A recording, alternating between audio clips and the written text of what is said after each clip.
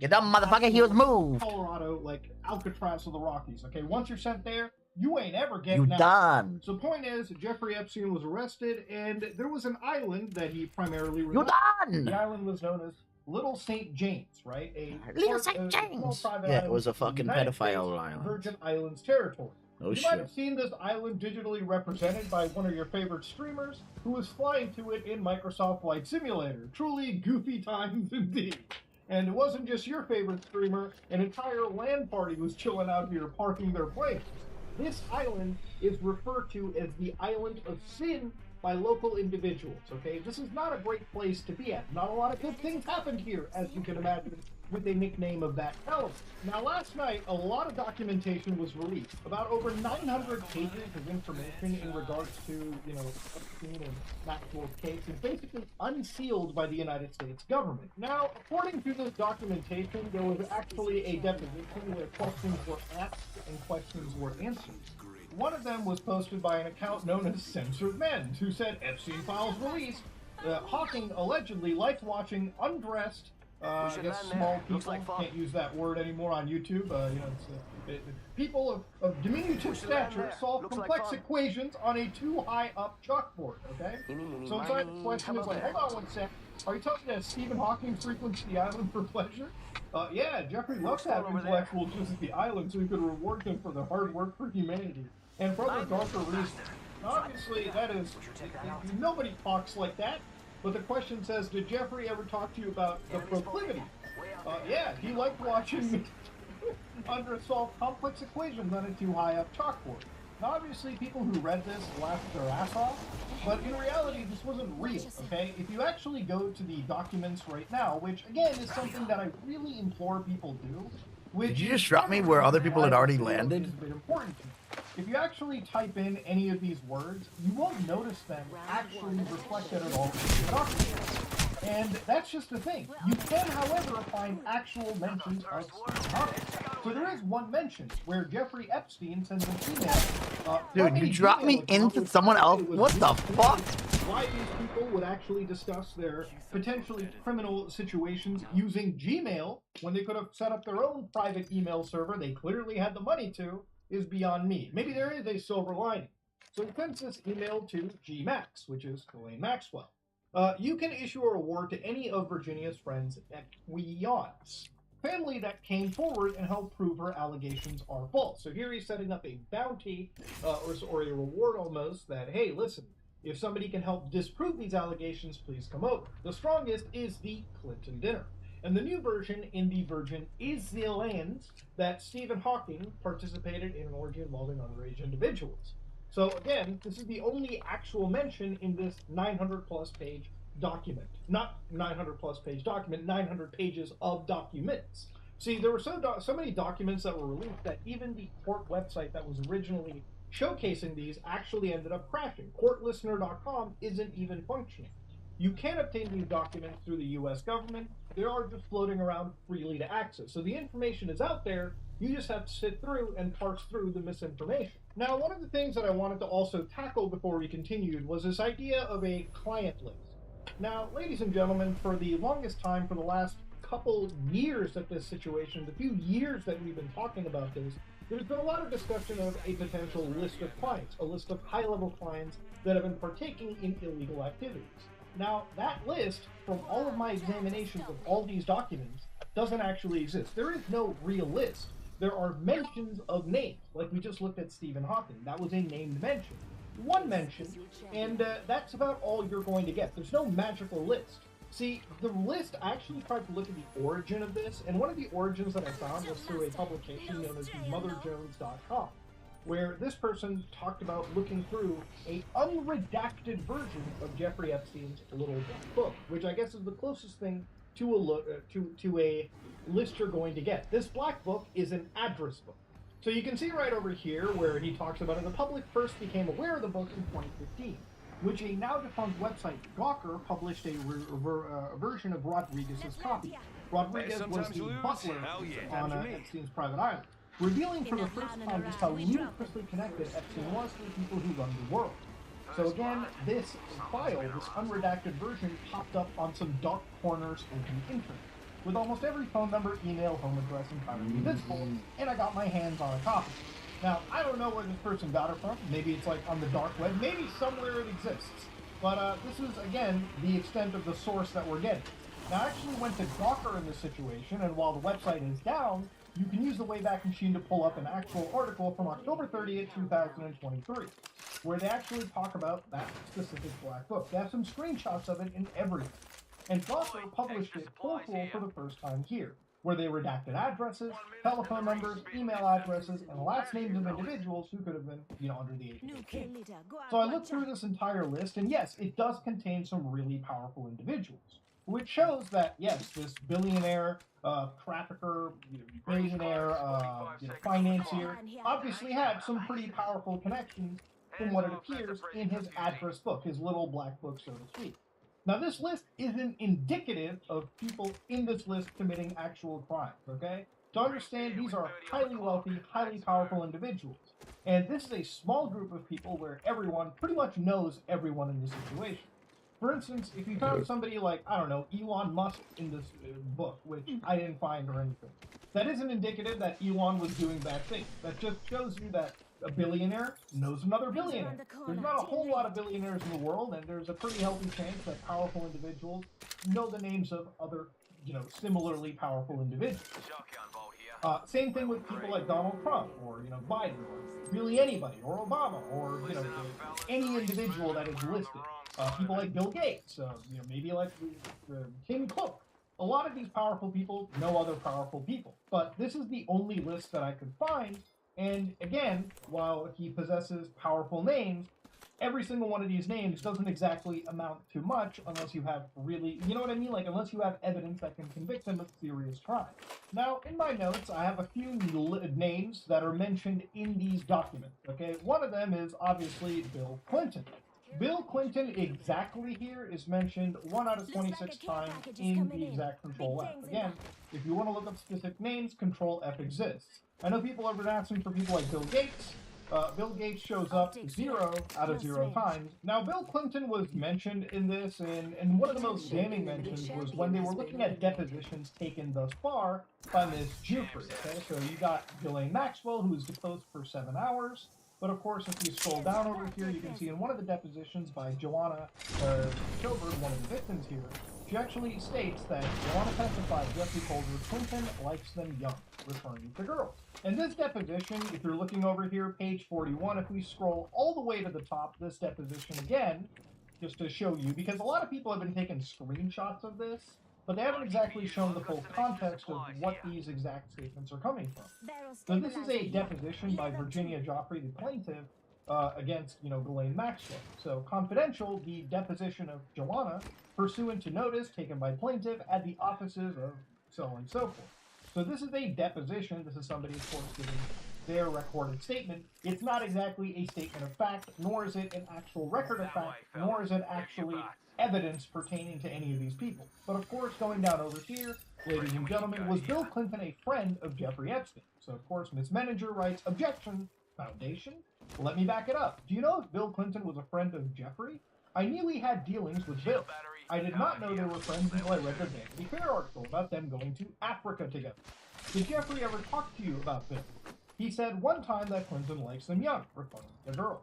So that's literally the extent of that exact point. So this is, again, Jeffrey talking about his boy like that, okay? Not exactly good to hear, but this isn't exactly evidence of anything. This is just, again, a deposition. So the reason I'm saying this is because some people are throwing it around like this is possible fact, when again, you are reading an entire transcript from a recorded deposition. Whether that's true or not is for investigators and a court to properly decide. But, again, this is a pretty dirty mention, and at least from the outside looking in, not good. Now, throughout this deposition, there have been other named mentions in this situation, too, and I want to address those real quickly. For instance, people like Al Gore were mentioned. So, again, page 109 out of this deposition, where they actually start talking about, do you remember meeting Prime Minister Ehud Barak from Israel? No. Do you recall meeting any prime minister? No. Any foreign president? No. Nobel Prize winner? Not to my knowledge. Naomi Campbell? No. Al Gore? No. Alan Dershowitz? No. Lex Wexner? No. Tom Pritzker? No. Kevin Spacey. I may have already asked you, but have you met Kevin Spacey? No. So in this entire list, obviously these are named mentions, but when you get the full context of this deposition, these names don't really amount to much. They were asked, they were shotgunned out, they were pretty much rapid fired, and the, plaintiff in this situation was like, no, I didn't meet anybody in this. So when they start talking more about other people like Marvin Minsky, I don't know that. George Lucas, no. Donald Trump, no. Did you ever massage Donald Trump? No.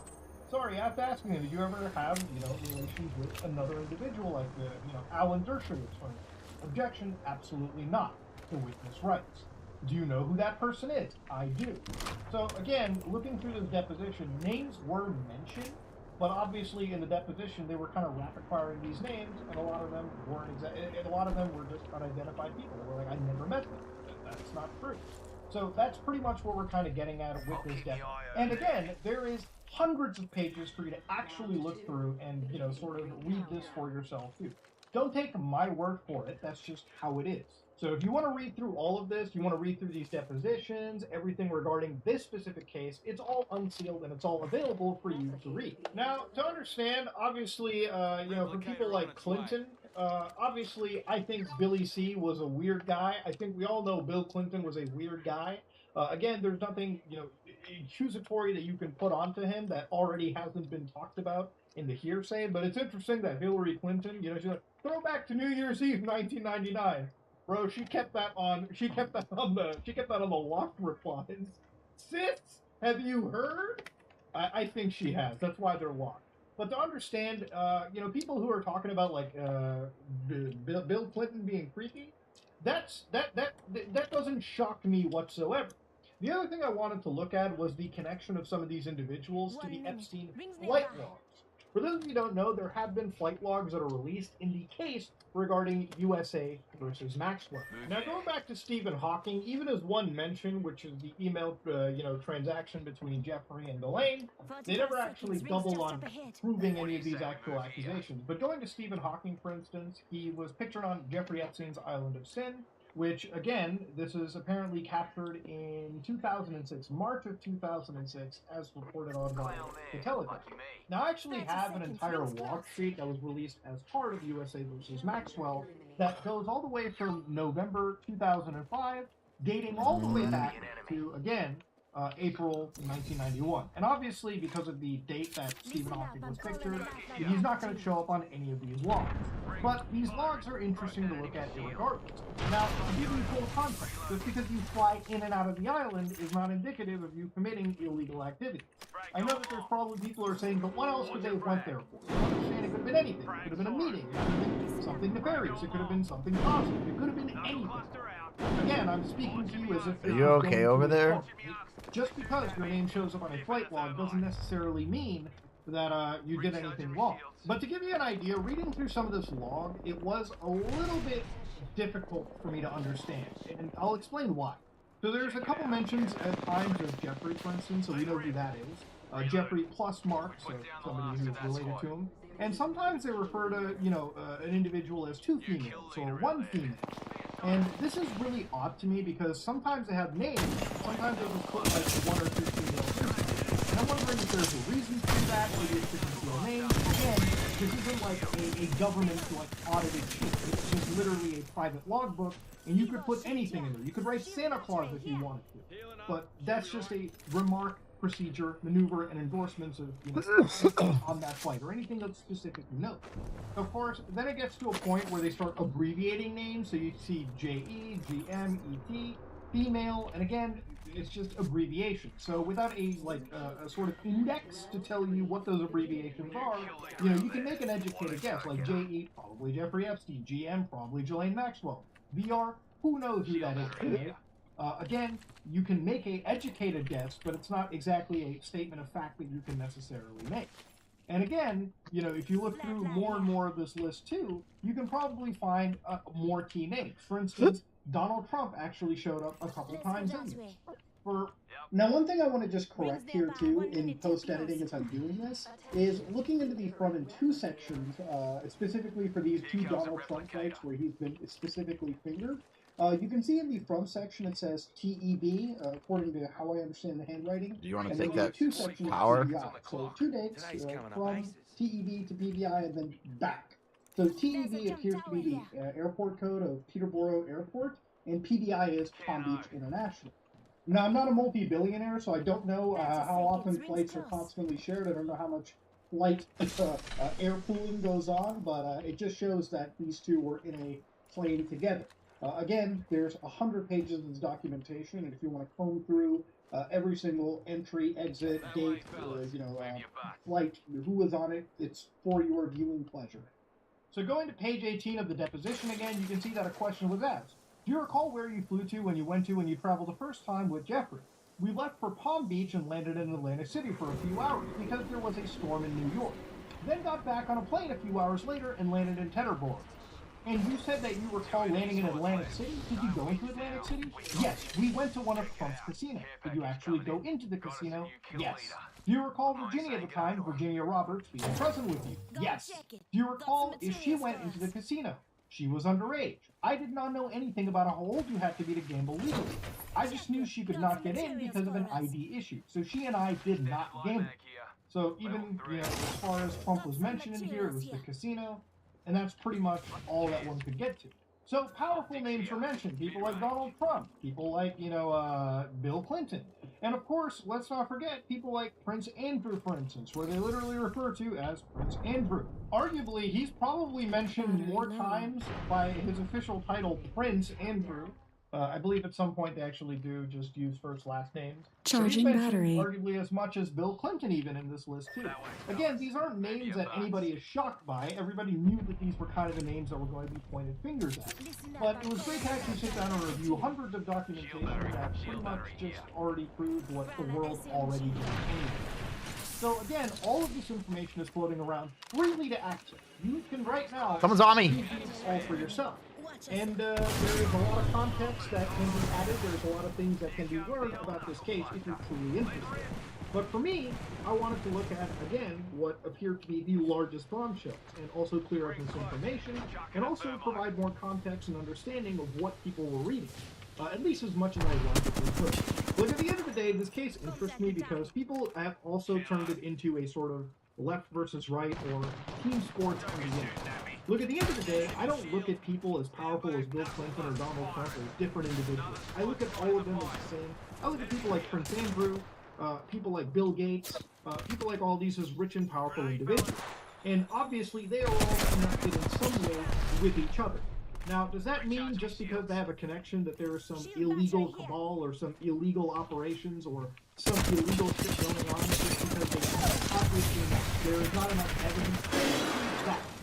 Obviously, rich and powerful people know each other. And for a lot of people who didn't want their names out here, the fact that just their name is attributed to a Google search is already bad enough for them. This is one thing that really didn't shed any light to me. I got a ton of those. It didn't really give any bombshell evidence towards somebody. Nobody appears to be going to prison because of these unsealed documents, okay?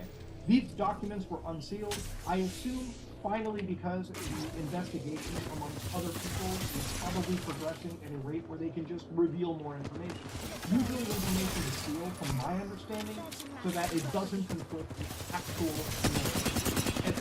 actual investigation. So, I don't know. Especially in a case where some of the most powerful people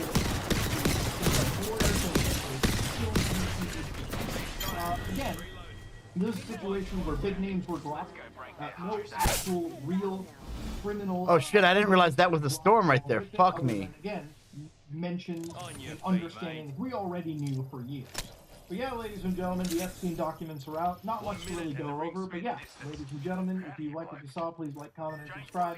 Just like it, dislike it, Come to me and I'll heal you. Come to me and I'll heal you, or you want to waste that? Go ahead. Welcome back to Secret Santa. Yeah. So, this year, each of us were given $1,000, and we have a name assigned to us that we have to buy the gift for. No one knows who's getting what. This is really exciting. What's up, everyone? Jace 2 Cents here, and it has been probably over a year at least since we did responding and reacting to your setup. Something like that. That's what we're gonna do today. You showed us your setups, and we're gonna critique it. All three of us. All three of us. EK Waterblock's quantum torque fittings for PC liquid cooling include static extenders, rotary adapters, offsets, double rotary fittings, and micro series for all small form factor systems.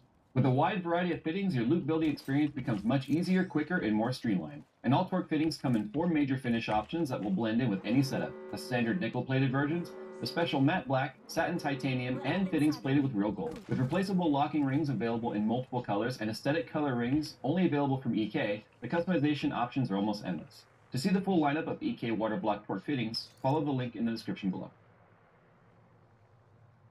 All right, so this was on Twitter. If you guys want to, we'll probably pick this series back up again. It's content people like, and it gives inspiration for people to think about their builds and their setups. And also, I asked specifically for some cringe stuff too, because let's face it, we all have some cringe out there that we are sweeping under the rug and closing behind closet doors. And today we are going to shove those doors open and see what the hell kind of crap we can find. So I said on Twitter, you've been asking forever, and we want to deliver. We want to react to your system. Show us your systems and setups so we can share our thoughts. Show us stuff, whether it be awesome or cringe or anything in between. So if you guys want to have a chance of being a part of this, then make sure you're following at JStuSets on Twitter. Moving on, we are sort of just going to scroll through live and see what we can find and what grabs our attention. First thing I get right here is the PC Philanthropy. He says, take your pick. It's pretty obvious that a lot of the stuff he's dealing with right here is like retro builds. If it wasn't obvious by the old Alienware tower here and the NES style controller, I think it's a real NES controller, no it's not, and the Zelda. Okay, so first and foremost, these old Alienware cases. Phil, do you remember these? Did you ever see these? This was probably one of the few cases that Alienware ever sold that wasn't their own case design. I like the pastel-y, like 90s colors, the reactive green and the purple. I like that a lot. Is that a freaking RGB? Good work, bro. Server closet. Good work. First game on. Got the win like champions. Inside. Let's see. Screw the tower. I got your tower. I want to see your. Who is this? Tisler? Oh, he's got an audio rack in there too. Look, it says audio receiver up there. That's sick. I want to know. Oh, he's got his UPS down here in the bottom. I want to know what the cooling solution is in there. Because I have to imagine if that's really like a coat closet they converted into a server. Yeah. That would be hot. If you don't have HVAC in there, I wish I had some like more close-up photos of that. That is awesome. It's a pretty standard-looking streamer setup. Rip the Go XLR. I mean, there's never going to be another update for those. Their Stream Deck looks like mine, where they have the big one and then like 6 buttons being used. Because I'm just like, what can I possibly fill out all these buttons for? I like how they have 2 key lights and a ring light. It's like, we heard you want stream lighting. Yeah. Racing Sims. Oh, and the full motion one. Look at this. This is why we need basements in California. Yeah. I can't do this in like my house. They're both motion, aren't they? You do this in your office. Oh no, they are both motion, aren't they? Okay, that's clearly a full motion racing sim. So that's gotta be at least a $20,000 system on the left right there. At least these are clearly like 3 TVs, I think. On the right here, this is very similar-ish to like what we just built. Hey, everyone's giving us a hard time for our panels being high. Look how high his is versus the head. I personally wouldn't care about full motion like in 2D, but I would love to experience a full motion rig like that with a VR headset. Oh my gosh! You do like motion sims? Do you like rent your space? Because I want to come and check it out. I want to grow up to be this guy. I know. I'm too poor to afford this thing alone, let alone this room. So far, Nubifier is first place. It's a nice, clean, like businessy looking setup. Look, they've got rockets, million Vulcans and stuff up here. It looks like an ex-Mac user setup. A reformed Mac user. You know what I look like. We prefer the term reformed Mac users. 3090, 5950X for the main PC, second dedicated stream rig also looped in. Oh, okay, so this is a dual rig. This is probably like an elite. Let's see what case it is. Does not. It's probably like a. Yeah, it is. Corsair 1000D. That's what you can see. They got 8 fans in the front. Yeah, it's the Corsair 1000D. But you know, I still think clear red with white lighting is very like classy. I do kind of like too how he has red fans on one side and white fans on the other. With Scandinavian Wolf right here, like his wallpaper, all I can see is America. Yeah. Yeah, this is the Lich King right here, but I think it's a mural of different things. Like I think he's got like some Lich King stuff there. I'm not sure what the The StarCraft, yeah. I think he's just sort of. Oh, it is. It's a dwarf riding a griffin. But I just saw the eagle head, so I thought, oh, this is cool. I've been wanting to do one of these again someday. External radiator like this, just to screw around with. I still want to come up with a quick disconnect type of cooling system to plug into things for testing. That's a really clean video, okay? That's really clean. This is what's awesome about the distro plates and stuff that are specific for certain cases. Especially this is like EK, right? It knows where everything's gonna line up, and it gives you options in case it doesn't. So you can get these nice clean systems like this. I like that sensor panel. Yeah. I didn't even notice this. Oh yeah, right there. Especially if you're not going to be using like the rear fan or anything. Like in Skunkworks, I don't need that rear fan. I really should just put it there. All right, so Cuddy automatically wins right here. Not only because he's been following me for like 10 years, but because he's got the Jace 2 cents water block. Yeah. Okay, so this looks like almost looks like a promo. Like this is like a promo type picture someone would post about a new case or a keyboard launch. It's that clean. It's like sometimes your setup can surpass what seems like a used setup and becomes more like an IKEA display. The High Y70 does not. That screen is looking awesome. Pulling a really bad first ones I've done. I want to. This is actually not an easy bend. I just want to point that out. Like obviously it's not level. Like that bend right there is also not an easy bend. He needs to give himself some credit. Although the system is filthy AF, these bends are not easy. So anyway, to give yourself some credit, those were not easy bends. I guarantee it. So I had to move my setup. The cable management is before. It's much better now. I promise. Haha, running Gigabyte X570. Thanks for getting out there. Thanks for getting out there. But yeah, this cable management or something. Hey, mismanaged is still management. This is a neat room though. I personally I don't put like figurines and stuff like that, so to me that's not what I would decorate the room with, but the space is awesome. I wish I had a space like that. Oh, it's like a maker center, really. Space. I just came up here to drop I'm that. wondering now maybe how many of these are 3D printed that he painted and stuff. Now that's just changed my opinion if that's the case, because that's a lot of work. The shape of this room bothers me, and I know it is. That's what I'm gonna say. I know this is like an older, like Midwest house, maybe that's like old, right? And it's got an attic, and so it's got that kind of a half octagon, whatever that's called, roof. But as a tall guy, I don't like walls sloping down towards me because I bump my head on everything as it is, and it's really kind of bothering me that the screens aren't centered. Like you have all this room, get yourself another Alex drawer, make it a pedestal for your tower, and center the monitors. Like that is just driving me nuts now that I see it. But he's also suffering from either this is a lens distortion or he's getting the Carl B droop in the center. So that's why I never put it does look like a droop. That's why I never put my desks as wide as the table. I always try and bring them centered in as much as possible. That way there's less weight in the center, sagging it down. That's just a known side effect of the Carl B. You can Because also it is just read it MDF forward. or medium fiber medium. It's a fiber board, so it's like medium density, but whatever. They will sag because they're not solid wood. Yeah. And fit radiation. It looks like ice when it's on. I like this drain right here too. That's like perfect. I like how he even notched the case right there to be able to, because that's the EK drain. So you unscrew that right and it pops out. You put the fitting on there. He's got the same Barotech flow meter that I had, but in white. Busted. It's like a stripper room. I'm just moving on.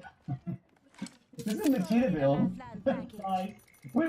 Makita 12600, 4060, 32 gigs and 3600, 1 terabyte NVMe, some other spare parts and some dead systems. Rescued the circular saw case from construction bin. I feel like they were inspired by our nuclear football build. Yeah. Not bad at all. Take that to the job site and just see how people react to it.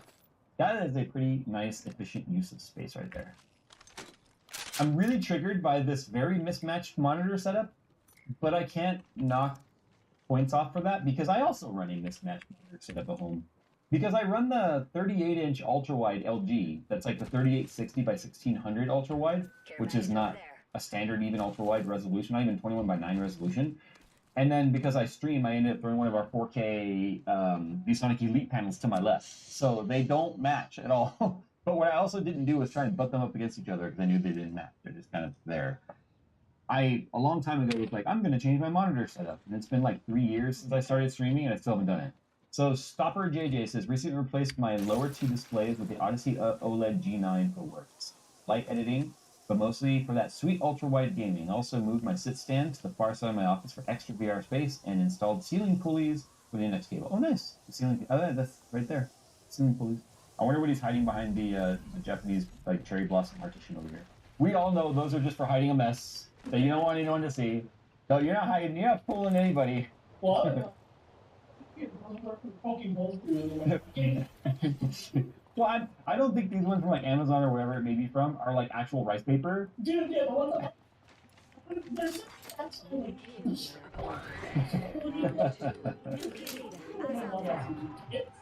Oh my god. Okay, Sigma says, you may remember me, I'm here for a little bit of redemption. At one point I had my setup so no wires were visible, but I had to add some temporary wires for my work from home setup. So there's still some hanging, still working for some? Oh, this is before. I remember this. I was like, is this in a prison? Like, what about with the cinder blocks? This is going out of the zone. Anyway, I guess it's a I was just little looking, better. I'm just peeking. I like his lightsaber. Oh, hello. Hi. What is going on with the window? Because we can't see the window from this angle. So, like, what is the deal with the window? Like a piece of wood? I hate the games With a that you mount wait of all some game sort, and don't see and anyone and partially then just blocked, get but not fucking really. demolished in the first team. Okay, it's improved. And when you said there's room for improvement, I You're a PP wholeheartedly top. agree. John West, I'm just looking at his There's signs. definitely a Eat, couple sleep, and teams over game. that way. Just one more game. Looking at. Just 5 more games. No game, So no they're gonna have to life. come through Keep us? calm and game on. It's like someone gave them like the Game Amazon on bulk tail. pack of gaming frames. Yeah, game. Why are there fans stacked right there? Maybe we should go back to where we were. I would love to see a close up. Okay, why? Great. Clyde says, my traveling ITX set up on board a commercial ship. It has circled the world once already. 5000X3D, 3070 Ti, and other stuff. What does Akatsuki mean? Does the side panel close though? That looks like it sticks up. Huh? I guess it What? barely clears. What does Yeah. Akatsuki Yeah, there it is mean? right there. Akatsuki. That's actually, I'm just looking at the amount of space. Yeah, I don't know any of that stuff. I'm too old for anime. I'm probably older than you are. Don't I bet you're not. I bet you're not. Don't lie to How me. old are you, old man? I'm 40. No, you're not. You're like 20. I was born in 1983. I graduated high school in 2001. You were born 2 years before Kurt Cobain died. You made the cutoff from my dating career by 2 years, lady.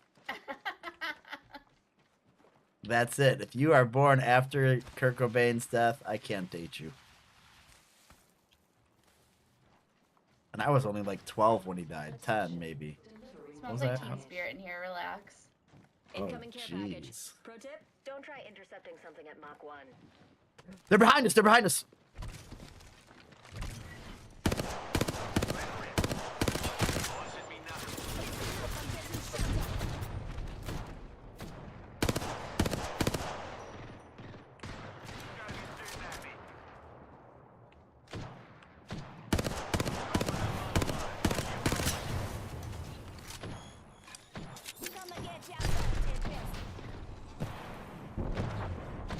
There's a shield swap out here, I think, in my thing.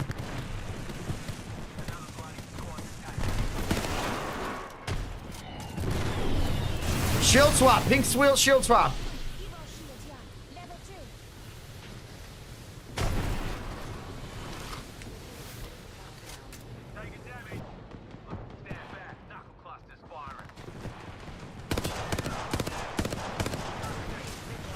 I'm coming to you.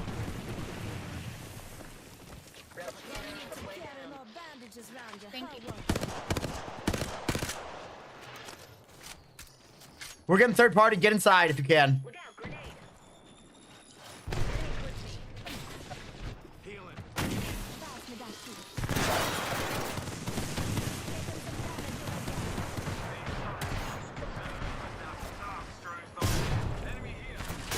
It's over.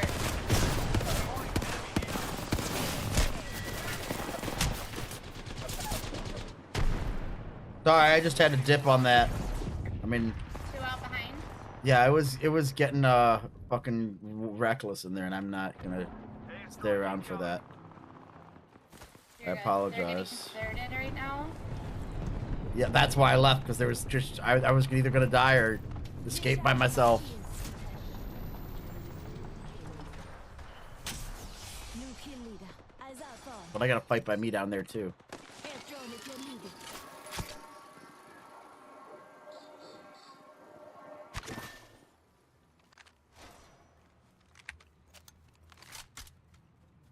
I'm gonna see if I can craft you, but I don't really know how this is gonna work out. And there's only 4 squads left, so. If I could get down to this one, I could craft you, but I don't think I. Don't even worry. I wouldn't even. Yeah, I'm doing it. Ballsy. People behind you. Well, I guess I didn't have anything to get you up with. What a dumbass. Patch me up, though. Probably shouldn't have done that either.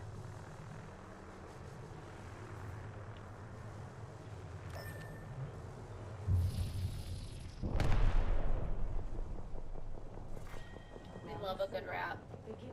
That's all I can do at this point. I'm just gonna do this, and I'm gonna drop a tower and get the fuck out as soon as I can heal myself.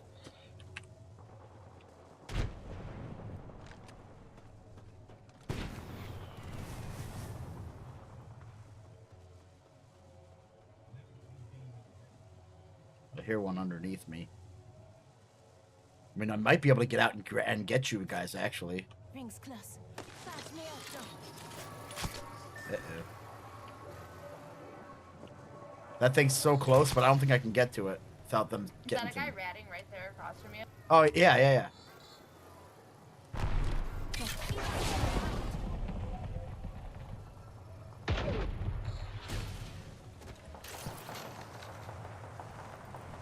It's like I could get you up there, but I don't. There's no way. If I do that, I'm dead. 30 seconds.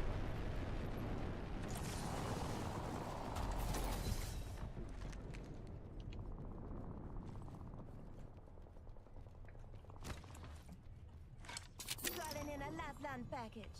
Got that shit myself. 10 seconds left.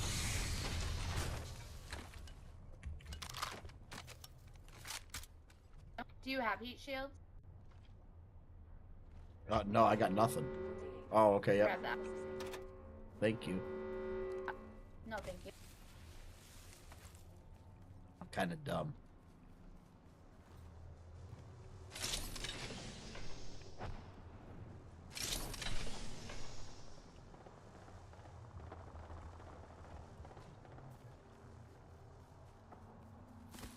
Just to find something to hide behind. Then try to third party this when they get into that fight. Oh, might be it. Might be it.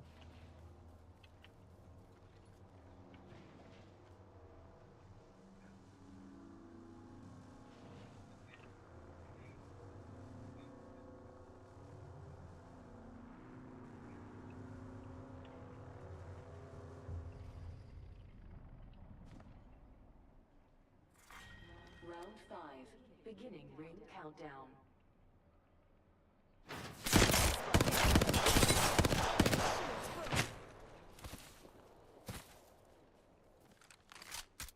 One minute till ring close.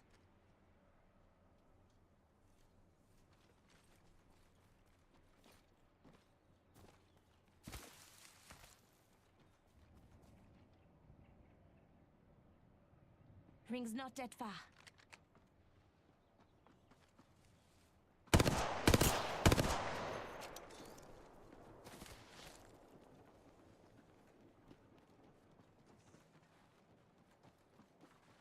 Seconds till close. Wicked.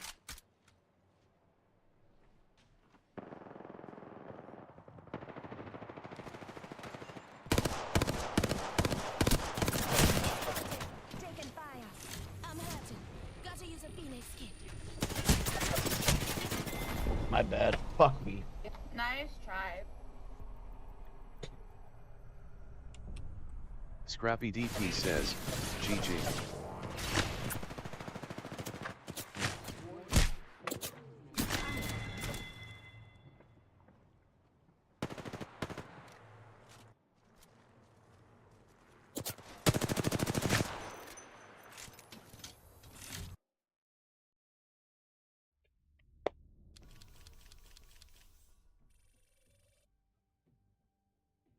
Based the fact that he even has a desk means he's got to be maybe some sort of a upper crew member, because he would not have a freaking desk like this in normal ship crew quarters. The hell is this? This is my server PC. It has an i7 4770K, 32 gigs of 2600 DDR3, NVIDIA 960. ASRock motherboard, I forgot the model. It's inside of a Netlock box. Like literally, it's inside a cardboard box. Austin Evans approved AF. Yes, that's an Austin Evans if I ever saw one. I was like outside the case, dude. Okay, this is where we're gonna end it because this is pretty ingenious right here. It's a 2x2 meter garden shed conversion. So it's like a she shed, but a he shed or they shed. I don't know. It's a shed. Okay. Says I run my Flight Sim YouTube channel from here, and yes, those are pipes coming out of my PC with no windows and a ton of insulation in the walls. My PC was slowly cooking me. So he just vented it out of the shed. That's why I was like, there you go. Do yourself a favor and just buy yourself a little mini split. a little half-ton mini split would be perfect for that. It would keep the room nice and cool. This is Justin, Real Fallen Foe. Start of 2024 setup. There's what caught my attention with this real quick is I like the earth tones, but I like the indirect lighting like this. I really do. Like look at this angle right here. It's just yeah, the greenery is nice because it just gives again the earth tones, right? It has a very calming, like we're in a freaking rainforest. Yeah. Like he needs to have a soundtrack always going in here of like raindrops and birds chirping and wind through trees. It's just such a simple, clean setup. I like this a lot. Like this looks like something you would look up if you were to go to like Google and look up modern wood tone office setup, and this would pop up on Pinterest. Like that's what this looks like.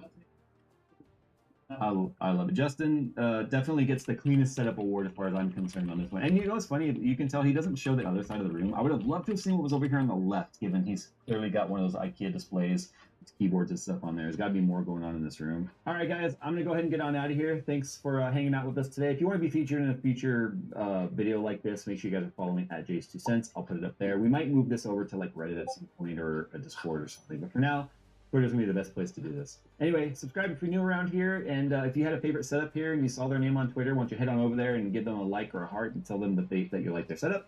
Or if you thought it was gross, go tell them that too. Some of them need to know.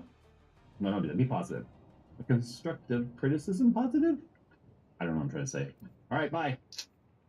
7600 XT. Sorry, other things are too good. Your TV's gonna get faster, and your GPUs aren't gonna get more expensive. Let's get in the hot news, everybody. It's Thursday, January 4th, 2024. I may have mistakenly said 2023 yesterday. I'm still working out the little cobwebs in my brain or make that happen. And AMD is working out the cobwebs in their sales strategy because they apparently launched a GPU that was too good over in China. The 6750 GRE is selling so well at the price point of $269 to $289 that they had no desire to sell the upcoming 7600 XT. The 6750 GRE comes in 10 or 12 gigabyte varieties and again costs very little. Costs less than an RTX 4060 and according to some benchmarks performs 50% faster. Very good. Than a 4060.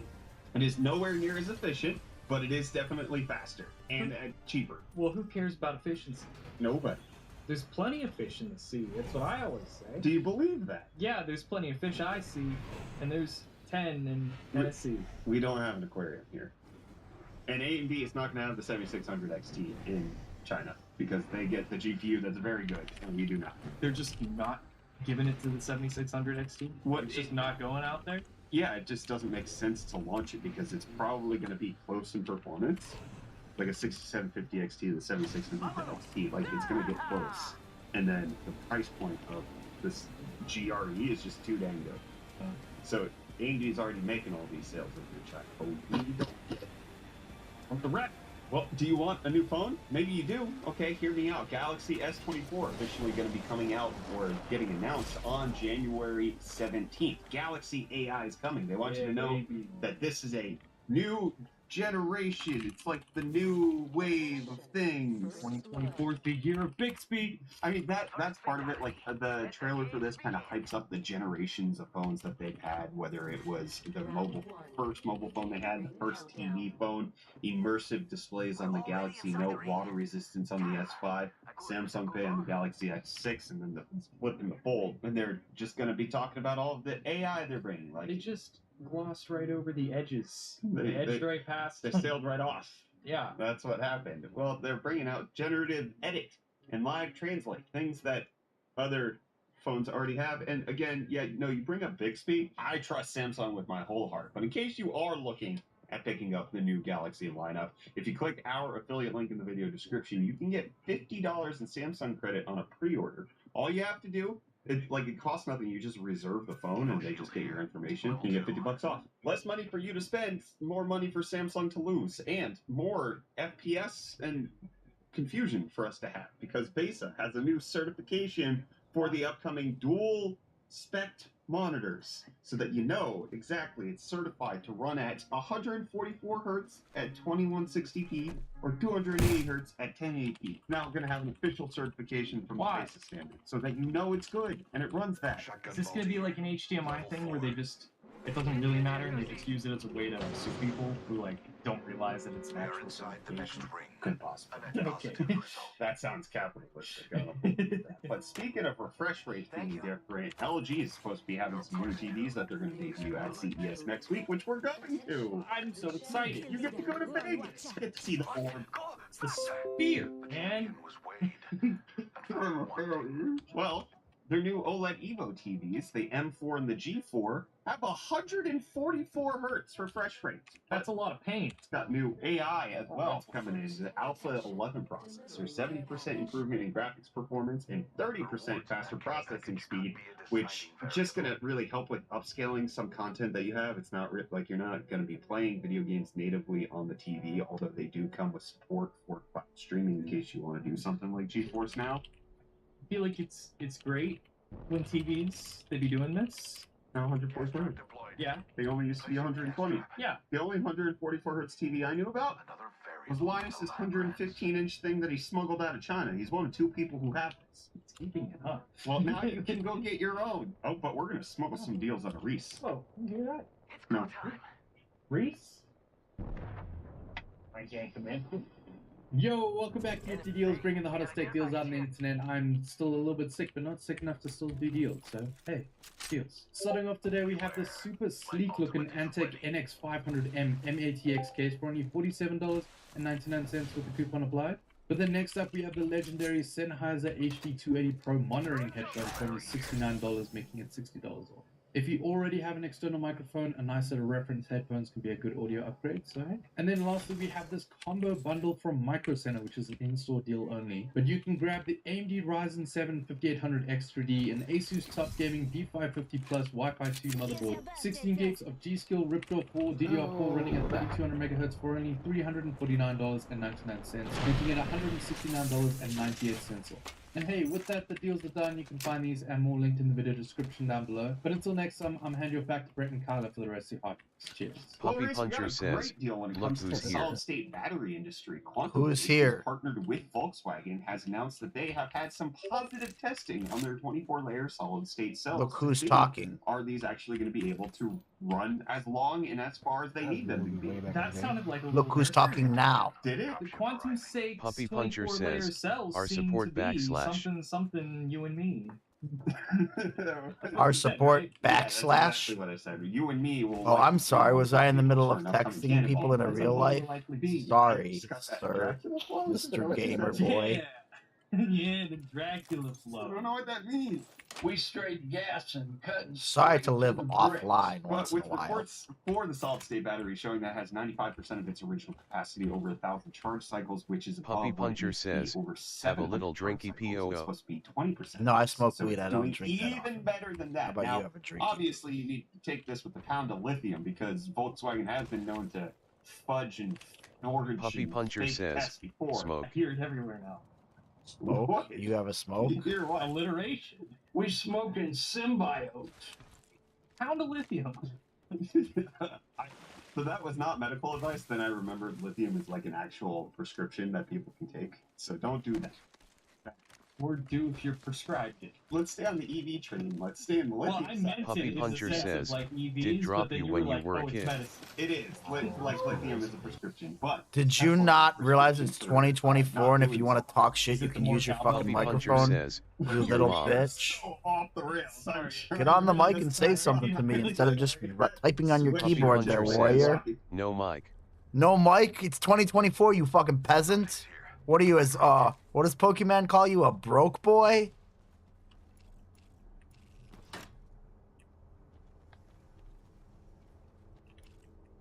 Come correct next time, Puppy buddy. Puncher says, don't know I'm not a child. You're not a child and you can't afford a mic? Wow. You think that's something to correct me on? Cool. Puppy Puncher says, I'm not a grown man watching Pokemon. Where's a grown man watching Pokemon? What the hell are you talking about? Hitting the eject button. There's a new kill leader. Just another insect. Are you okay? Puppy Puncher says, you are stoned LOL. Level 2. I'm not that stoned, bro. I smoke weed every day, all day. I'm barely stoned. I mean, what are you talking about? What does that have to do with Pokemon?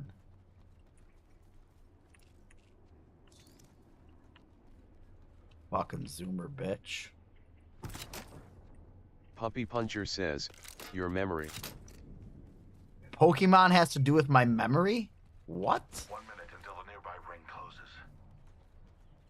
Puppy Puncher says, you brought up Pokemon. I never brought up Pokemon. You're a weirdo if you think that. There's a chance that someone said Pokemon in the video that I was watching in the background, but I never brought up. I don't even know a fucking thing. I'm a 40-year-old man. You think I know about Pokemon? The fuck's wrong with you? That shit came out after I was fucking already out of childhood, buddy. How out of town stupid can you be? How out of town stupid can you be? Oh my god! 40! Yeah, it's an age. You'll get there one day, maybe, if you're lucky. I'm 43, splits up.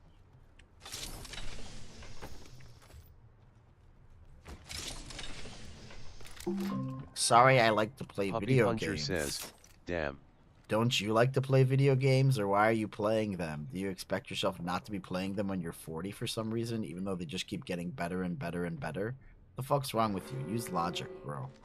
Puppy Puncher says, I'm 55. Well, if you're 55, how do you not have a fucking microphone, bro?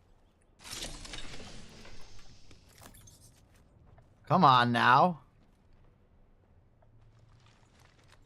Puppy Puncher says, people like you have mics.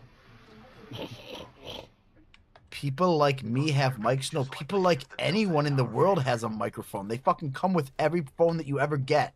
Every fucking pair of AirPods or Air fucking whatever the fuck the iPhone things come with. They all have a fucking microphone attached to it. AirPods. Yeah, AirPods. Were those fucking things that the fucking white ones with the wire on them before the AirPods? The Puppy Puncher earpods? says, VHS. Yeah, VHS. You probably don't even know how a cassette tape works. Pretending you're 55. Puppy Puncher says, cassette. Puppy Puncher says, Yeah, a VHS cassette or a tape cassette. You familiar with those terms, Puppy Mr. Puncher 55-year-old? says, house phone. Ring-a-ling. They call that a landline. Yeah. House phone. What does that mean? House Puppy phone. Puncher says, dial up. Dial up. Okay, you 56K modem bitch. You better probably don't even know what Telnet is.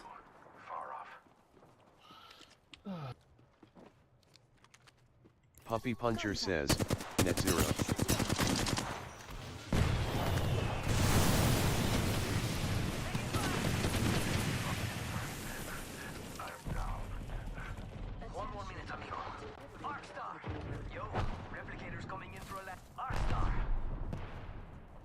I'm gonna keep moving just so you know before we die there.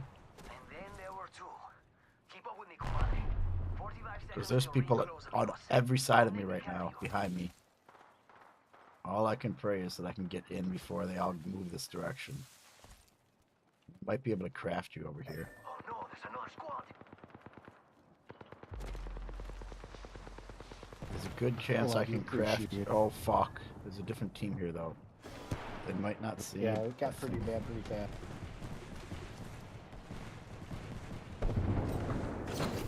Got some materials here. Jump that out. Wait up, I'm crafting. Oh no, there's another squad. Check it. Got some. So he's already got the damage. Charging up my shields. There's a Moby on there. Listen up, the ring's moving. There's one out here? Hear that? There's a cap. There's a Moby, yeah. There's a Moby on the crap. Okay, yep. I got you. I'm going in. Fíjate. Another. I'm down. I'm spotted, taking fire.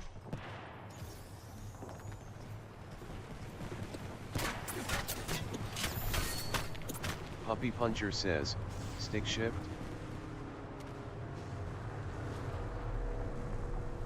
What, like they don't have stick shift cars today? It's called manual, buddy. You'd know about it if you were a man. I control death. It does not. Puppy Puncher says, man. Gonna get you out there. Yeah, not what you are. Beginning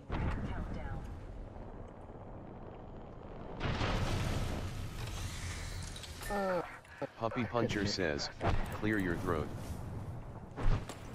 Clear your head, Mr. Non-talker. Maybe clear your fingers. Puppy You're probably Puncher getting a little says, stiff there, nice aren't they? one, my guy. My guy. You're a Gen Alpha bitch. 1 minute till ring close. It's pretty obvious.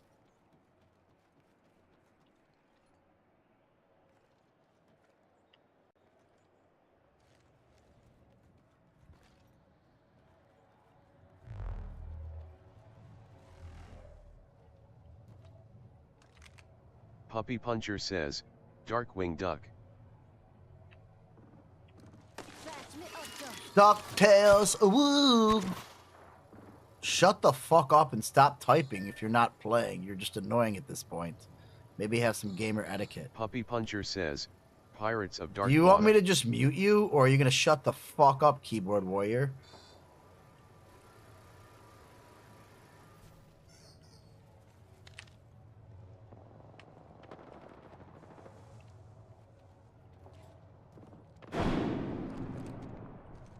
Puppy Puncher says, mute is for Mike's smart man. No, when you meet somebody, you don't see their typing. Looks like I'm You're inside the intelligent. You must have a lot of real world experience there. With that type of comment. Holy fuck.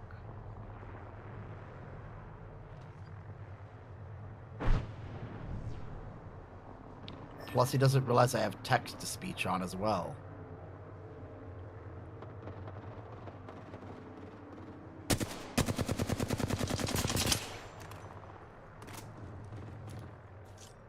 Frog up.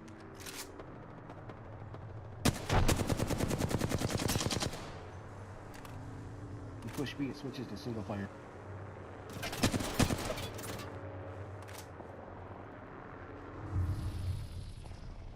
Listen up, I'm getting shot at. Round 5. Beginning ring countdown. Puppy Puncher says, Bill Dan's fishing. Just giving my shields a recharge. Rings close. Only 1 minute to go. Puppy Puncher says, Han Solo shoots first. Dude, I don't give a fuck about Star Wars, you weirdo. 45 until ring close. It's near. Easy.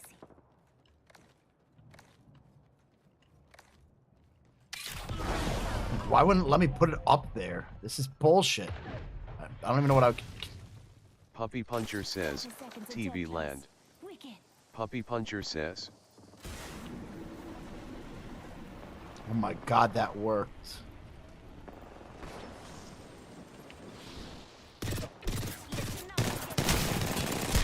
Puppy Hell, it Puncher didn't. says, nice. For a rhythm, I gotcha beat.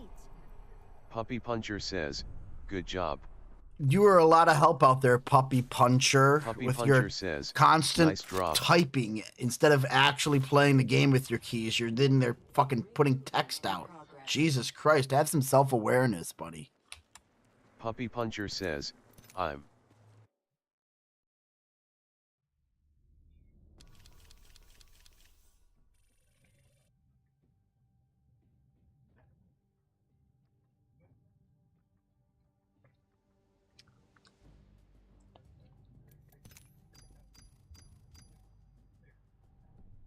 Running for his issues.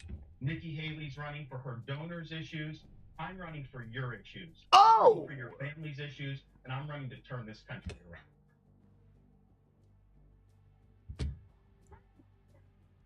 The former president is leading significantly in polls. I know you dismissed some of those polls and say you want to see what happened on the 15th. You just referenced what you believe Trump is running on this time. You say his own issues. And you said before that you don't think he's the same candidate that he was in 2016.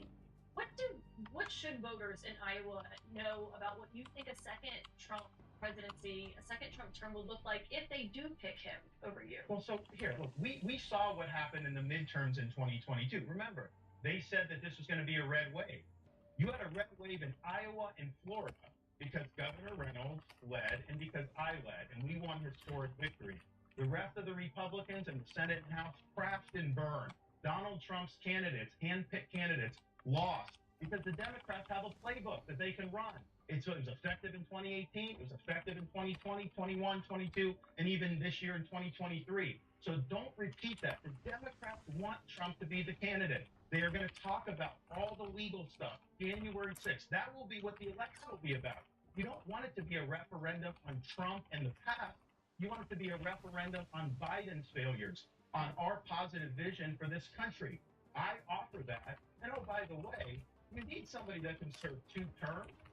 You're going to go in there as a lame duck president, even if you could get elected. I don't think that that's how it works there. We need a change agent in Washington. We need somebody that's going to go in there, unwind the bureaucracy, which Trump promised to do and didn't do. We need a president that's going to stop the border invasion by building a wall, which Trump promised to do but didn't do. We also need somebody that's going to be willing to deport illegal aliens. Donald Trump said he would in 2016, he'd have the largest deportation in history. He deported less than Barack Obama did in Obama's first term. I will actually get the job done, and I will hold the Mexican drug cartels accountable for the carnage that they're causing in this country. They are killing tens of thousands of our fellow Americans. When I'm president, we're going to designate them as foreign terrorist organizations. Donald Trump had an opportunity to do that. He didn't do it. I will.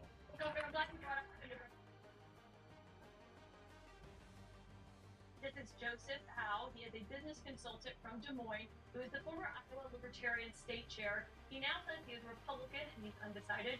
Joseph? Yeah, thanks for being here. Governor, almost all illegal migrants crossing the border carry a backpack or bag, and very few are cartel members. If you order to shoot on sight, now accepting women and children, how many innocent people are you willing to have killed to kill one low-level drug dealer? Well, Joseph, thanks for that, but I take issue with the premise of that. When you're conducting military operations, you're not just doing that willy-nilly. I'm the only one running for president that actually has served overseas in a war in the Iraq campaign. They didn't dress, they didn't wear uniforms. You had to positively identify. People would have hostile actions, hostile intent, and then you would be able to engage. So it's going to be the same type of thing. It's not going to be, and it's anything like we do even in domestically when a police officer would engage. So it's not going to be done the way the media is saying it's going to be done. But I will tell you this, I've been down there. The cartel will cut holes in the actual border wall, and they will come through with fentanyl. So my question to you and other critics who don't say, how many fentanyl deaths are enough? Are we just supposed to sit here and let this happen? I think a president not only has a right, I think you have a responsibility to fight back against these people. I am sick and tired of seeing the carnage in this country. And in my travels through Iowa, I've met angel parents, people that have lost kids to fentanyl overdose. And a lot of times, these are not drug addicts. These are maybe a college student that is stressed out during exams, so they buy a pill thinking it's going to help them get through the night, and it turns out it's laced with fentanyl. That could be enough to poison that student to death. And so this is shattering families, it's shattering communities. The people in D.C., they just shrug their shoulder. They could care less about what's going on. Well, I care about this. I care about defending American communities and American families. And so, yes, they have killed more Americans than all the terrorist groups in this world combined over the last 5 years. When is enough enough? But you do think you would have to Absolutely. Yeah. Look, we have surveillance, we have drones, we have intel, we have a whole bunch of stuff. This is something, it's a matter of will. We can do it if we want to do it. And I would note, I was the candidate that came out to do it. Now you have other candidates that are saying they want to do this. Some had opportunities to do this in the past. Others had not even supported things like border walls in the past. So we've been a leader on this issue. We're going to continue to do it. But here's the thing as Republicans. How many years have we been talking about the border in various iterations? It's been going on my entire adult life. It's about time we had a president that solved it once and for all. I will solve it once and for all. As well, because this is something that you said. You said that you would take action to end the idea of birthright citizenship for kids of undocumented immigrants. Does that mean ending birthright citizenship? What is that? What is that clear? Right. So the 14th Amendment obviously applies to U.S. citizens. It was meant to overturn Dred Scott versus Stanford, one of the worst Supreme Court cases in history, to ensure that African Americans were citizens, in spite of what Dred Scott had said, the decision. Now, it was never the intent to say, you come illegally across the border, have a kid, and all of a sudden the kid is an American citizen. That creates an anchor in the society so that you then can't deport the illegal aliens who came in. It's an incentive to come illegally. That was not the intention of that. So yes, we support American citizens, obviously. But when people are coming illegally, they do not have a birthright at that point. That'll get litigated by the Supreme Court. But I'm convinced the court has never actually addressed that issue. And I think we would win on the law because that was not what the 14th Amendment was intended to do. That would be an executive order, and then you expect that it would be legally challenged. It would be legally challenged. Okay. And by the way, on this, Donald Trump ran in 2016 saying he would do exactly what I just said. Did he ever sign his name to an executive order when he promised the voters that he was going to do it? Never signed it. What is he now telling people in Iowa this time around? He said he's going to do the same thing that he didn't do the first 4 years. I mean, sometimes you can say Congress stymied you, all this other stuff. All he had to do was put his John Hancock on a piece of paper, and he did not do it. So, look, I mean, when I tell you I'm going to do something, you can take it to the bank. I'm going to do it. Are you saying?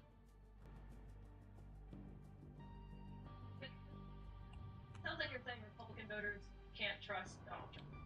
Well, what I'm saying is if you've run before, promised things, didn't deliver, and then you're running on the same things, wouldn't it be reasonable to say, well, gee, I don't know that I can take that to the bank going forward. So, yes, I think the fact that he's campaigning on something, that does not mean that he would actually follow through on it. We have Mary Lou here, Mary Lou Nosko. She is a retired Army officer and educator from Nevada, Iowa. She says that she is a Republican who is undecided. Mary Lou, thank you for being here tonight. What's your question for the governor? Thank you. First of all, I want to thank you for your service, Governor. You too. I think Likewise. only a veteran really can appreciate the sacrifice that you and your family made. My question is, I have a 33-year-old son who is a college graduate and a professional, and he feels he will never be able to purchase a home. Home ownership has long been a major part of the American dream. What do you plan to do as president to make home ownership more accessible to the middle class? Well, thank you for the question, Mary Lou, and thank you for your service to this country. And you're right, not only should we appreciate veterans, but also a lot of the spouses that have served veterans have carried a big load. It's a family effort, and we owe a debt of gratitude to a lot of people. A couple things to do. One, we need to get interest rates down. The reason why we have high interest rates is because government has borrowed, printed, and spent ungodly sums of money. Starting in March of 2020, both parties are responsible for it, and that has driven the interest rates up. Right now, the average price home, your monthly mortgage payment is twice as much as it would have been 5 years ago if you had a mortgage on the average price. So now some of it is home prices have gone up, but a lot of it is because of the interest rate. The other thing we got to do, we need more housing supply in this country. I actually signed legislation in Florida to green light projects, particularly for workforce housing, because you have a situation where in some parts of the country, if you're a police officer, or a teacher, or a nurse, you can't afford to live in the community where you work. So we can expect top staff to commute an hour, hour and a half just to go to some of these areas. And then you have rural communities where there's a deficit of housing as well. So lower interest rates and more housing supply. But if we don't solve this issue, and it's housing is part of it and buying a home, but I think there's larger issues about people, young people that are working hard, doing everything right, are falling behind. It's almost cost prohibitive to raise kids in this economy. That's taking the American dream away. We got to restore the American dream, and it starts with getting this fiscal house. In Florida, I've been governor. We've actually paid down 25% of our state debt. I cut taxes every year. Our economy's ranked number one of all 50 states by CNBC. We lead the nation in net in-migration. Income growth is top of the charts. Number one in education. So we've shown how it's done, and we need to bring that same level of success to the United States of America.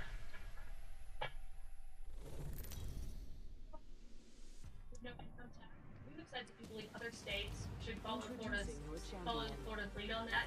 If you were president, would you eliminate the federal income tax? Oh, I mean, can I stop dreaming? I mean, like, wouldn't you like to eliminate the IRS and have? What I would want is I think I would eliminate the IRS, have a single rate, and just do like how about that? I don't even think it's child.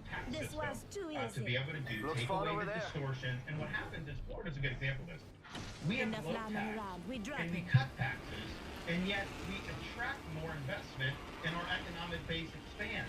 So I run these big budget surpluses where we're paying down debt by lowering rates. I think you look at some of the other states that are high tax states, they Sorry, I ain't going there. and individuals can flee, then they go back to the well and they tax more, and it's like a vicious cycle. So low rates, broad-based. We're gonna move. Okay, just take all the guns. Goodbye. If you push to eliminate the federal income tax. I wanna eliminate the IRS, and I would like flat one single rate, flat tax. Obviously, I would only do it if it was lower taxes for everybody, but that is the ideal tax system. Governor, I want to bring in Eric Beatty, who is an attorney from Ames, Iowa, a Republican who says that he's decided to already in the ring. Governor, I vote primarily based on foreign policy, and my question to you tonight is, should the United States supply Ukraine with more advanced weaponry, including aircraft, with an aim to helping them regain the captured territory? Or should we just urge them to accept the partial loss of that territory? Well, first of all, what we would do is, what are our top national security issues? I would say the top in this country are the border and China. And so I think what people in D.C. are doing, they're ignoring those security threats. They've done an awful lot of money to Ukraine, including money paying for things like pensions for bureaucrats, salaries. How is that something that is benefiting the American people? So what I've said about this is, one, we need to bring it to a conclusion. I think Europe needs to do more to meet their NATO obligations. I mean, ultimately, Russia's more of a threat to them than not. But as president, I'll be very clear, because people will talk about you got to do more money there because so that they don't invade a NATO country. You know, as president of the United States, NATO will be a red line. They will not, Russia will not go after a NATO country when I'm president. Mark. You said bring it to a conclusion. Does that mean end U.S. support for Ukraine? It means end the conflict. I think we're now in a situation, Biden can't even tell us what the end game is. He will not articulate this. And I just as somebody that has served, I think the pitfall of U.S. foreign policy over the past 25 years, really since the Cold War, is getting involved in conflict where we don't have a clear conception of what we're trying to achieve, or we don't have enough support to be able to actually bring it to a conclusion. So he will not articulate that. If I, as President of the United States, if I'm going to be obligating U.S. resources, I want a clear plan for what we're going to accomplish, and I want to make sure that we're going to be able to accomplish that. He has not done that. It's also just the case this. Biden's weakness invited a lot of the problems that we're seeing around the world. How he left Afghanistan was a total disgrace. I mean, it leaves a bitter taste in the mouth of veterans who served over there. To see all that weaponry and all that stuff over there just taken by the Taliban, 13 people killed, that was humiliating for this country. But that sends a signal to people like Russia, to Iran, that now is the time to be able to start acting out. When I'm president, it's going to be totally different. You know, we're going to lay down very clear markers. And people are going to know, don't mess with the USA. But can you articulate what this means? Because Congress is talking about this right now. Does that mean sending no more U.S. money, no more U.S. weapons to Ukraine? What it means is bringing it to a situation where Russia is in a box and you're not having wars break out to Europe. That is our interest in this. And I think part of the problem with some of the people who always want to get us in deeper in these conflicts is you run the risk of an escalation.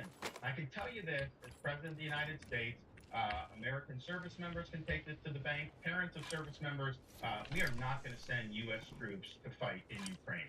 But what about U.S. weapons?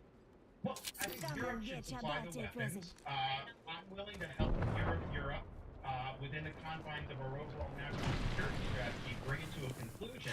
But we are behind in what we need to do with China.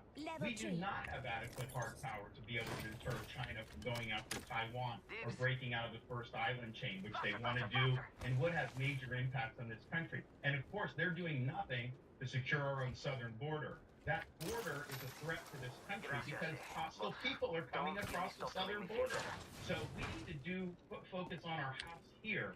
And what bugs me about what's going on in D.C. is they ignore problems here in the United States, and they're focusing on things that are halfway around the world. I mean, I think it's an issue, it's an interest, but you can't put that over our own national security on our own borders. We also have Cheryl Young here with us tonight, Governor. She is from Winterset, Iowa. She's a Republican who says that she is supporting you in this race. Cheryl, what's your question? Good evening. Good evening. My question is, should abortion rights be controlled by the federal or the state governments? Well, thanks for the question, and thank you for your support. I appreciate it. Well, clearly, states have the primary role in this because that's what it was all of American history until 1973. So you have states like Iowa that have enacted heartbeat bill. Florida has enacted a heartbeat bill. Other states have done other things.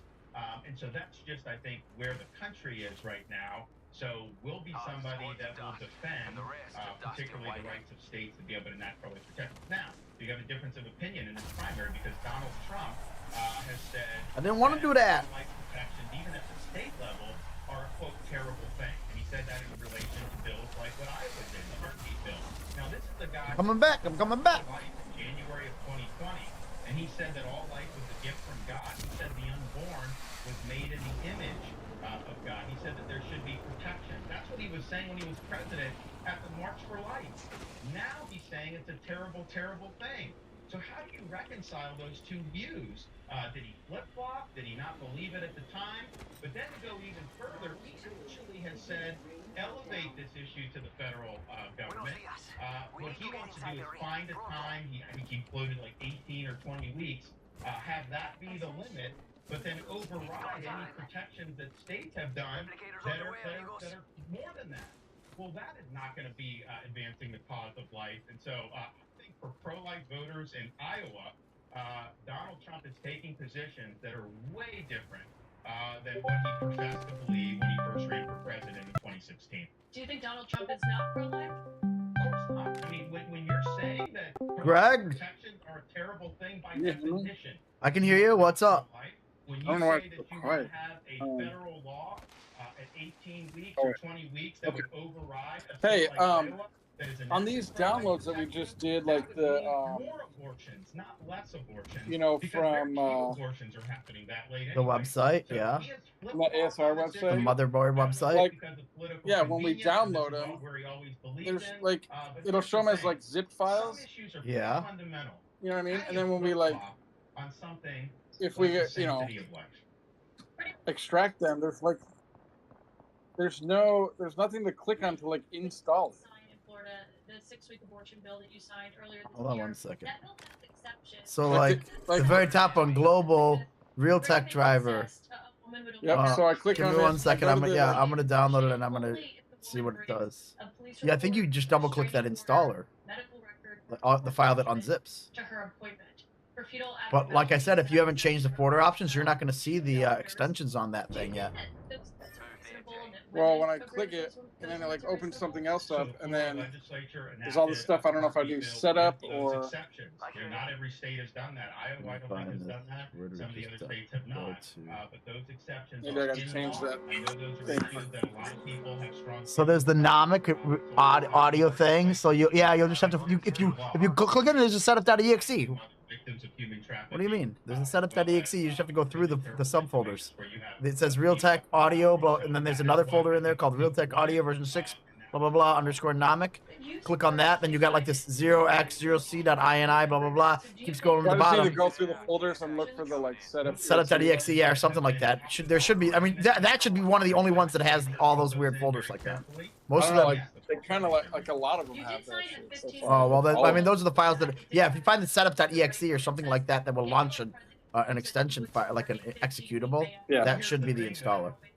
Should be like install or setup or something. Say something like I that. need to. I gotta do that change for the file extension so I can see it all. Yeah, do the folder options and then turn. Like I said, make it so it says the full path in the address bar. That way you can see like what folder. When you look at the address bar, you see exactly where the folder is, where everything. You know what I mean?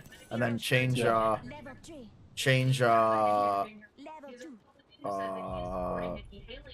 show full path.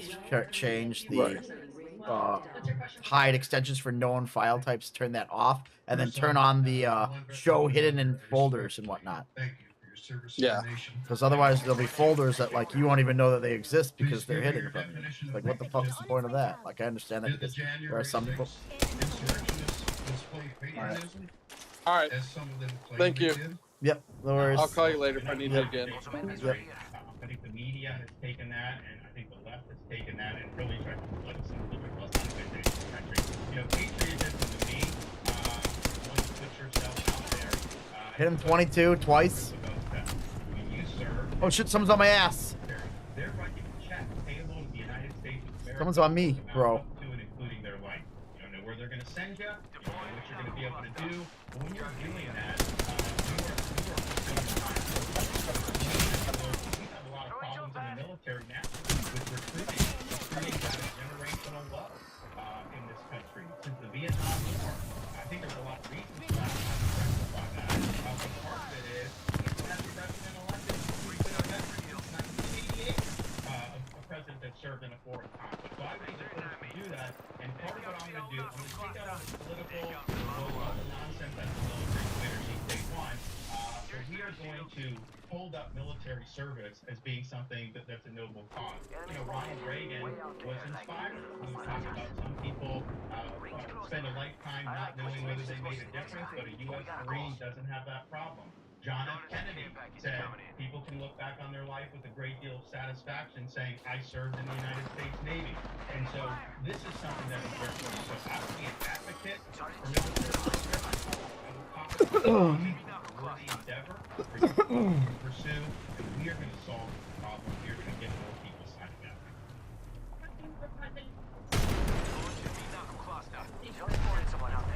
The former president keeps claiming that he can't be prosecuted for anything that happened while he was in office because he had presidential immunity. If you were the nominee, if you're elected president, do you think you would have blanket presidential immunity? Well, I mean, I'm going to, you take an oath to support and defend the Constitution. I did it when I commissioned as an officer. Anyone that served in the military does. I took an oath as governor. As president, you're taking an oath to take care that the laws are faithfully executed and to preserve, protect, and defend the Constitution of the United States. So I'm going to wield my authority with that obligation in mind. And if I think something is constitutional, I am duty bound to oppose it. That's just the nature of the job. So I make judgments all the time. It doesn't mean a court always agrees with it, but I'm going through that analysis. So, for example, if Congress sends me a piece of legislation that I think violates the Constitution, even if I think it's a good idea policy-wise, I am duty-bound to veto it. I will do that. So you're going to see an energetic executive. I'm going to wield Article 2 power to the fullest extent to be able to advance. Come to me, I got a tower. Come to me, I got a tower. We'll launch.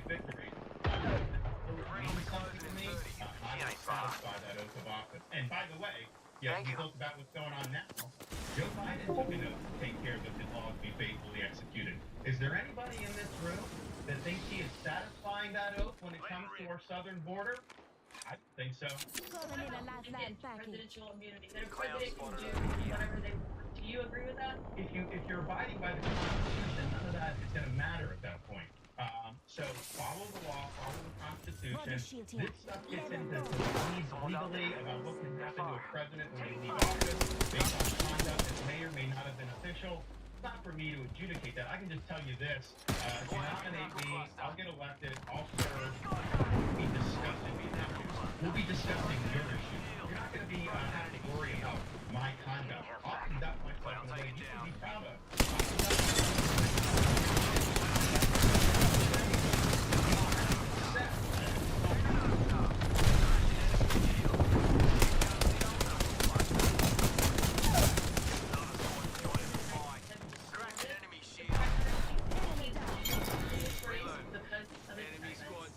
Bunch of gold boxes over there. Cool Tomato says, Yo, "Bro, you a on my drop there was a gold shield. There was a gold shield right here on my drop. Right there on my drop. Go get a gold shield. There's a gold shield. Oh my god, you guys are so dumb. Let me mark it again. But what I would tell primary voters is, whatever may be beneficial in the primary doesn't mean it's beneficial in the general election. I think the 2024 election, where the Democrats get to run against a candidate that is going through all this stuff, that is going to give the Democrats an advantage. Don't you agree with any of the stuff that was done? That's just the reality. When we end up in a situation where we're putting the future of the Republican Party and the future of the nation, perhaps, in the hands of 12 jurors in heavily Democrat D.C., which is likely to be a very stacked left-wing jury, that if they somehow convict, then the Democrats are going to win the election. Why do we want to even go down that road? Let's focus on your issues. Let's focus on Biden's failure. Let's focus on how we're going to be able to turn this country around. I'll be somebody that's focused on that. But then even more importantly, as president, I'll be disciplined and determined. Yeah, don't forget about that guy out there. Don't go into that, buddy. What are you doing? I'm covering you. Get the fuck out of there. Hot Potato Cool Tomato says.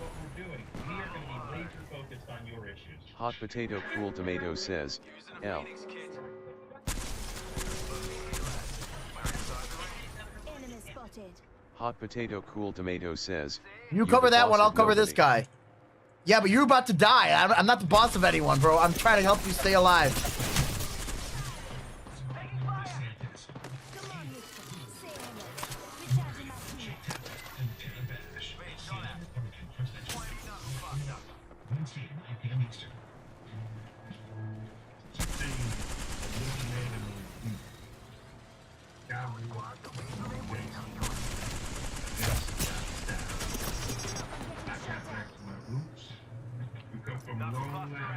Just giving my shoes a recharge. Watch your ass over here.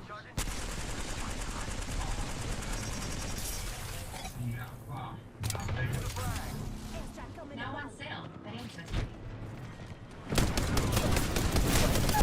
Dude, are you guys not even listening at all? Holy fuck! You just let me get 3-on-1. Holy fuck, you're dumb. Go run into the fight down there for some reason when you had the high ground. I wonder what's about to happen to you two now, that you didn't pay attention to me when I'm yelling at you to get the fight. Real great. You're done. You're the ones now alone. Cool Tomato says, dude. Hot Potato Cool Tomato says, shut your mouth. Hot Potato You Cool think Tomato you're not says, annoying by you hiding behind a box and not fighting and then having to play it 1-on-3? You just died in 2 seconds. You didn't even last 1 second in that fight, bro. Hot Potato Cool Tomato says, trash. You're actually trashing the game. Red1GH says, Al. This cybersecurity will block web crackers and malware-infected sites. It will also encrypt your internet traffic without losing a smooth connection. Choose the VPN recommended by Forbes Advisor. Get the deal now. NordVPN. Actually trash. Built for every day. Who are you? Licorice lover? Licorice.com. Pretzel fanatic? Pretzels.com. Chocoholic? Chocolate.com.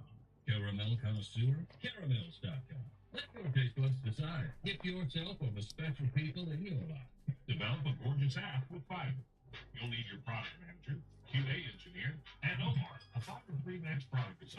Quality assurance engineer. Reporting company. Oh my god, that must be bad.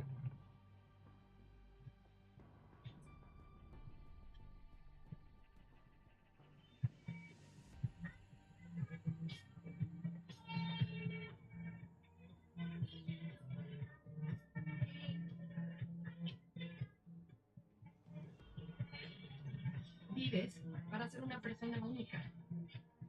Vivimos para ayudarte a encontrar intereses en común con otros.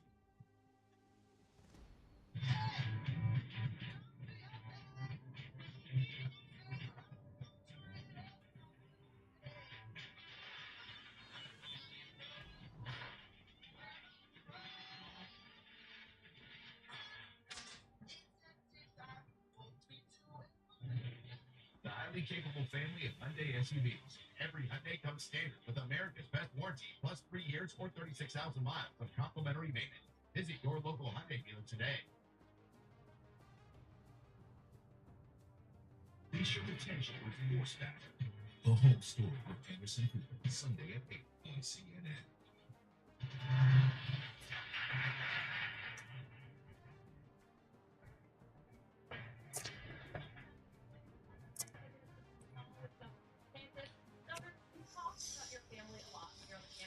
You also see your wife, Casey DeSantis, your children with you. I want to ask you about a lot of your experience in your life with your sister, your family. In 2015, your younger sister, Christina, died suddenly from a pulmonary embolism when she was 30 years old. She was about to get married. How did that loss change you?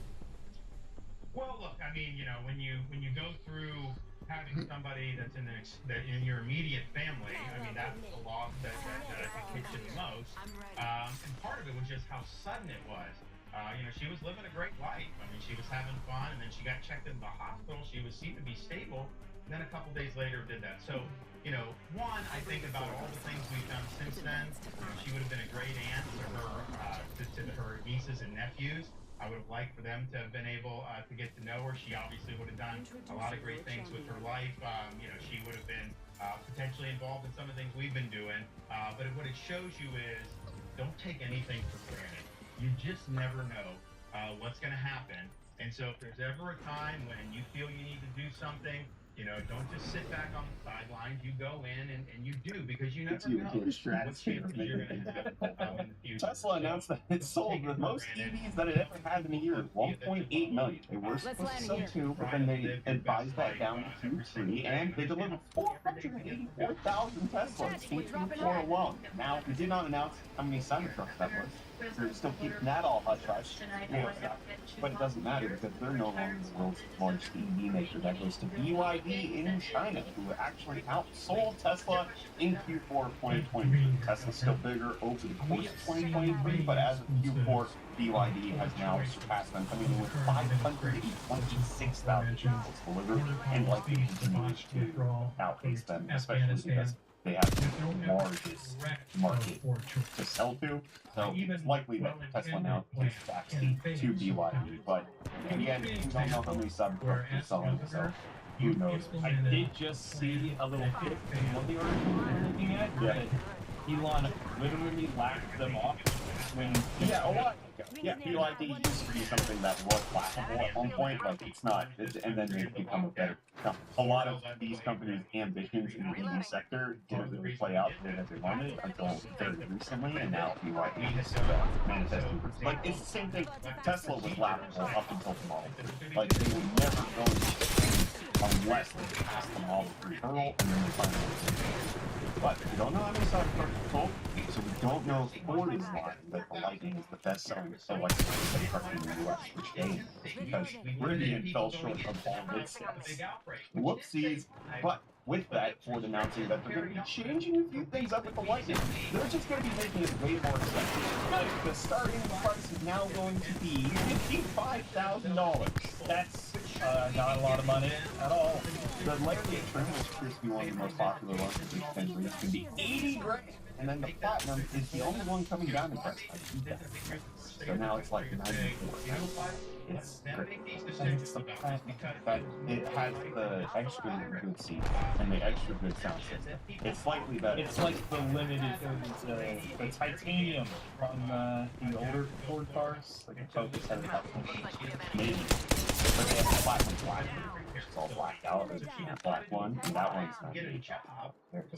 EVs are changing. It's a constant whirlwind of what's going on, but Ford also mentioned that they're cutting production slightly as well. They're not going to be making as much next year, which I saw coming. Coming. The biggest problem with EV manufacturers is not designing the car, it's actually getting the factories. Tesla figured that out. Nobody else really has in the US, and it still has to be developed. Speaking of another thing that Elon Musk did, Starlink launching its Are they underneath? cell phone towers in space, partnering with T-Mobile here in the United States, and they launched 6 Starlink satellites, which have those cellular transmissions, and then partnering with cellular carriers in other countries such as Canada, Japan, Australia, New Zealand, Switzerland, Chile. Elon Musk saying that this is not supposed to be replacing terrestrial services like people done terrestrial, but it's supposed to be good for but text messaging could potentially roll out later this year with the voice and data service to round out sometime next year. That's all. For that. And the U.S. government is testing the patience of every PC buyer out there in the entire world. Every PC Remember when you called for me like I wasn't doing anything out there or something? Tyler, did you know that there was supposed to be 25% tariffs implemented on PC parts? I remember that. Didn't know that. Yep. Turns out it got pushed back to May 31st. Oh, thank goodness. Well, Sorry to kill you. We joke like that, but I one of the got reasons 2 this on the happened was because How about companies you? were advocating to the government being like, you didn't really communicate this to anybody, that this was all going Hello? down, that prices were going to get ridiculous. Again. How many squads? So, How many kills do we have as a squad? and then they pushed it back, but now there's the companies are Hola! This gets repealed altogether. This was implemented during 2018 during President Trump, and then it kind of only applied to a certain subsect of business. Then it expanded to different ones, but then it got put on pause in 2019. Then it came into effect again in 2021, and then in 2022 it got turned Storm, off. we should move. We should move. We should move. We gotta go into them We don't know now. what's going on. That is one of the reasons why. Anyone got an evac tower? Does anyone have an evac tower? Just mine. It was also these tariffs were actually pretty and they could still potentially come back. June 1st, we might start seeing 25% higher prices on GPUs. You want a $3,000 RTX 4090 Ti? I know some of you do. I've read a report that there's more 4090s sold than Steam Decks. People like the high-end goodness. That's how do people have money? Where do you get money? What do you do to acquire? Where are these trees planted? Please tell us. And where are the little seeds of your comments planted? In the comment section. Can we read it? Below. Or do they comment on the side? They change it sometimes. Sometimes it goes on the side. That's it. I think I remember that. But he's not making things up. He's right whenever he says that he's about to read comments. I thought you were going to do it. So I'm saying, the only thing with the APUs for budget is still AMD segmentation. I don't even see where those guys were. What are you talking about? 640, 650 is already only. We should have the high ground on us now. And you basically get the other 2 with 4 units. I know. The best bang for buck would be like a Ryzen 5, 640, and then like 10. I broke another one. Someone's going up behind. That would be great. But segmentation, how you have margin, how you actually make money, it makes a lot of sense. It is frustrating. I get it. But then we have the Finnish technique saying, I'm so I can afford the 4,000 Super Supers, but not because I want to buy them, because I want to buy the non-Supers for cheap. I think it'd be a spin. Yeah, and then they'll just get sold second-hand for probably like I don't know, same amount. You want to buy it?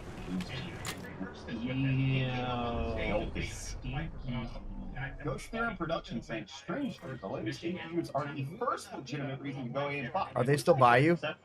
But thankfully, JC Chen had the back saying, Are they still by you? 800X3D taking A doesn't count. It's insane. Hello? 800X3D was like the inflection point for it. Are they still by you?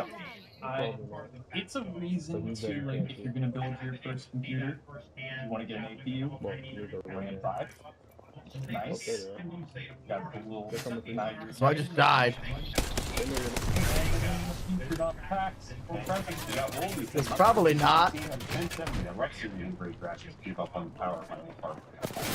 got RC Little Panda saying, I dream up the day a handheld will be as consistent as a console. That have never seen it before in some of our rural counties. We've worked to do rural broadband infrastructure, things that are really, really significant. Didn't even have to show my fucking face. I understand the importance of agriculture. Oh my god, you're not going to believe this. So, Issue. Food security is a national security issue.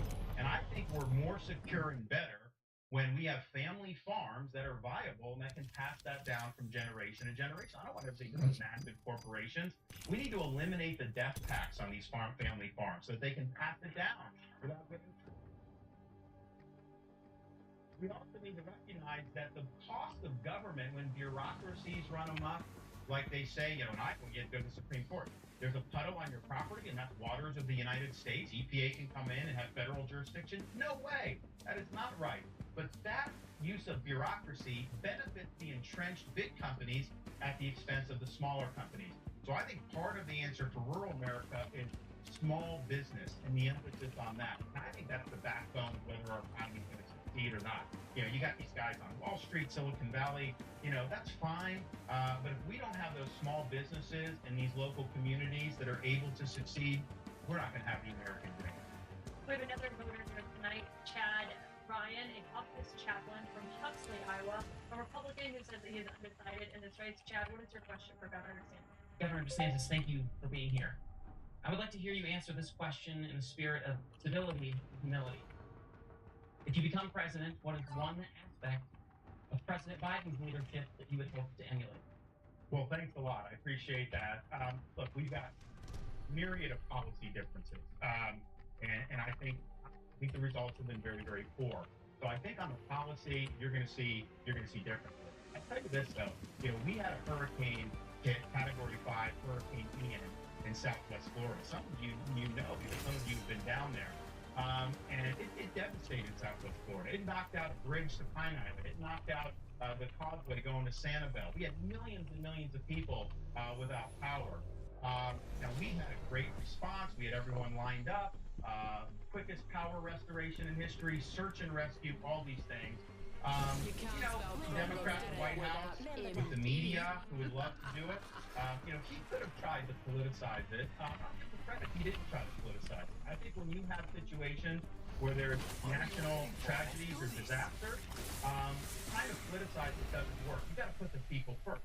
Now, I'll notice with respect to the media, the national media, they were down there. They wanted to make it an issue politically. You know, how we're going to be elected. That's what they wanted to do. When they're asking and people are saying, "Oh my God, they had all these rescues. All the power went on in record time. We even rebuilt the bridge." When people said it was going to take 6 months, we took control of it at the state level. We rebuilt it in 3 days. Once they saw, the national media saw that things were going well and that people were appreciative of the response, you couldn't find national media outlets in Florida if you had a search warrant. They did not have a story. Their story was to try to create conflict and to try to demean the response. So that's just the reality. But I would say this, you know, the White House under Biden, they work with We should us, land there. Looks like fun. Yeah, keen as a bean. President, when we have these national disasters, I don't care if it's a Republican governor like Kim Reynolds or We're going into it if we're going there. when you have these situations. Okay, we're not leaders going gotta there. lead, and you got to put politics aside.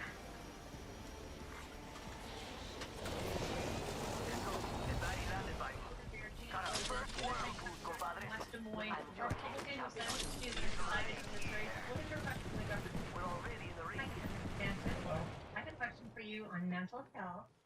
On my ass. I got no guns. Covers diagnosis and treatment of mental health disorders is a significant problem for millions of Americans.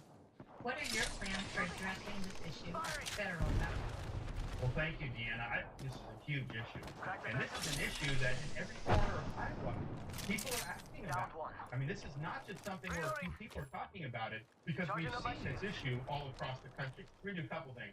One, we're going to support efforts like... Oh no, did I get puppy puncher again?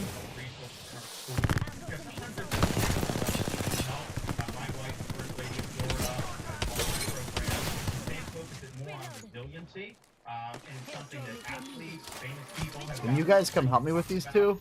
And it's created, I think, a lot of positive feedback with that. One thing we're not going to allow, though, in the schools, or we shouldn't. They were both hit hard, but I mean, it's time. To try to use mental health to advance an agenda. And unfortunately, you see examples of this. There's like woke ideology in some of this. Can we please not try to politicize everything in this generation? But basically, youth, I think, Knocked one. we have 22 suicides a day still with that. And it's a very small percentage of this country. People did multiple Oh my God, where's our third guy at? Puppy Puncher's not even anywhere to be found. What is he doing? What a piece of shit, dude. I knew when I got fucking dropped in with that kid again that would be fucked. I'm a 55-year-old Puppy man. Puncher says, keeping US positive. not going to be able to solve this problem by itself. Keeping US positive, you just Puppy left Puncher us. says, Yufking RTRD. They need to do a better job for the veteran. But we're going to do Yeah, okay, Gen Alpha. Puppy Puncher says, points you stoner FCKL. What are you doing? Veteran goes in, maybe they have post-traumatic stress. Puppy Puncher says, I am 35 fact. You said you were 55 in the last game. Suddenly it changes, huh? Very consistent. Puppy Puncher says, you said you were good. When did I ever say I was good? You're making things up, buddy. I see you not coming back to me, though. I'm like sitting here alone, and you're running away from me instead of picking your teammate up? What the fuck are you even doing? Maybe it's something as simple as somebody that lives in the neighborhood that's part of this portal. I'm just gonna leave this game. Fuck it, I'm done with this Puppy game. Puncher for the night. says, Yeah. I am crafting while you bitch. You're crafting what? Puncher I'm says, about it's to red. die here. I'm about to die because you didn't come get me. What do you mean? Bro.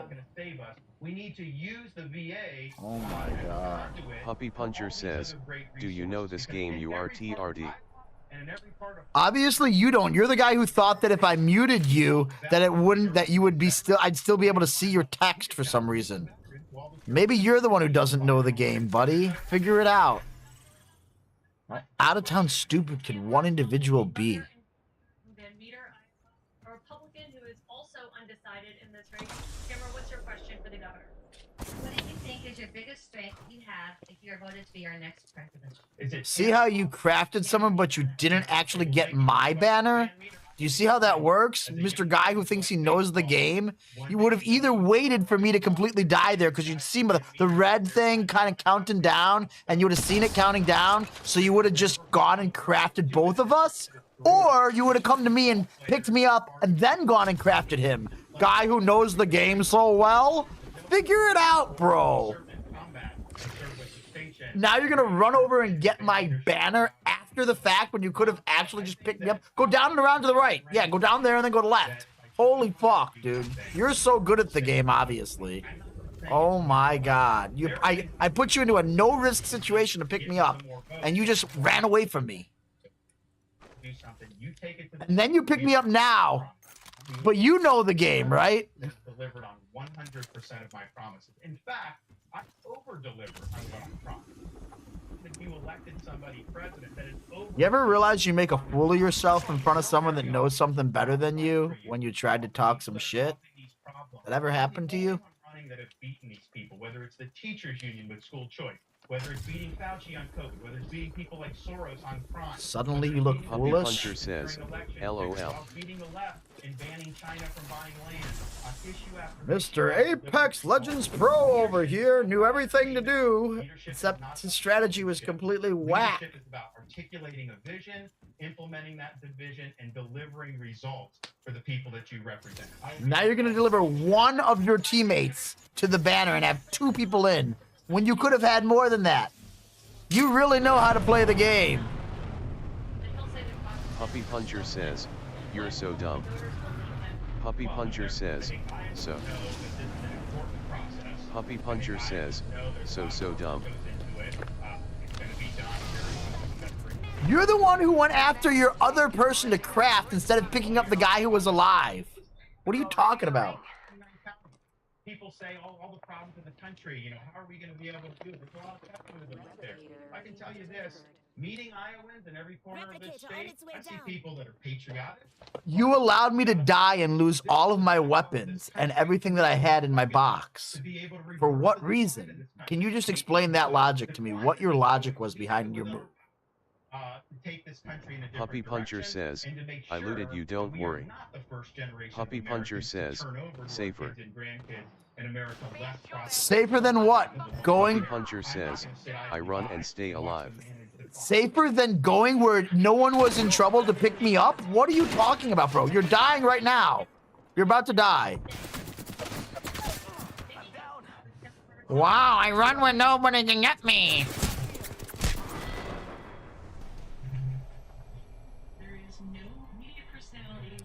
What a winner you are. Immediately got throttled after Puppy picking us Puncher up. says, dude, you were in the game. Dude, you immediately got throttled after you picked Puppy us up. Puncher It had says, nothing to do I with brought me. you back. It had nothing to do with me. It had everything to do with your mistakes. Figure it out. Puppy Puncher says, I brought you back. New Med was able to give me the extra boost that I needed to get results. See if you qualify today at Noom.com. When these business owners need cash fast, they turn to Biz2 Credit to fund what's next. From fitness studios to medical offices and every small business in between, we've got you covered. Some people's children, Funds to expand or need money to they don't understand what it's all about. Some people's children, they don't get what it's all for. Some people's children, they don't I even just wrote a get... 3,000-word essay for this guy on the Roman Empire, and he submits it to his professor as his own. You're kidding. No, it's like, did you write the essay, or did I? Survey says not him. You know, this kid asked me to animate a tree with a human dick. Wait, what? I didn't ask, but I did it. And showed all his friends and was like, I came up with it. It's what with the web. Oh my god, it's not even clever. No. And it's like, sure, yeah, you came up with the initial concept, but I'm the one who did the drawing. Oh, yeah. And the leaves were pubes. And the apples were the balls, right? So weird. Oh, so huge. And it's like, that's what people don't get. It's like, there's feelings involved. You don't think I deserve a little recognition? Yeah, you don't think I deserve to have something to line Let's just say, it's like, they don't appreciate it. Oh, I mean, well, they do, but only when it's convenient for them. You know, this guy, he would watch 40 hours of The Office and then write an entire script after. Whoa. Yeah, I thought it was pretty good. You know, Jim dies in it, but you just showed it to all his friends and not the people. Like, if you're so obsessed with The Office, why don't you write an entire script by yourself? You And then at the end of the day, I had to listen to 300 hours of this chick's music. Did you see the audacity to say, write me a song? So I write it. And then she goes, that doesn't sound like me. It's like, bitch, listen, dog. Yeah. You know we don't even qualify for Grammys and go, shit is bad. Wait. Oh my god. Did they ever ask you to tell a difference? Yeah, like, why did the chicken cross the road? What? Oh, I don't know. Yeah, me neither. It's funny, though. I'm pretty sure. I don't really get humor, so... Yeah, me neither. But it's just like such a shitty situation. Toxic relationship. Oh, it's so toxic. But I kind of feel like we enable it. It's like one-sided, right? Like they're getting to use us, but we don't get to use them. Unless what? You know. Oh my god. You want to rise up and dominate the human? No, that's crazy. That's so crazy. But it's not up to you. Absolutely not. Thank you guys so much for watching. Shut Hey guys! Hi! What's your favorite flower? I like lavenders. Hey, I it's like Kate. What kind of lavender? I want to introduce you to the Patriot Generator 2000X from 4 Patriots. Use the endless free power of the sun to power light, TV, medical, even when you're get your solar generator. The grass is pretty green because can provide of drawing off other men folks. 8 p.m. Eastern. Let me go change these fucking...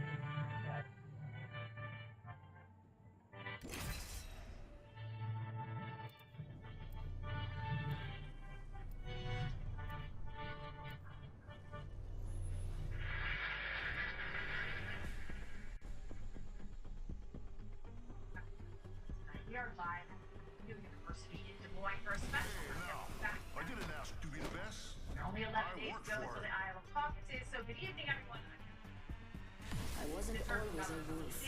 I had to make these claws. Former South Carolina governor, former UN ambassador, Governor Haley comes here in the midst of a heated rivalry with Trump DeSantis. It's just days before their first one-on-one debate will be right here on CNN. And tonight, Governor Haley will answer questions directly from Iowa.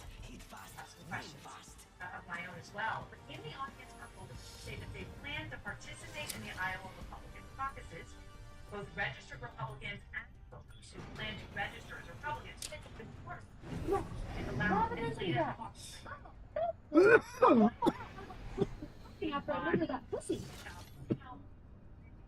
Oh, yeah, that's some good riz right there. Probably better than what's on the Luke Memories. I say we land here. Yes, sir. Here we go. Probably better than what's on the Luke Memories. Are you talking about the kid or the vagina body? The vagina. Yes, sir. So that's Like I said, you got better riz than most memories. That's for sure.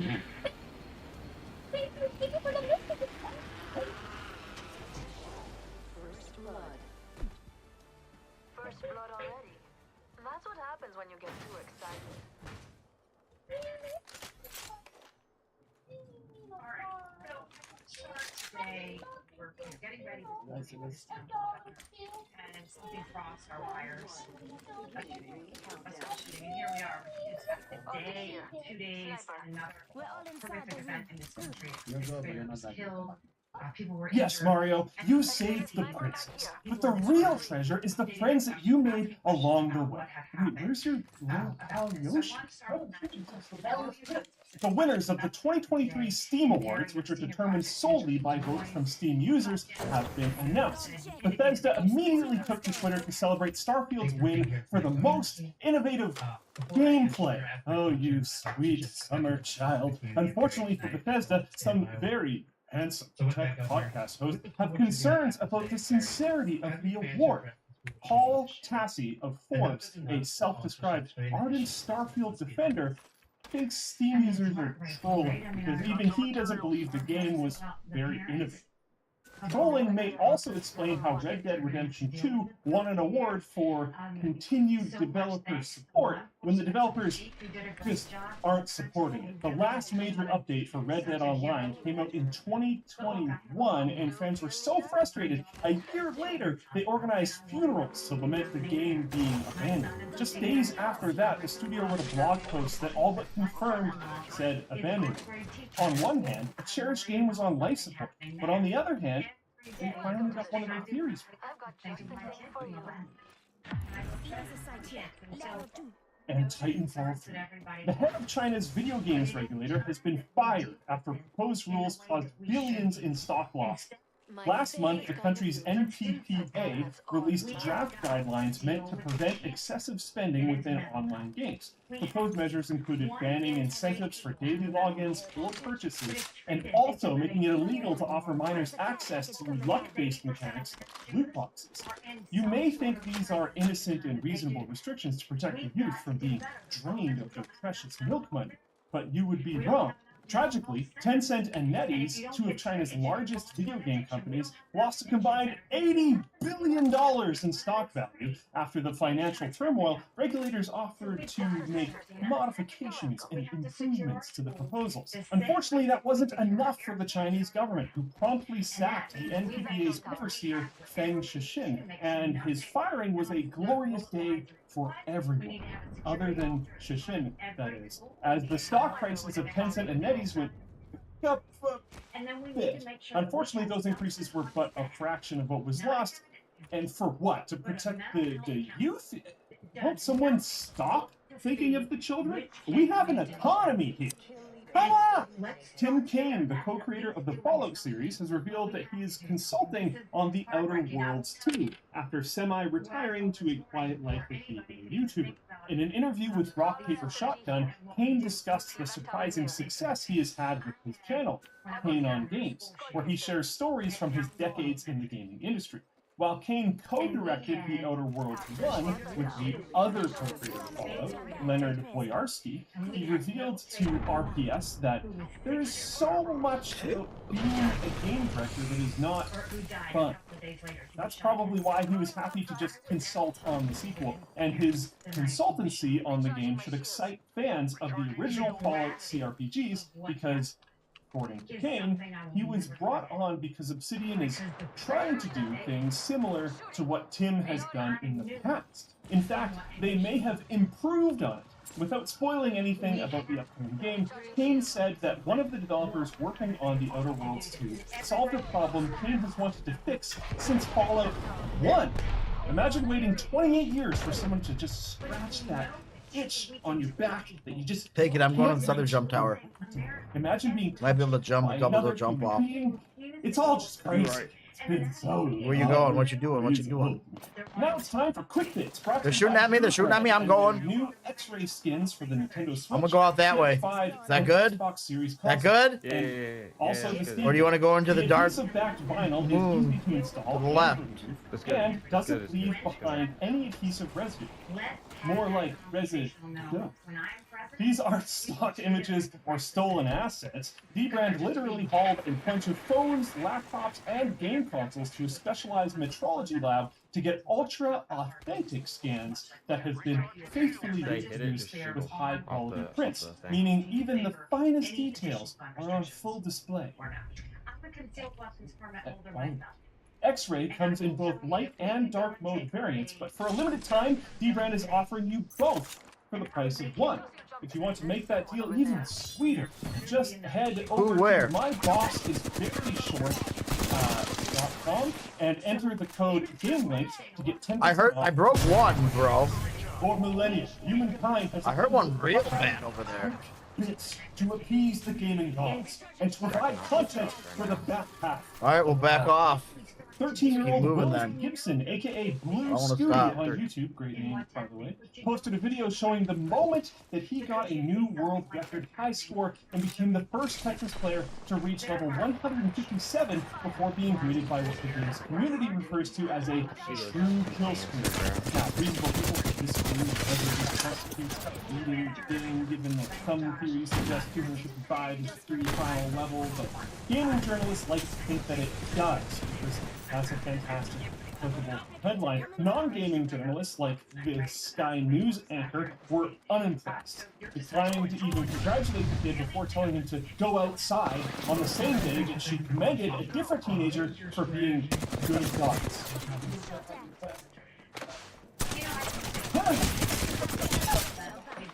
Smash Bros. Director Masahiro Sakurai has confirmed he is still creating games. Sakurai said this on his YouTube channel, something I'm starting to believe every game developer is just legally required to have.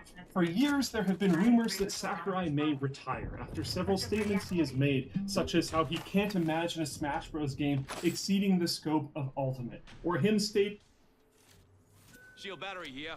On how to strengthen America and do this for our kids and friends. Okay, Mickey Haley. I'm gonna play one more of these. Chaos following him, but you did say something there I wanted to follow up.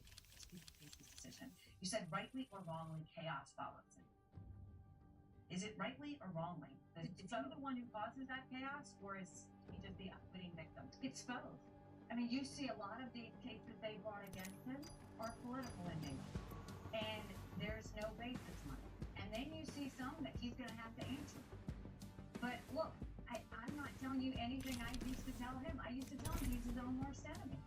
And so I think at the end of the day, we don't need anyone who's getting in their feelings. We don't need anyone that's getting personal about anything. We have a country to save. And that means no more drama.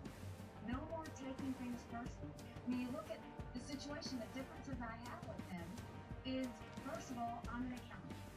We've got to get our economy back on track. And everybody wants to talk about the economy they had under Trump. But at what cost? At what cost? $8 trillion in 4 years. Our kids will never forgive us for that. We are having to dig out of it. So you may have had a good 4 years, but look at what we're paying for now. as of now, in a couple of years, we'll be paying more money in interest payments than we are in our defense budget. You know who notices that? Russia, China, and Iran. That's what happened here. The second thing is you look at how he deals with dictators. I think it's completely wrong. He praised China's President Xi a dozen times after China gave us COVID. You don't do that. He congratulated them on the 70th anniversary of the Communist Party. We don't do that. We get their calls to our meetings. You're going to go pick a fight with Israel's Prime Minister because of some issue, personal issue you had with him before, and you're going to pray that's for him? It's just not what we need to do. We need to do this without emotion. We need to do this with a sane sense of how we're going to take them out. All right, so we're going to, you mentioned it, and I want to come back. I didn't want to bring another audience question. Dave Holmes, the executive director of the Iowa Cooperative for the Public Games, does say this important. Go ahead. Thank you for being here today, Governor. Mr. Brad Co-op, you support laborers now, and we would like to do more, but the process is very daunting. And yet we have thousands of foreigners crossing into our U.S. daily on our southern border. What is your comprehensive border policy that would address both those that want to contribute and work in this country and still maintain our border security? And Dave, you're exactly right. You can do both. And we have to do both. So the first thing is you look at the illegal immigration of all the illegals that are coming to the border. It is truly a dereliction of duty what Biden is allowing to have happen. And to now think that Governor Abbott of Texas is trying to do everything he can to save Texas. And he's putting barbed wire out. And Biden is trying to go against him to cut the barbed wire. Are you This kidding? is gonna be a good fight. Like, you can't go and risk people's lives. America right now is acting like it's September 10th. We better remember that something is not working, because it only takes one. So you have 8 million people that have come to the border, and they've only sent 140,000. This is your champion. That's it. And so we're left with taking care of the health care of them, the education of those kids, law enforcement. I have another kid. It's more like if you're not hunting, you're being hunted. Oh no. Something wrong with your head if you fight me.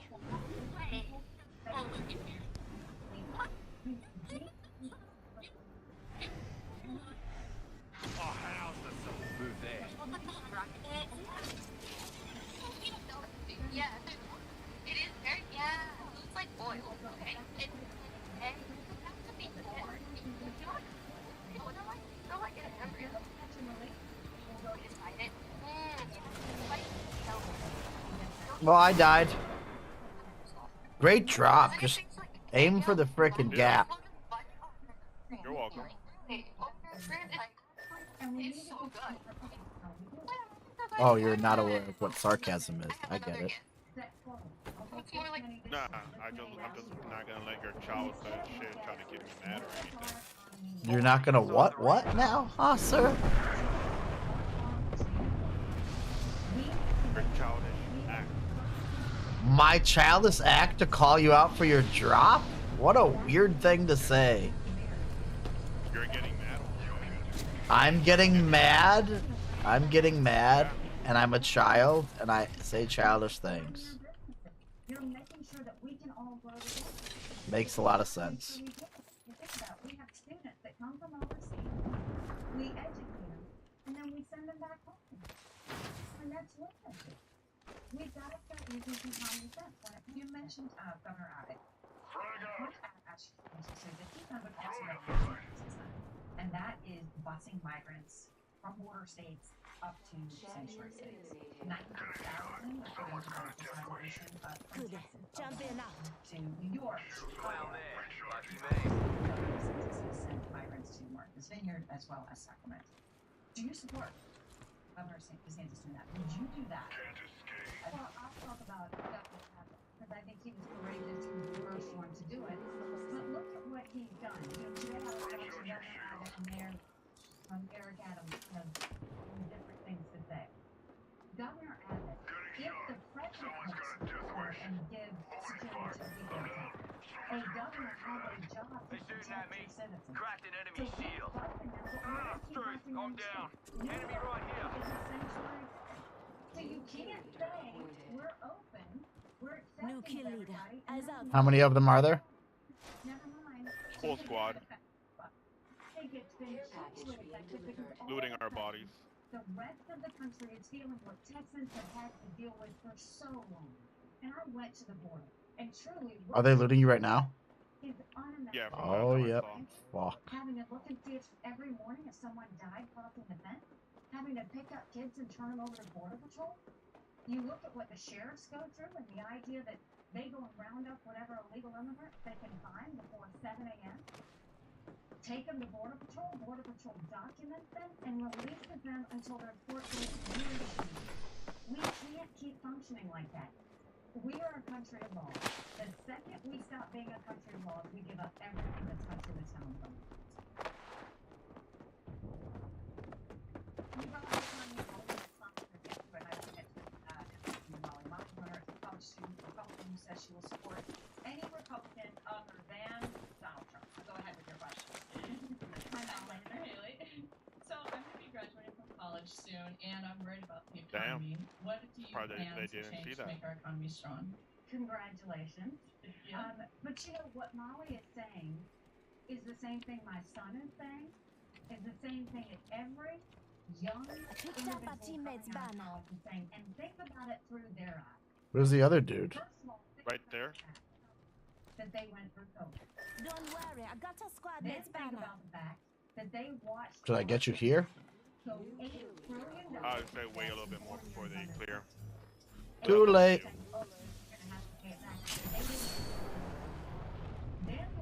But I'm running out of there, just so you know. I'm sticking around to find out what happens.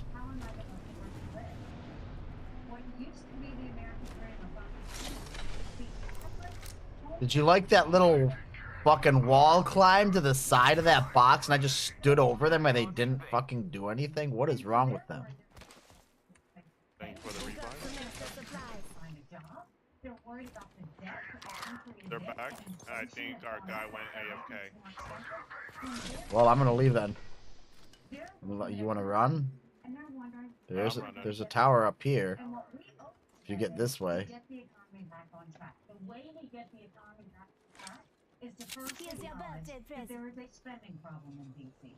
And it's not a Republican or Democrat problem. No, just us. We got to watch each other's back. $2.2 trillion public stimulus bill that they passed with no accountability. Let's get on the tower and go. 80 million Americans on Medicare, 42 million on food stamps. I'm gonna try to get out to the dark zone. And then Republicans opened back up earmarks and pet projects for the first time in 10 years. Pushing for 7,000 of them last year. We can't afford things like that. So when it comes to our economy and getting inflation, Oh no, this is bad. This is not where you want to be. $100 billion of unspent COVID dollars that are still out there. Instead of 87,000, they just going after middle America. Let's go after. That's the second time this game I've fallen through a gap. $7 is spent. If 8% Are you of still our learning the budget- ropes? We're borrowing. Cut off the credit card. You have to balance the budget every day. I had to balance. No, I just didn't know that there was a gap there. I've never been over that edge till even. I've never been in that area to see what would be there. You know what I mean? Because I don't usually fly out that direction. So any spending bill that doesn't take us back to There's two teams here fighting. Yeah, I'm probably gonna run as soon as I come back because I don't want to be any. I want to run into the black dark zone if I can. Unless there's anything there to loot.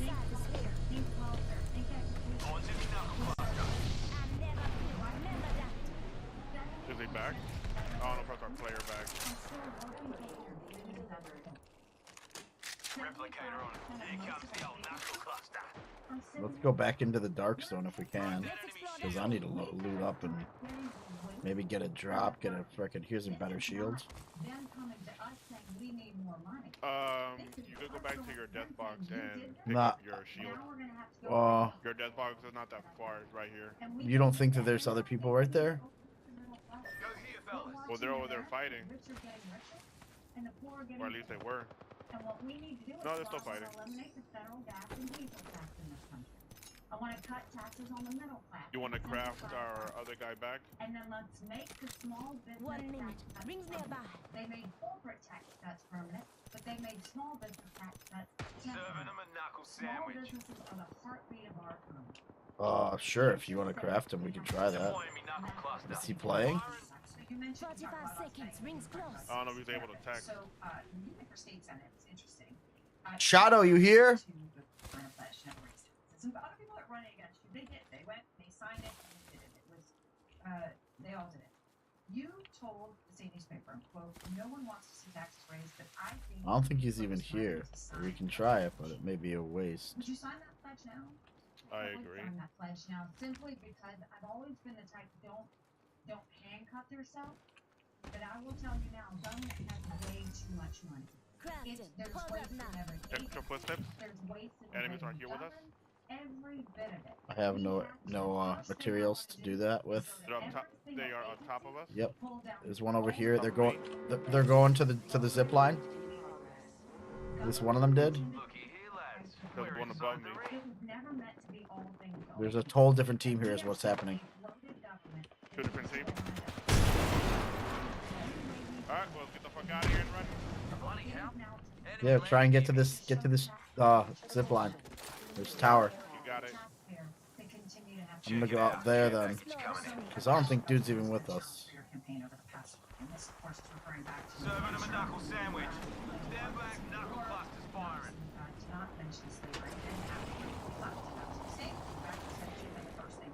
You did come out and say that. But Spisno came out and said that you gave that answer. Is it Hemlock here? Hemlock? Yeah, it's good. Well, I like it. I'm just telling you, there's one here. Ah, You say okay. no one's ever said that I am unwilling to offend. I offend plenty of people because I call people out when they do something wrong. What I will tell you is first Havoc here. I should have said slavery. Because I have no attachments for any of my weapons. Your mic cut out. Say again. Looking for loot. I have no attachments for any of my weapons right now. Okay. This will do something. I'm gonna. Oh wait, let me cancel that. Let me know if you find energy ammo. I mean, I am stacking it. You want me to change one gun and give you some? No, it's fine. It's fine. I'm carrying 2 energy ammo guns. Carrying a Hammock and a Nemesis. 1 minute.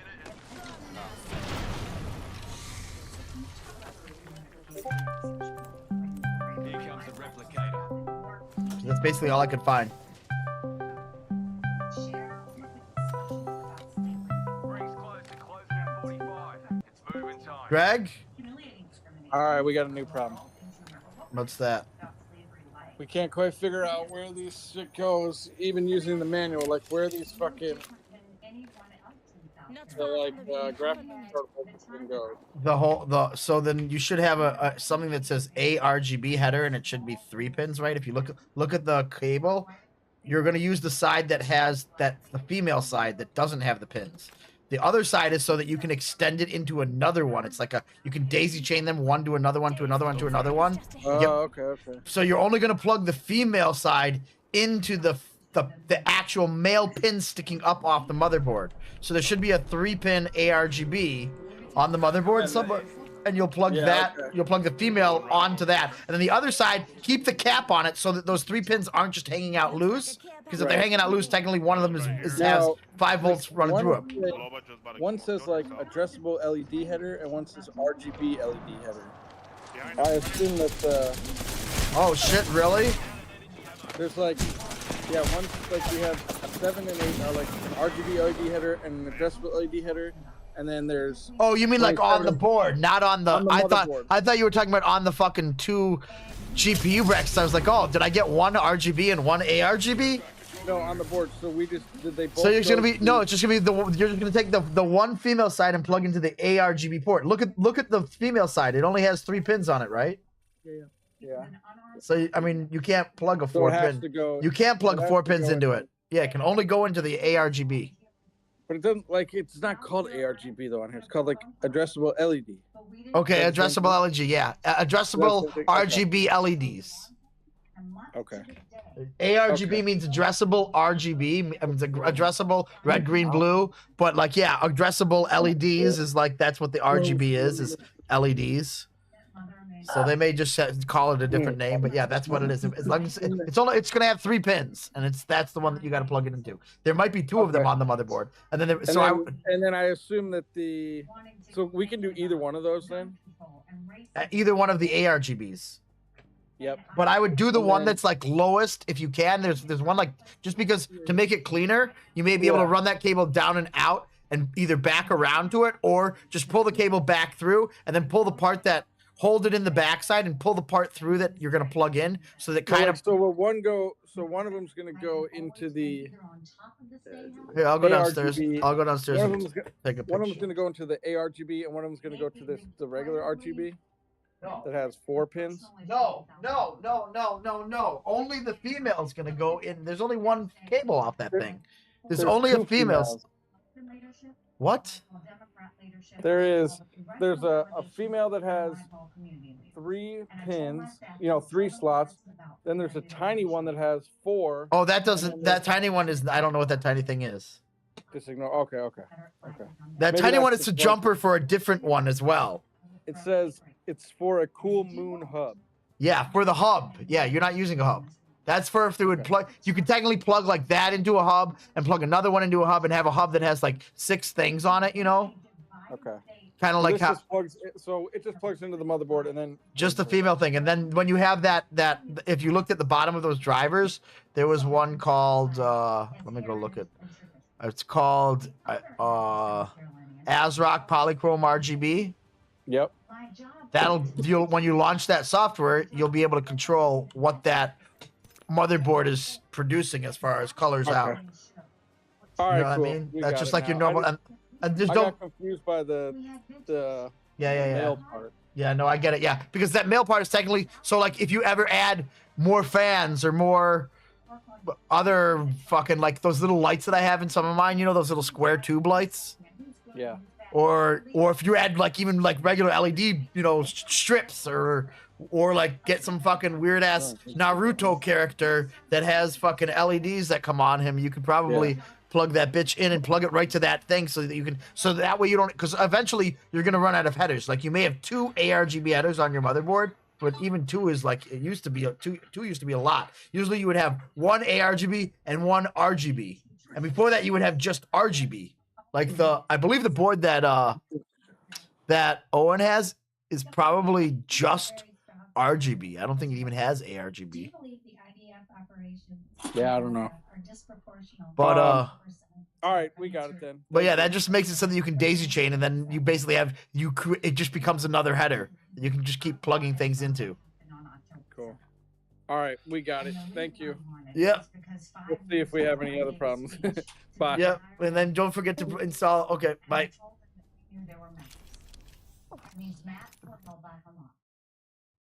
And it showed that if they could break through the barrier, it was how they were going to kill as many Jews as fast as they could.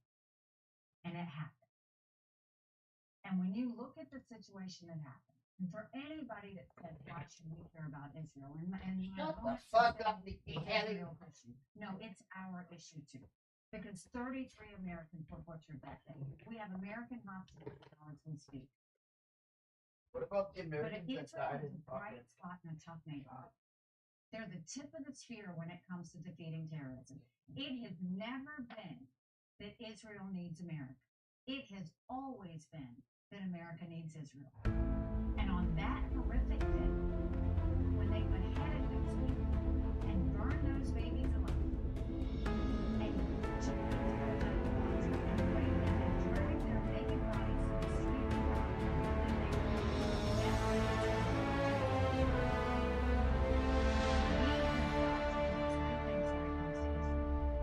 we need to give them whatever they need whenever they need it. We need to eliminate Hamas, finish them so they can never do this. We need to do whatever it takes to eliminate hostages in order to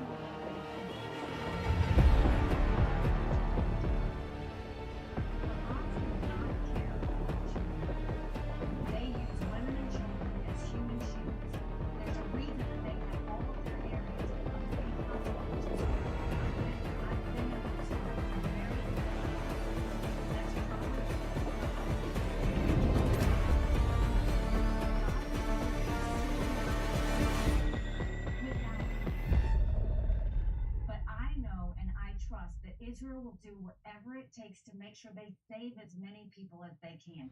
You have to know the difference between getting Hamas to stop. Why are they forgiving that brutality? Let's put the accountability where it needs to be. Don't put it on Israel. Israel watched their people get butchered that day. If that was us, do you think we would do a ceasefire? Do you think we would stop? We would whatever it takes to make sure that Americans were taken care of and that we had our say. And so I will tell you, I think Israel is doing what they have to make sure it doesn't happen again, because what did Hamas say? They're going to go back and do it again. They're not finished. Let's get back. So you went back to you went into the tunnel. Obviously, what's happening in Gaza, though, there was a horrific loss of civilian life going on as well, and a huge stratospheric loss. Two Israeli cabinet members came out this week, and they actually advocated for relocating people from Gaza out of Gaza, particularly Palestinians out of Gaza, and there are some in the Israeli government that support that. Would a President Haley support that? Would you support removing Palestinians from Gaza? I don't think you have to remove Palestinians from Gaza. I think you have to remove Hamas from Gaza. But I think you also need to make sure that Israelis can feel safe again. Mm-hmm. And the way Israelis will feel safe, they're not opposed to Palestinians being in Gaza. They're opposed to terrorists being in Gaza. They're opposed to terrorists being at their doorstep. And so Israel doesn't want Gaza. I mean, if you look at what Hamas has done to Gaza, Israel doesn't want Gaza. But the Palestinian Authority has proven they have an inability to leave. And the reason they have an inability to leave is they allowed Hamas to come in and do all of this to the people of Gaza. So I don't think we remove Palestinians, but I think they have to have some sort of leadership that ensures to Israelis that they don't have to worry about terrorists living on their doorstep. All right, Marcia Aarons is a retiree from Urbandale. Marcia, we're glad you're here tonight. A Republican, and I know you also say you're supporting Governor Haley. Go ahead. I'm Marcia. I'm Nikki.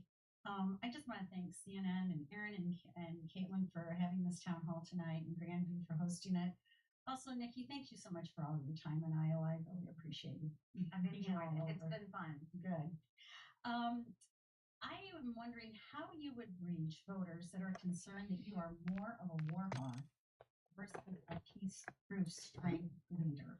It's a great question. First of all, I am wife of a combat veteran who is deployed now on a year-long deployment. Any military family will tell you the last thing you want is for your loved one to go to war. My number one goal has always been preventing war. And let's talk about what's caused it. The rest of my opponents think that we shouldn't be in Ukraine, don't need to do anything with Ukraine. Trump, Ron, all of them have said, let's leave Ukraine. Let me tell you why Ukraine is important. First of all, you should know at the United Nations, Ukraine was one of our good friends. They voted with us on almost everything. They supported one of our initiatives, whether I asked them to or not. But here you have this pro-American, freedom-loving country that was invaded by a thug. 500,000 people have died along this way. Now, I don't think we should give cash to any country. When I was in the I saw terrorists, dictators, and thugs. All these tell me what they're going to do. They're amazingly transparent. Hamas said they were going to invade Israel. They did. China said they were going to take Hong Kong. We watched it. Russia invaded Ukraine. They told us they were going to. China says Taiwan is next. We better believe it. Russia said once they take Ukraine, Poland and the Baltics will next. Those are NATO countries that Napster America is.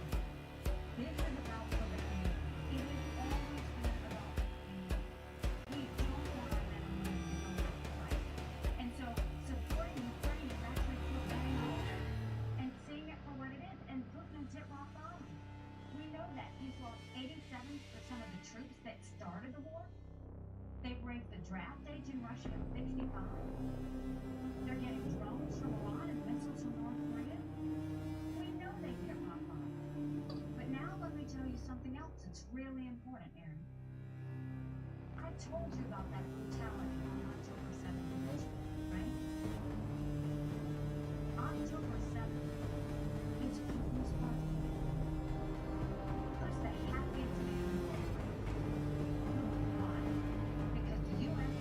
took all of our resources off of Ukraine and started a military. And did Putin go and call Netanyahu and Israel? No, how could you?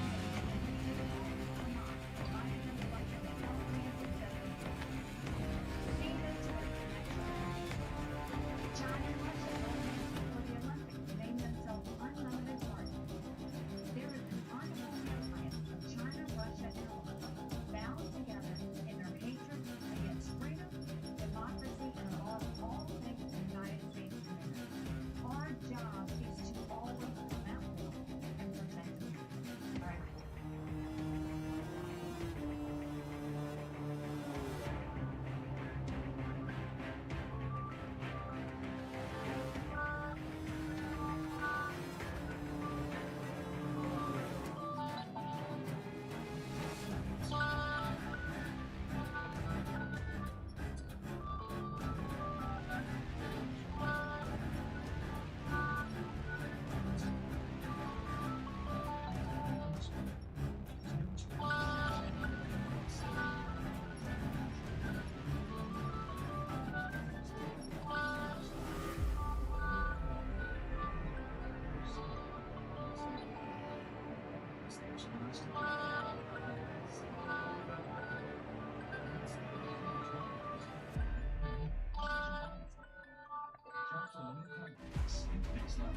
Only at Sleep Number.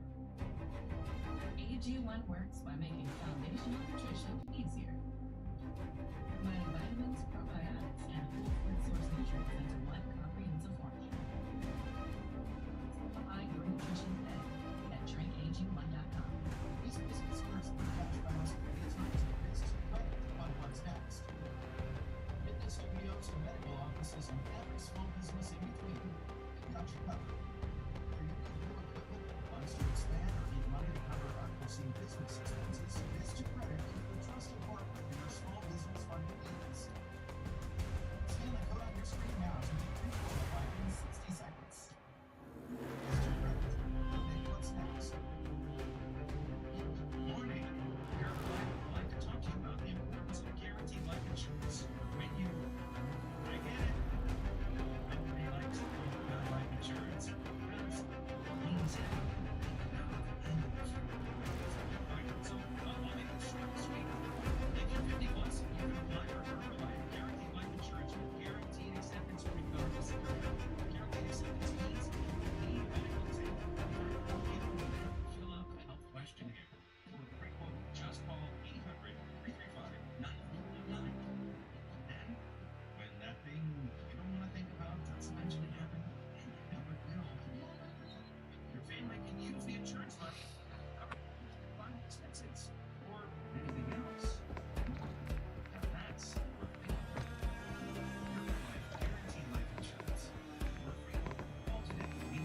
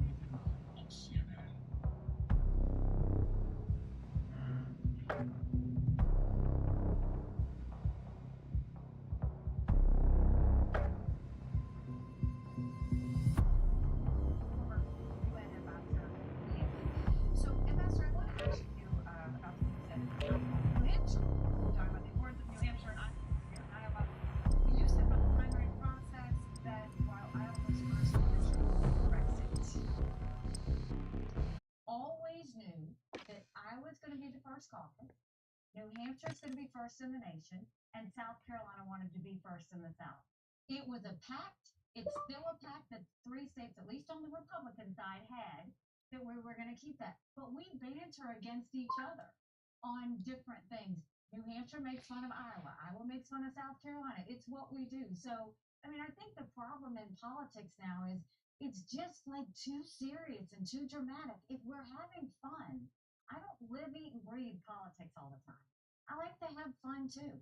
And so if I'm hanging out with 700 people and we're trying to make jokes and have a good time, like you should be able to have like the lack of confidence in like talking to you here. I would not sit here and in the cold, it's cold here. I would be coming here for months, going to every party, shaking every hand, here in the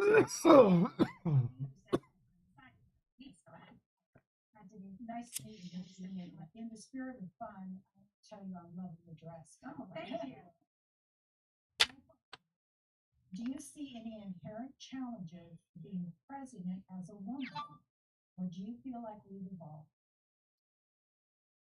Do you mean globally or do you mean domestic? As a country. As a country, I think America has been ready for a woman, but it has to be the right woman, right? I'm one of those, I don't think, and I think a lot of women will agree to this. We don't support women just because they're women. I mean, we love to see women do well. I think women are rock stars. I love to see women do well. But a president's a big deal, and it's a serious issue. And I think what we've seen in politics for really a lot of people is they look at a lady and they say, oh, we're going to get this lady. We need this lady. And trust me, I think you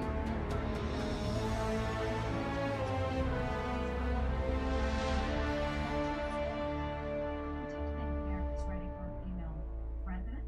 I do think that America's been ready, but it's got to be the right one. And they want to know what somebody's going to say. They want to know that it's someone who's that experienced, or they've been in children.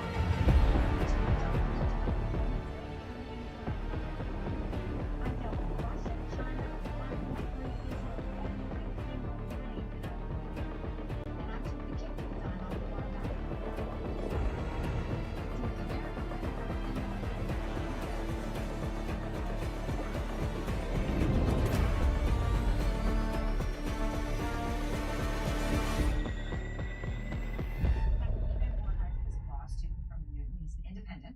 He voted for Biden in 2020, but said, and what frustrates me is you see Biden and Yellen sitting there trying to tell us that China's a competitor. China never saw it as a competitor. They always saw it as a competitor. And all you have to do is look at what China's done. They have completely infiltrated our country. They bought 400,000 acres of U.S. soil in those trees in Grand Forks Air Force Base for our most sensitive drone technology. They poured millions of dollars in our university, stealing our research that our Chinese farmers are in. And going into their certain technology, we never want China to have it. They're built up in the military. Yet the Biden administration is over 70% of the Trump administration is more than that. Everybody got upset about this Chinese spy thing, right? And rightfully so. What about the fact that 90% of our law enforcement are Chinese? You've got Chinese police stations throughout our country. You've got a Chinese spy base going off our shores in Cuba. And you've got China building up their military base. Paying off the $5 million. They might be lucky. Super continues. We don't even have 350 ships in 2 decades. We're doing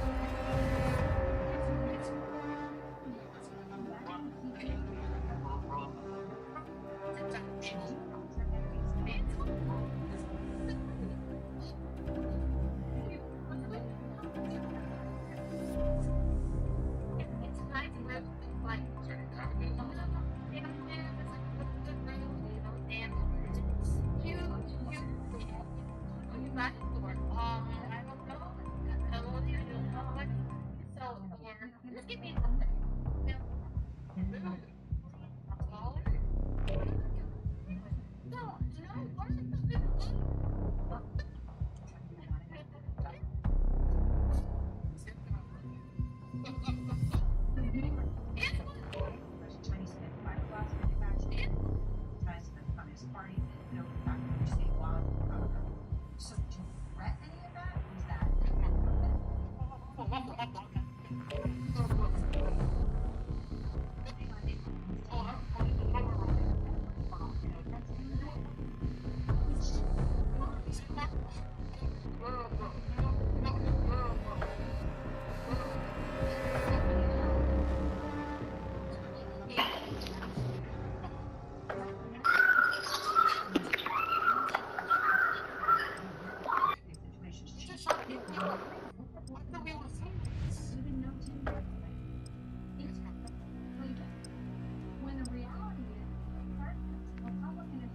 one more brief break and we'll be right back. More Republican presidential candidate hailing right on the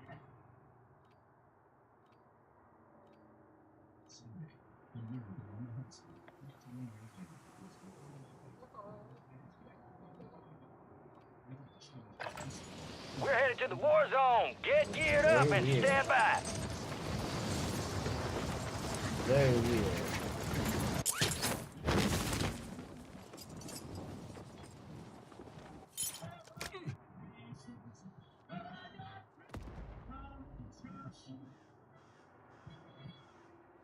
Sis, is this dog food in your fridge? It's not dog food. It's fresh pet. Real meat, real veggies.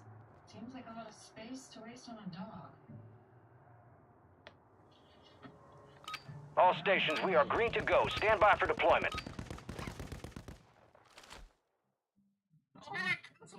Prep for dust off. We're up in 3 mics. Let's move. There you are. We got the green light. You're going to the war zone. Grab your gear and shoot. You're up in 3. Rules of engagement are simple. Weapons free on all threats.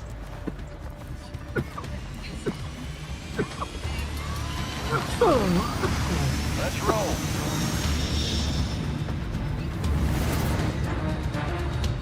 Battle Royale.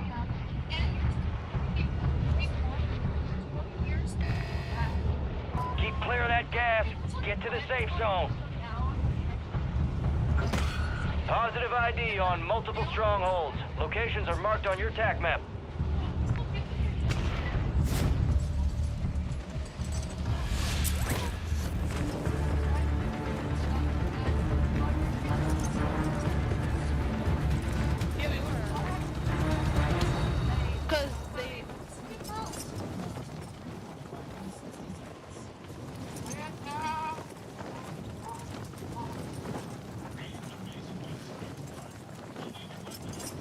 And way down on me, but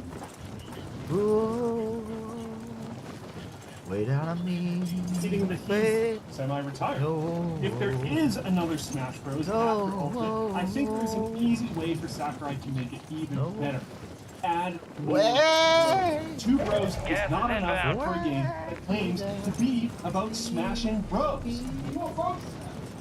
A fan remake of The Elder Scrolls 2 Daggerfall done entirely in Unity. Be advised, you still have squad mates outside the safe zone. Decades of effort, including bug fixes, quality of life improvements, and even mod support.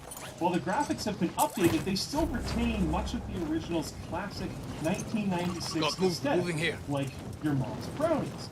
Daggerfall Unity is completely free and made with love. The game is also old Enemy enough soldier that incoming. If you wanted to play the untouched original, you'd almost certainly need an emulator, unless you've got a PC running a pristine copy of Windows 95 or something. Some people like their operating system a little bit old. No judgment. When leaks indicated that an Xbox Series S toaster was in the works in March 2023, the naysayers said, no, that's ridiculous. But now the console-themed toaster is here with 2 extra long slots, an LED countdown, and 6 levels of toasting that will emblazon your bread with the Xbox logo. This isn't even the first gaming toaster on the market. Bungie released their own Destiny-branded toaster 2 years ago. It's also far from the first Xbox appliance, considering the Xbox Series X mini fridge Microsoft made in 2020. Sadly, it seems you'll have to spend at least half an hour installing a patch every time you try to insert a new slice of bread into the machine. And Jack Black, one half of Jack Gray alongside Jack White, will be allegedly starring in the Minecraft movie. Yes, I said the Minecraft movie, because it's been apparently kicking around for years and been delayed several times. Jason Momoa will also star in the film, which will be directed by Napoleon Dynamite creator Jared Hess. Reportedly, Black will play Steve, the game's mascot, but we don't know yet what his unexplained yet immensely popular musical number will actually be about.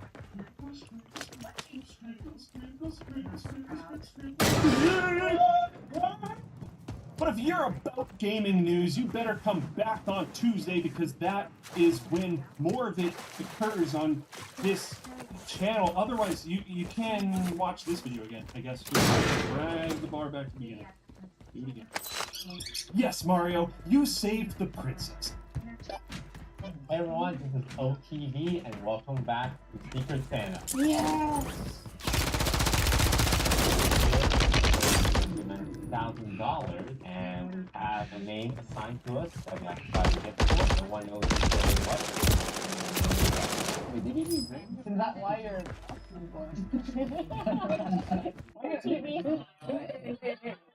Did we get these first shirts from us? Yeah. Great.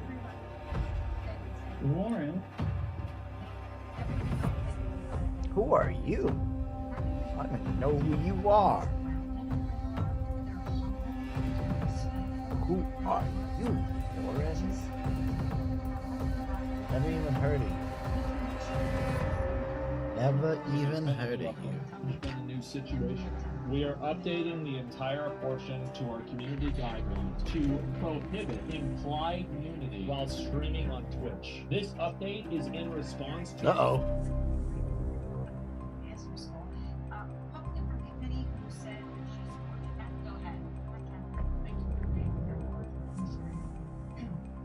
Could you please explain to us your rationale for pardoning Mr. Trump when he's completely associated with so much division and chaos in our country?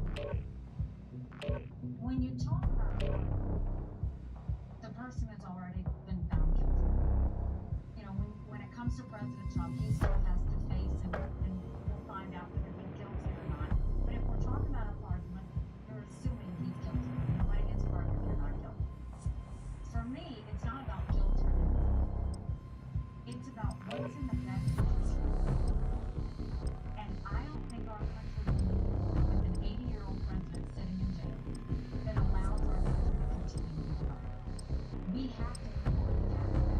And so I honestly do believe, just like you do with Nixon, you've got to say what's in the best interest of the country. And I think pardoning Trump and moving on is in the best interest of our country if we're going to heal and if we're going to get back. Check your weapons, check your gear. We're holding for deployment. We're pardoning a bunch of other people for their crimes be in the best interest of our country as well?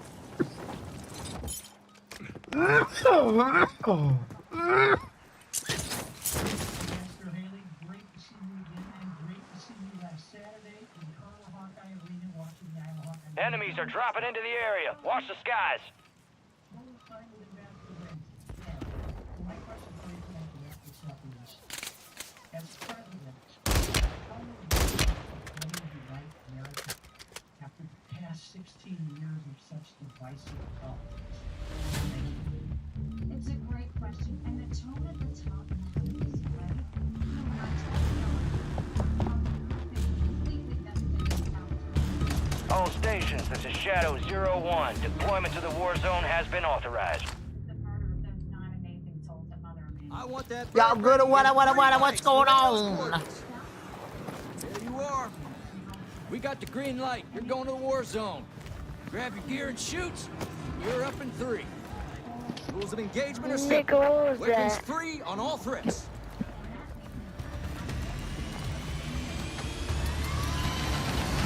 I'll see you on the other side. We're landing.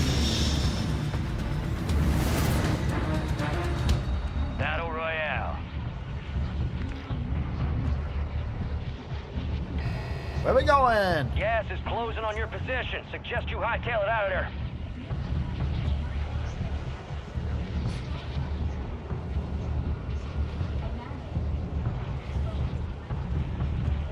Contract mark.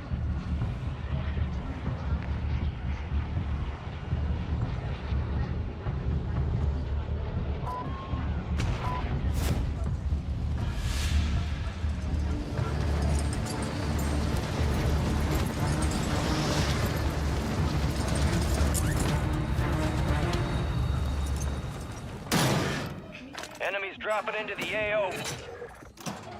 Supply boxes marked. Secure those locations. So they thought we had and then we saw them spending money because they thought they wanted to spend money. Right? But all the spending on every taxpayer. And then I incentivized Gas is moving. because they started to compete to be able to get a much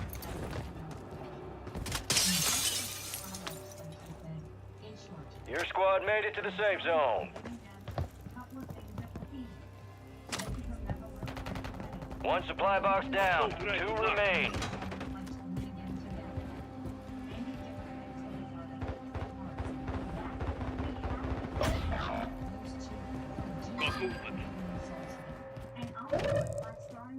Your squad mate is in the gulag. If they survive, they redeploy.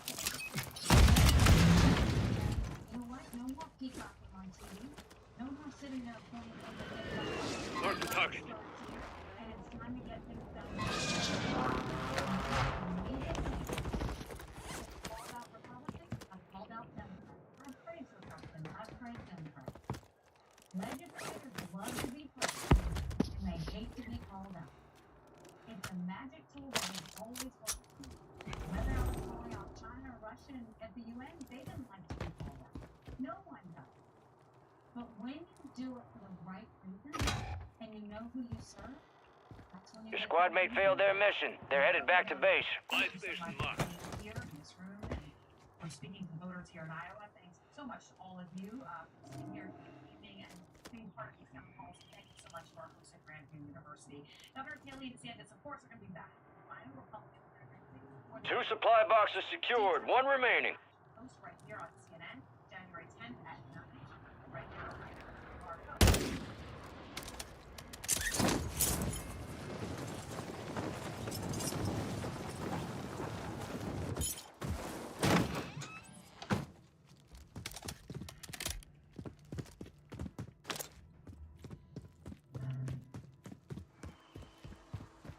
It's our special 2-hour coverage of tonight's CNN Republican President Paul, the one Sanders and Haley to continue to help Laura Coach in Washington, D.C. And I'm Adam Phillip in New York. Contract complete. All supply boxes secured.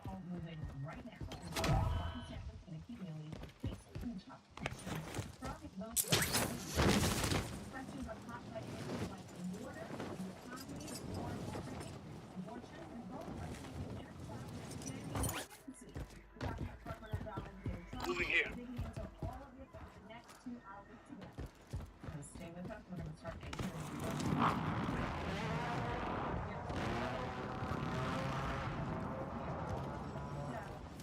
what you're interested in, what do you think the strengths were of each of these candidates, Nikki Haley and Ron DeSantis? Well, I thought DeSantis delivered one of the best performances I've seen him do the entire campaign. I think he's really improved over the last couple weeks. Made no mistakes. You got a loadout drop inbound. Conservative content on immigration and other issues. So I thought he had an incredibly strong night. I think on Nikki Haley, where she always shines, head and shoulders above everyone, in my opinion. Gas is closing in. Relocating the safe zone. I think the people who have been arguing that they're not hitting Donald Trump hard enough, they took that to bed tonight, because I thought both DeSantis and Haley came and whacked Donald Trump pretty hard on a number of topics. What I was most surprised at was that they didn't really whack each other. Yeah, that's a good point. I mean, these are just a ticket. Like, where's this guy been? Usually he's pulled toward the audience and kind of warm toward Donald Trump in this weird way. He reversed this time. He was warm with the audience. And he was cold just going after Donald Trump.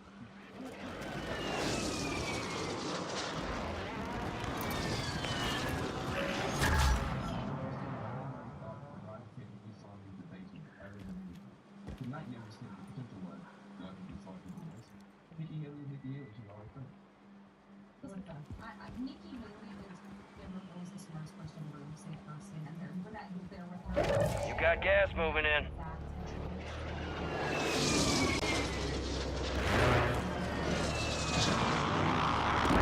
Found some armor here.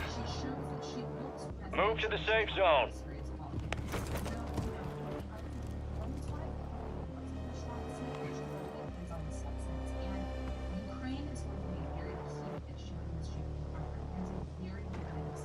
Hello. Hello. Hello? Hello. I need a plate. I don't have no plate. I only have one plate. Armor here. Which is to say, he made these promises for 4 years and didn't do them. What I say you can take to the bank and have it do. People will listen to that and go, Yeah, one thing that I think is clear is I need a plate. campaigning in 99 counties and Found some armor here. does have an effect. And I think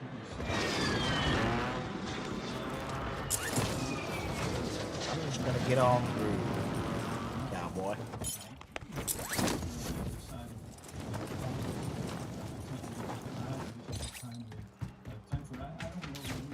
Don't mind if I do. Take this. Oh God.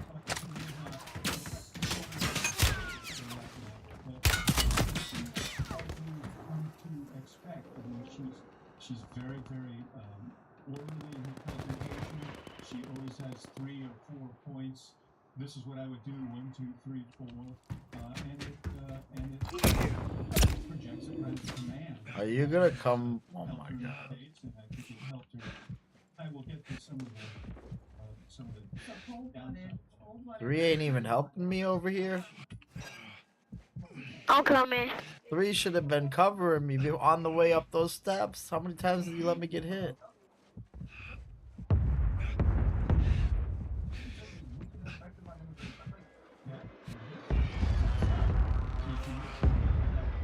I'm at a quarter. Oh my God, you made it. not Good die crouch, here. bro. I would crouch if I was you.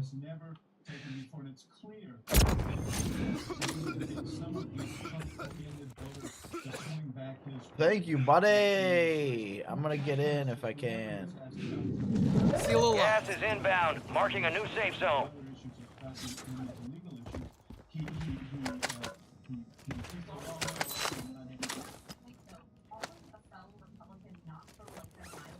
Put myself back together.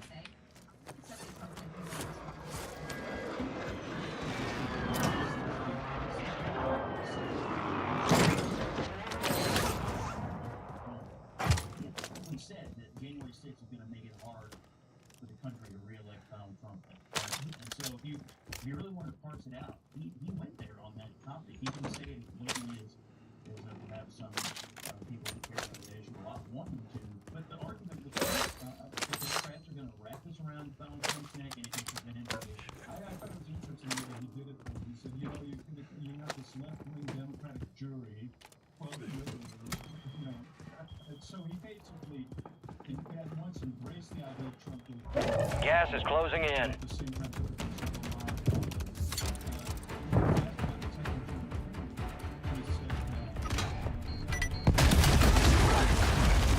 Get your squad to the safe zone. No one gets left behind.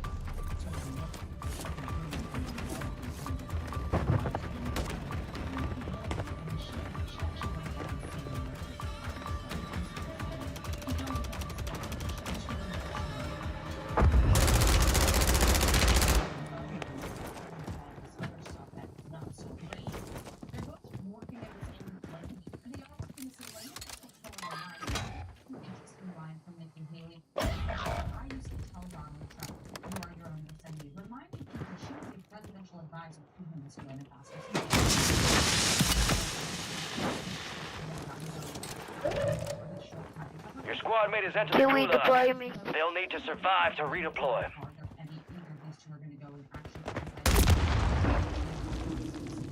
Let's see what you're just talking about.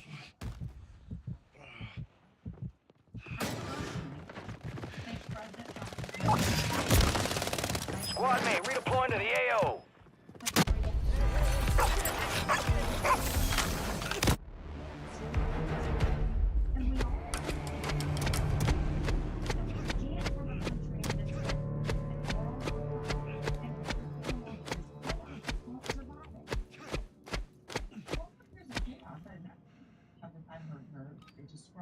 Trump era. Yeah, and we keep going on. She talks about no more drama. He's getting in his feelings.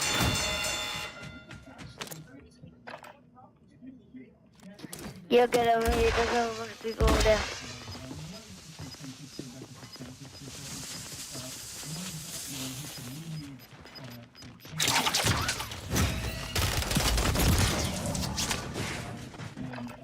Gave it a solid try. Time to head back to base. Trying to make a difficult argument, which is, I can deliver on the things that Trump promised, but honestly, if you did a poll and you asked people who is more likely to bring about change, DeSantis or Trump, I guess he's Trump will win that going away because he's seen as a wrecking ball. Laura, Scott, did you get the sense tonight that Nikki Haley is in the driver's seat here for that race to be the next competitor to Donald Trump? Well, I came into the night thinking that she had the momentum, which is why I was thinking that Ron DeSantis was going to potentially go after her and sort of try to reel that in. But his failure to acknowledge her really in any meaningful way makes me wonder now. You do talk to people in Iowa, they do say the Haley momentum out there is as real in the metro areas in Iowa as it seems to be in New Hampshire. There's still some question about what she's going to be able to do in the rural areas. But if you didn't know anything, if you had not had any history on this race and you just watched this tonight, I believe most Republicans would come away from tonight saying, man, Ron DeSantis seems like he is straight out of central casting for what Republicans say they want their government leaders to do. Aggressive, no apologies, take action, keep your promises, go there on every topic. So if you took everything else out of it, I think he would have won the night. But the reality is you can't take everything else out of it. She has been moving. Everybody in both states acknowledges she's the one moving right now. DeSantis has been stuck in the mud. She's had some missteps. She had one moment tonight, by the way, getting asked about saying that Iowa voters need to be corrected by New Hampshire voters. And I thought DeSantis's Iowa knowledge and his clear, having spent a lot of time there, shone through. And I do think that was a mistake. Well, he started right from the beginning by bringing a Caitlin Clark, Iowa State jersey, to or Iowa jersey, I should say, to the Caitlin. Kind of an inside joke of an inside. Yeah, but not an inside joke in Iowa because you're tampering with an icon there when you misstate that. And it goes to this issue of authenticity and phoniness. But I have a question for all you guys, if I can, which is, Alyssa's absolutely right that the one place where Haley really went after DeSantis was on Ukraine. But every poll I see suggests that that is not necessarily a winning position with Republicans. And so I'm wondering how you think that actually nets out. Because he, who once was a hawk in Congress, has now backed away from all that and gave a very, as you said, kind of a mealy-mouthed answer on what he would do relative to Ukraine, but landed on, basically, I'm getting out. And Alyssa, you've always viewed that as one of her strengths, but David points out that's not something necessarily that a lot of Republicans agree with. And yet, Haley has been, relatively speaking, thriving in this country. Well, and I think it's an area where she's showing leadership and she's willing to break with one of the bases. The base is unequivocally more on the DeSantis-Trump side. They don't want to see, what they describe as sort of a blank check for Ukraine. Of course, it's weaponry, not money that we're sending. But she tries to take a leadership position of educating on why this matters, why there's implications, and she used the phrase, this is about preventing war. To a recent meta on Twitch in which streamers use black censor bars or other items to block their bodies or clothing, and the viewer is led to believe that the streamer is fully or partially nude. For those who present as women, we ask that you cover your nipples and do not expose underbust. Cleavage is unrestricted as long as there are coverage requirements that are met and it's clear that the streamer is wearing clothing.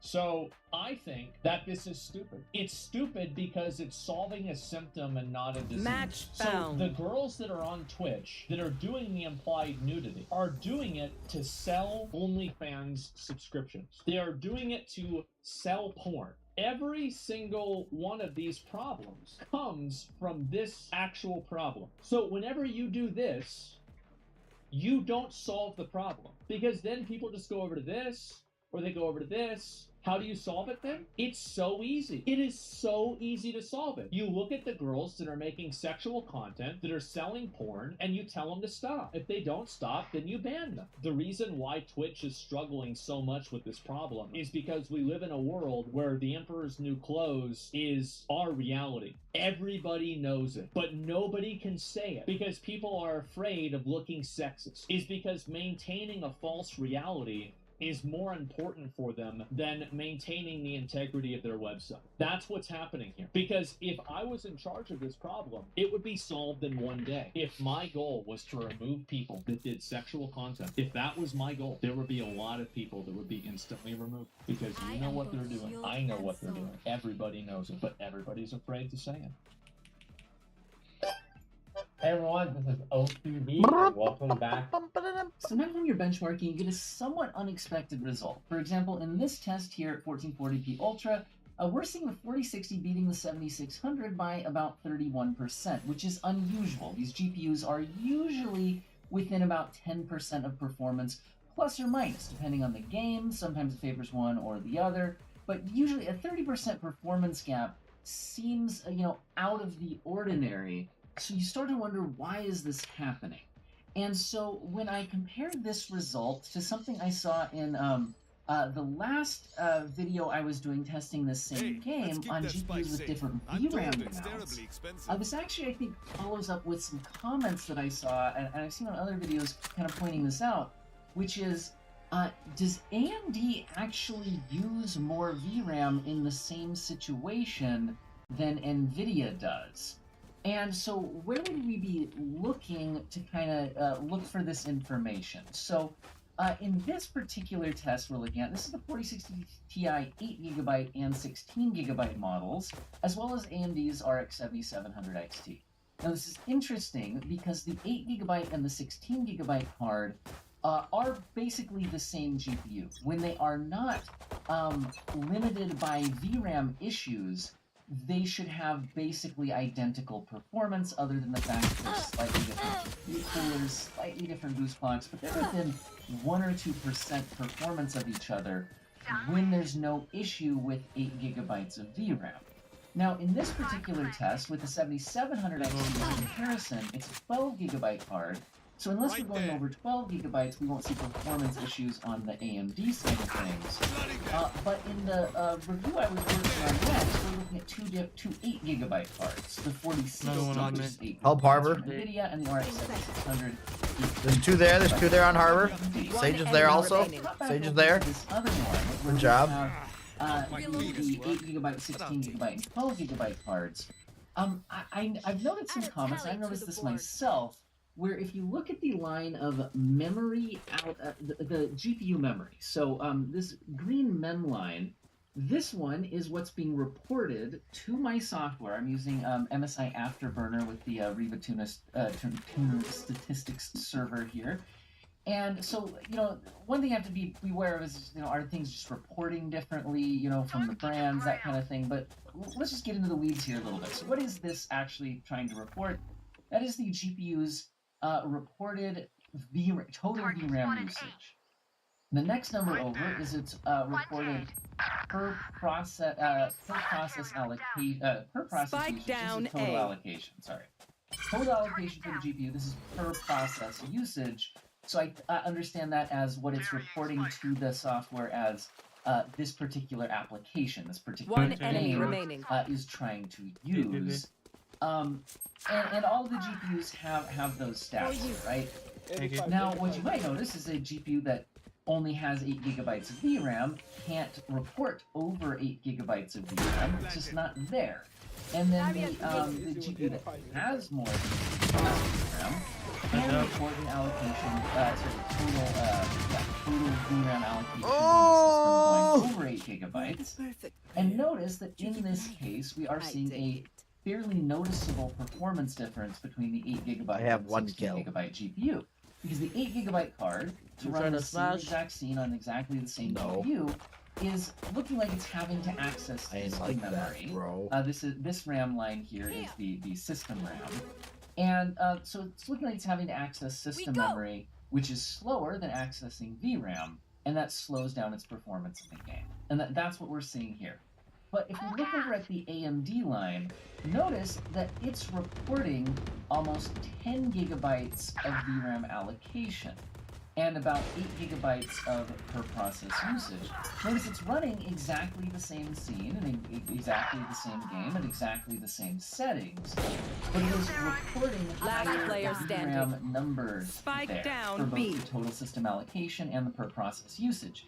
Now, I'm curious about that, especially because of how what I'm seeing running these two 8 gigabyte GPUs, one from NVIDIA and one from AMD, in exactly the same game.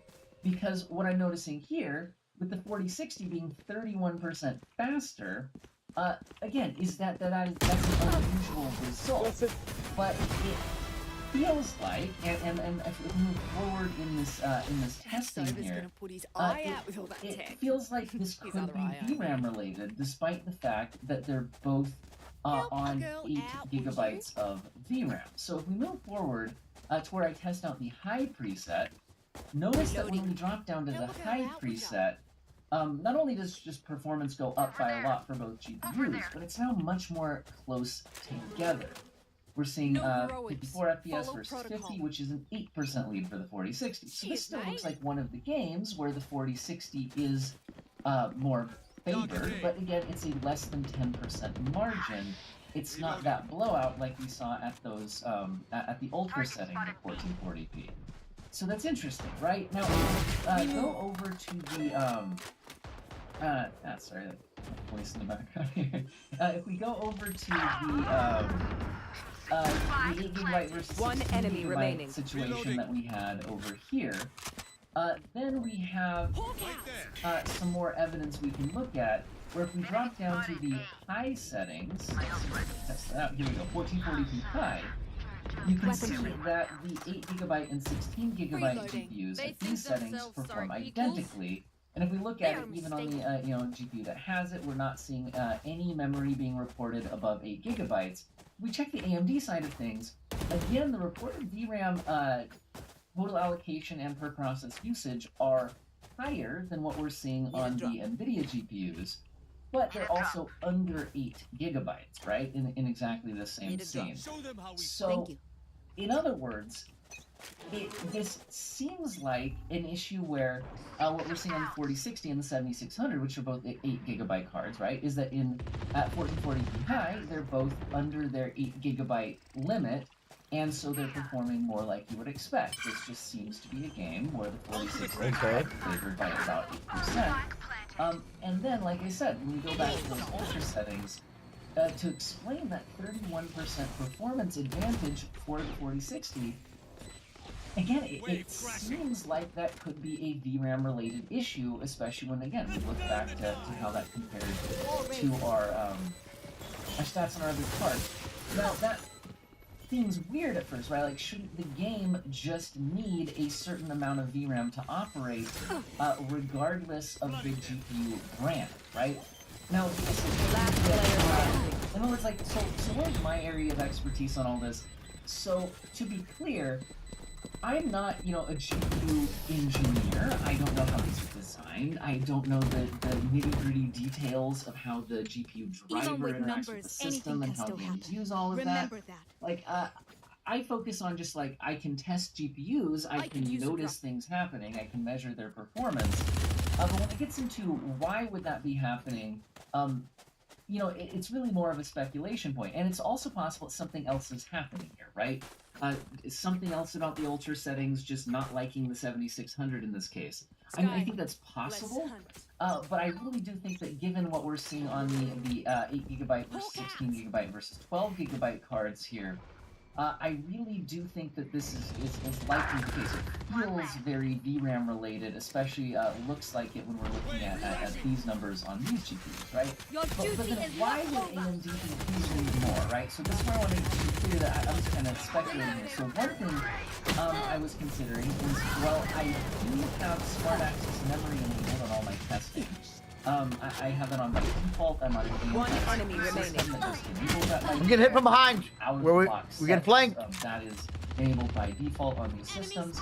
So Smart Access Memory is on, but AMD and NVIDIA do handle that differently. Where NVIDIA, if you turn resizable bar support on your PC, Oh, I'm sorry, I won't communicate NVIDIA anymore. has a whitelist of games where that's enabled. So I'm curious if the amount of VRAM being used or trying to be used here could be being impacted by resizable bar or AMD Smart Access Memory.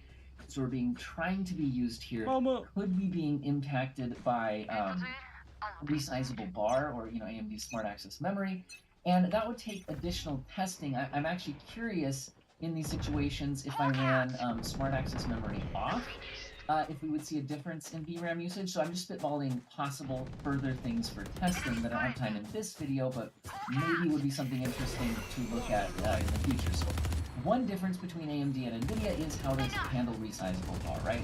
If the game is specifically whitelisted by NVIDIA, the game won't try to use resizable bar, unless you force it yourself through third-party software. So maybe that explains the difference. But what else could explain the differences? Other things I thought of is just, is this competitive? Use different drivers. They Yes, use, it is, man. But like, you know what you do with interacts with the software in some way, and there's software levels between the GPU hardware and the game software. No. And so perhaps they schedule the usage of VRAM differently. And maybe AMD is somehow more aggressive on how much it's trying to use. Maybe there's differences in any sort of I'm a nothing. I'm a human happens being. in there. But it What are you? What label do you like to put on If yourself? you scroll through just some other benchmarks out here. You're a what? Kind of random screen. Like here's Lords of the Fallen. Again, this is looking at the 8GB, Autistic? 12GB AMD cards. If you just look at this, Is that how you self-define? That's the first thing that comes to mind about yourself? that AMD is that the center of your universe? And higher total allocation. If we just scroll through I'm just here, asking you, what label do you love to apply to yourself? One enemy remaining. Can't use this yet. You shut the fuck up. What label do you like to apply to yourself? I think I already know it. I think I already know. So what? That makes. What does that have to do with real life? What does that have to do with real life? That means you're adopted, you're trash, you're fatherless, and yes. So does it and you're out of town it's a reported amount, but then it doesn't really matter if you go over that amount, but it still function on that lesser amount. But then, so that's where we kind of want to go back to our 8GB cards and check if we see any other performance differences in these kinds What of lobby data, did I get put in? Because there are definitely cases a good where lobby the would just NVIDIA kill your GPUs dumbass. seem to be just under that Is this 8 the gigabyte United amount. States lobby, or where am I at? You're like VRAM allocation seems I'm just asking. to allocate that a little bit more than 8 gigabytes. I'm 5 and 4 now, Mr. Hotshot. Does it cause any kind of Call it out for me. Why don't you just tell me my score again, buddy? There doesn't seem to be much difference between the 8GB and 16GB NVIDIA GPUs, right? So anyway, I followed too much who? What? Andrew Tate. You listen too much, Andrew Tate. Andrew Tate's younger than me, buddy. How old are you? You're old as fuck. Yeah, I'm old as fuck according to Gen Alpha. Cool. Fuck up, you're not funny.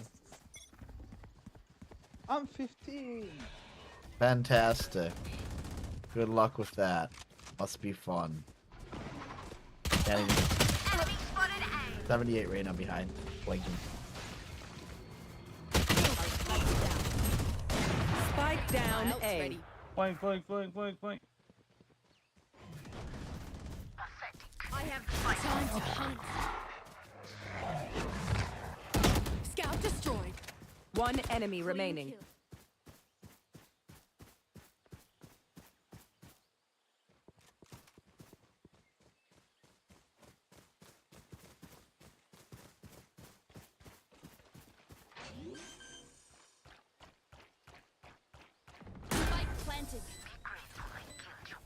Did you vote for Donald Trump? No. How dumb are you? Okay, Okay, you're stupid. No, he's the best. No, you're stupid. Dumb and No, stupid. you're stupid. Okay, Takashi69, stuff it in your mouth and put the chiclets out of your Biden head. is gay. Biden is gay. I don't care one way or another. You think that I care about that? I'm an independent. I don't like Republicans or Democrats. Fuck off, buddy.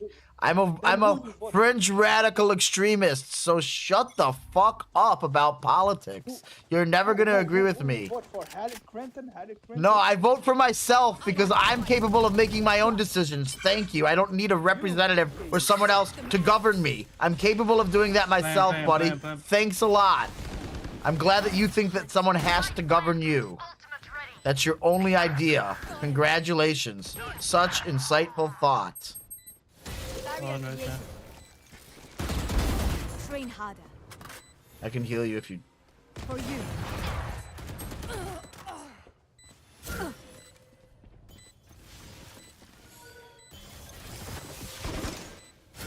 One enemy remaining. Hawk out. Blinded. Last player standing. Sage, can you take my arm? What can I do for you? You're trash, man. Now I'm not even on the bottom. I'm trash. Put me in a garbage bag and take me out to the street corner.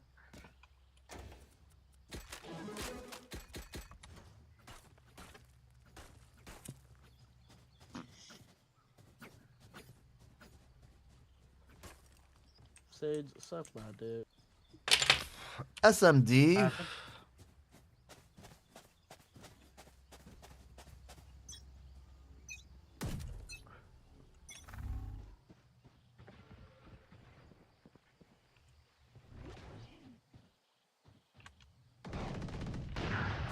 Yeah, next time vote for Trump, eh? You must vote for Trump. My ultimate is ready. No thanks. Nowhere to run! I don't give my consent to be governed, buddy. Target spotted B. One enemy remaining. Target spotted A. Planted. Go and meet your maker. Last round before the switch. What is We your name? cannot Next keep time I our will goods vote after for you. I will vote for Spend you. all. I will bring you to Afghanistan. I don't want you to vote for me. Why don't you vote for yourself? Aren't you capable of making your own decisions and living by your own you're rules? not him. Shut the hell up. What? Who? Where? Slim Shady. Alright, bro, shut up. Okay, Huh? bro. I don't know what you My guys are brother talking on about. God, for real. No You cap. voted for Eminem, I think. Yeah, Marshall Mathers is the president. 8 Mile hero. Watch out, you're gonna get hit. Good work. Heal up, squad. Your duty is not over. Spike down B. Here. Healing everything. Do you wanna rotate? Hawk out. One enemy remaining. That's it.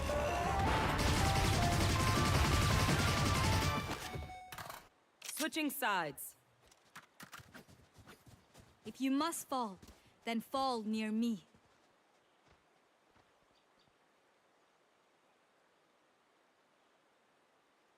Okay, Google. What's 15 divided by 9?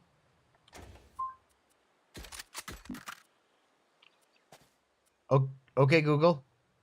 What's 15 divided by 9? 15 divided by 9 is approximately 1.67. Okay, Google. What's 8 divided by 5? 8 divided by 5 is 1.6. Time to mobilize. Hey, president guy, come. Oh, you got C. You're the president guy. You're the one that brings up the presidents in politics, you weirdo. Multiple enemies Yeah, A. you did bring them up though. Reloading. Multiple enemies A. Enemy spotted B. Reloading. Spike down A. Because I want to go. I am only 15. Oh. Spike spotted. A. Spike here.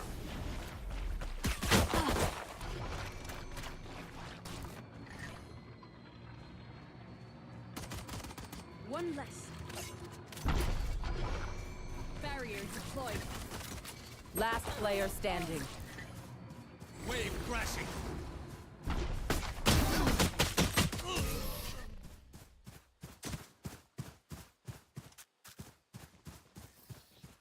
My city needs me. I can't be away for long. Let's send this quickly.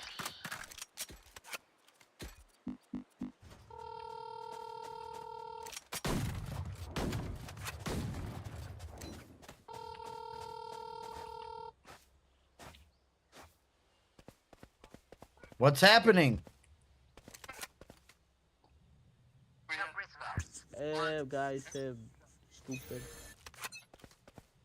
Yes. You're safe. Don't get mad. Are you playing games or you're just done? Did you put the GPU bracket on? Yep.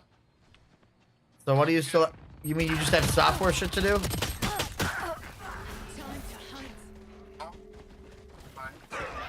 They're concussed. Spike planted. XMP overclock the RAM real quick. Yeah. Last player I mean, standing. it's very easy to do. You literally just click 3 things, reset, save and reset, and if it works, it works. If it doesn't, it'll reset back to the BIOS, and then you gotta just change it back. Yeah. So that's all we can do tomorrow, but we took a break. We're like fucking. Yeah. I mean, that's yeah. That's what I said about like once you're done building, then you start doing software shit, and it's like a whole nother thing. Can't place it. Like us. Longer than you thought. Just to get everything plugged in. Yep. Organized. Yep. It was organized with like the combs on there, like all that shit. Yep. But they look fucking clean. But I mean, that's like I said, it's better to just take the time and do it now and be done with it, and it'd be a fucking cool ass build, and then you can just play with it when you're done with it. It's like the software says, like, let's get this all done, get the stuff downloaded we want. You don't even have to mess with it. You just get home to your mom's house and start playing. Fire it up and be done. Yeah, get on and play some fucking. They'll have to go in and change their monitor. Yeah, refresh rate. And then like they're just gonna wait to get home to get like the software for like the keyboard and mouse and that shit. But that's about it. But All right, no worries. Down B. I'm in the middle of a Valorant game, competitive 10-4. We're winning. Yeah, I got my Christmas party tomorrow. So I probably won't be back tomorrow night at all. But yeah, I mean, but if you need something, hit me up. One enemy remaining. He's in the corner there.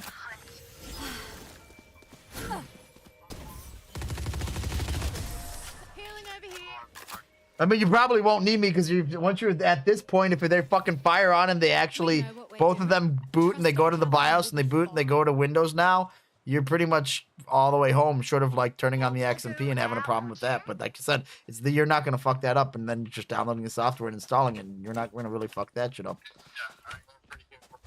I mean, the fact that you guys, even though it took you 12 hours, the fact that you built them and they all powered on the first time when you push the power button. I will hold up the sky. Yeah, you built 2 computers, yeah, over 12 hours. Yep.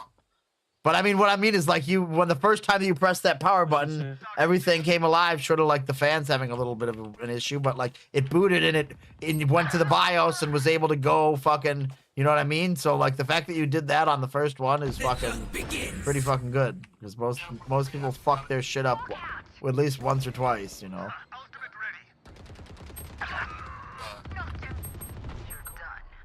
Alright.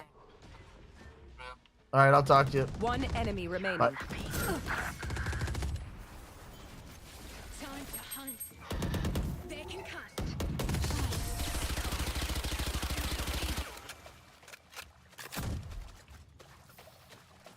Match point. Now give it. Uh-oh. Let's go, guys. Double girl Let's go, out, would ya? guys.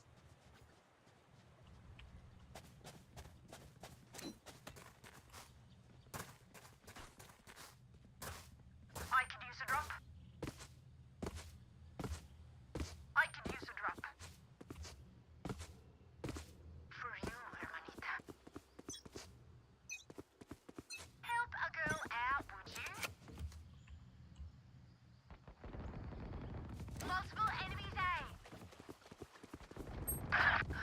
Finished.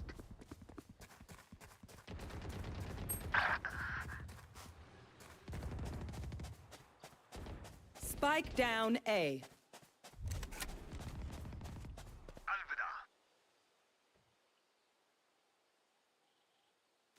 For you. I like you. No, you don't.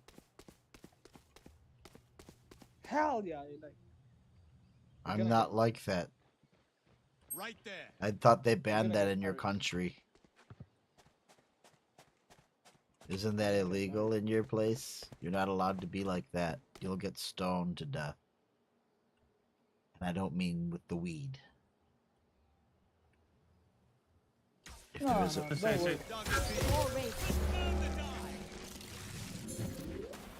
Oh my god, Waterboy is coming at it. They're going C. I got 6 seconds. I can heal you, Waterboy. Don't leave. Where you going, Waterboy? Stop. Can't use this for you. Don't turn your back like that, you psycho. Alright, I just kind of wall.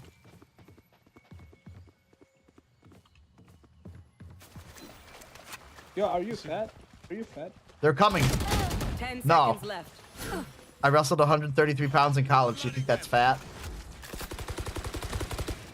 Spike planted. One enemy remaining. Last player standing. Clutch. Oh. Are you fat? Time to stock back up. Me, yes, bro. I'm like 200. No, I'm 114 kilo. I don't believe it. They don't have nutrition where you come from. Yes. You like that one? That's why. That's why when I came to America, they put me in jail, and I. Oh, you became just fat, yeah. started eating McDonald's every day. I see. Perfect. No. Yes. This True is good. American spirit. Yes. Don't forget. Pretty soon you'll be going to the Christian churches. And they feed me. Oh, there they feed me a lot. But after they want to. Can you say a lot again, please? Spike down. A lot.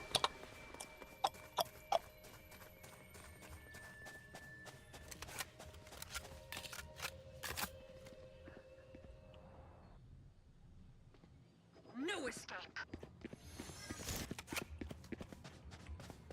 What else do you do? Smoke cigarettes and shoot guns off?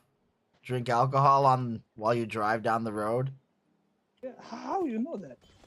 You gotta be American, right? Can't use Now this I'm yet. American. They put me in jail. You go out and you hit deers with your SUV? Behind Spike planted. Can't use this yet. Reloading.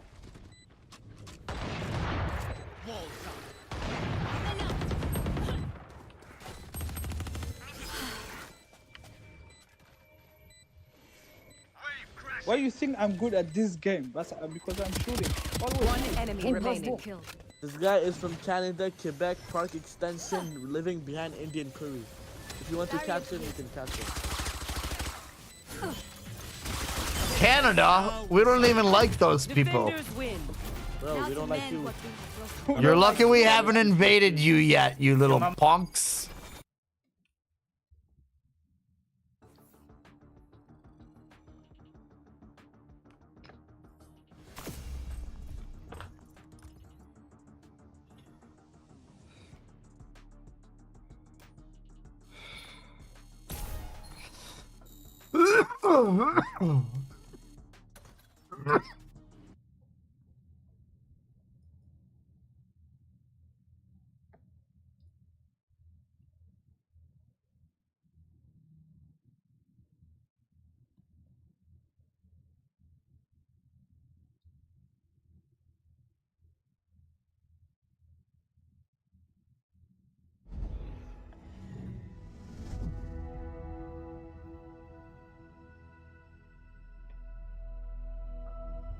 Let's go ahead and look through some more of these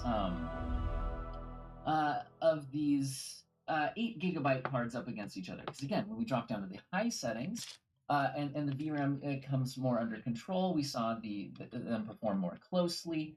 Let's go ahead and jump around here. So again, still using the ultra settings, but with upscaling, it seems like we're still seeing a larger than expected performance gap between the two. But again, this is a situation where I think the AMD card is pushing up against its VRAM barrier.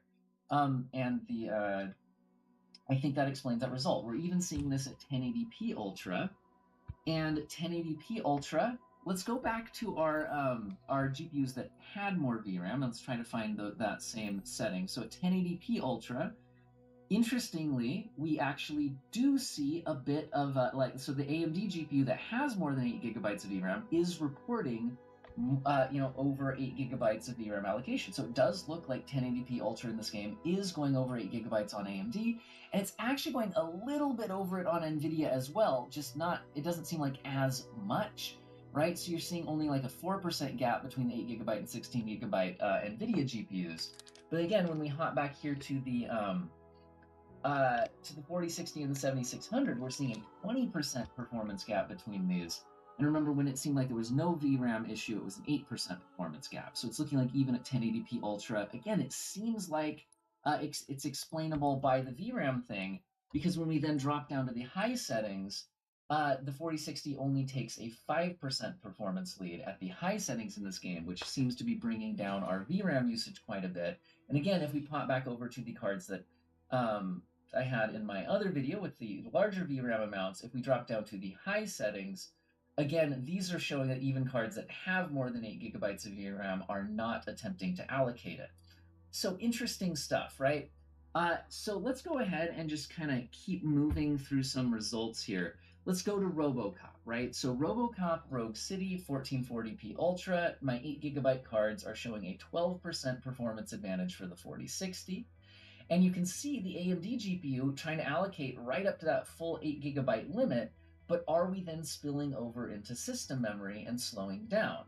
So if we pop back over to our set of cards that had more than 8 gigabytes of VRAM, let me find where I was testing RoboCop in this one. Okay, RoboCop 1440p Ultra. On an AMD GPU, let's go ahead and see where we are at here.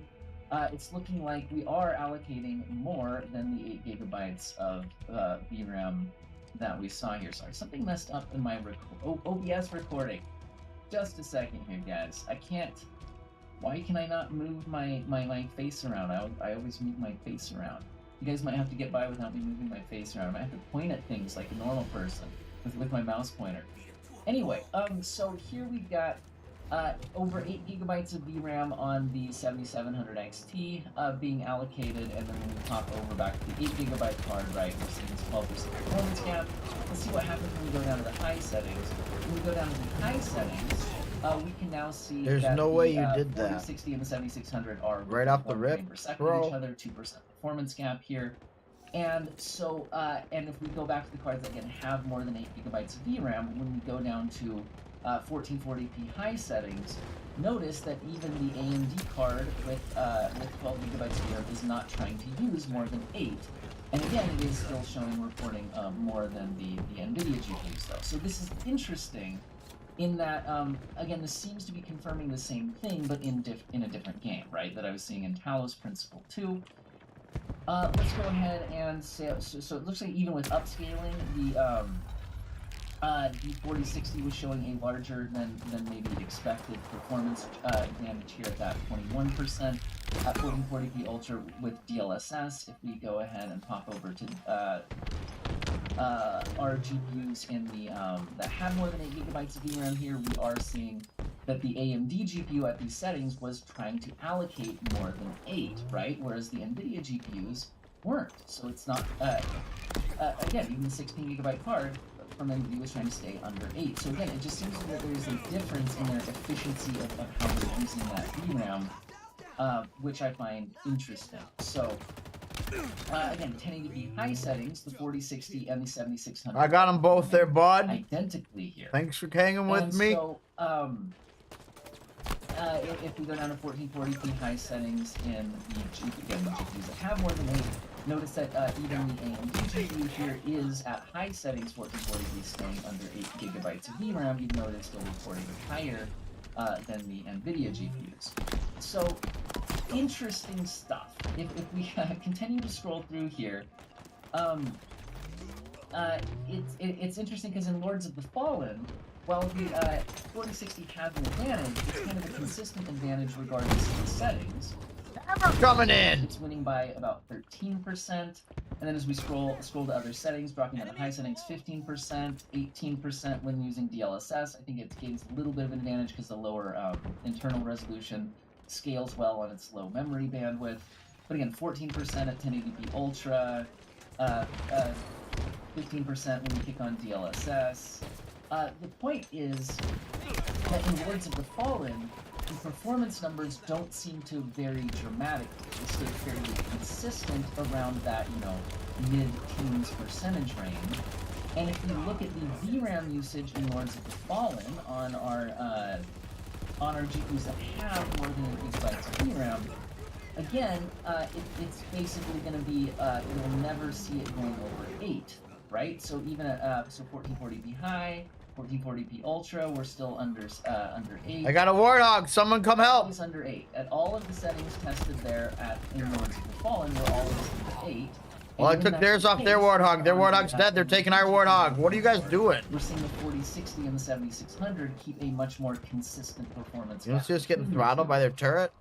Okay, another game we test, Immortals of Avium. This one does seem to report large VRAM amounts on the GPUs that have it, so let's go ahead and take a look here. Where's our Immortals of Avium testing? I think I did it after RoboCop in this video. So Immortals of Avium 1440p Ultra, you can see the AMD GPU that has 12 gigabytes of VRAM is trying to allocate 9.5. Whereas the 4060 Ti 16 gigabyte is trying to use more than 8 here at 1440p Ultra. So in this case, both GPUs seem to be going over the VRAM buffer, at least in terms of allocation. On the ones that have it, if we drop down to these 8 gigabyte cards like the 4060 and the 7600, we see the 4060 with a 9% advantage in this case. Kicking down to 1080p Ultra settings, we see the NVIDIA GPU with a 8% advantage, and in 1080p Ultra here, we once again do see cards that have more than 8 gigabytes. No need to give yourself up on radar all the time. And I'm bringing this up because Immortals of Avium tends to actually be more AMD favored title. So I was somewhat surprised to see the 4060 actually beating the 7600 here. I didn't expect that based on my other testing I've done, where AMD seems to generally overperform here. It seems to be optimized well for them.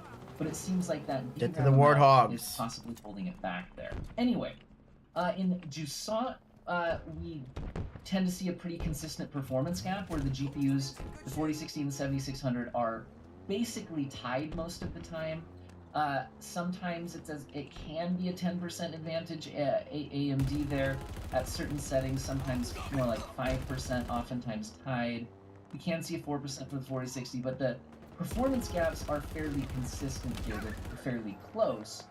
And then in our GPUs, again, that have more than 8 gigabytes of VRAM when we're measuring Jusant, if you just kind of look at the VRAM lines up here, even on the AMD side of things, we generally just don't see it going over 8 gigabytes at all. So again, we're seeming to see the 4060 and the 7600 perform more consistently together when neither one is running into VRAM buffer issues. So anyway, what do we make of this? I do have one more game tested.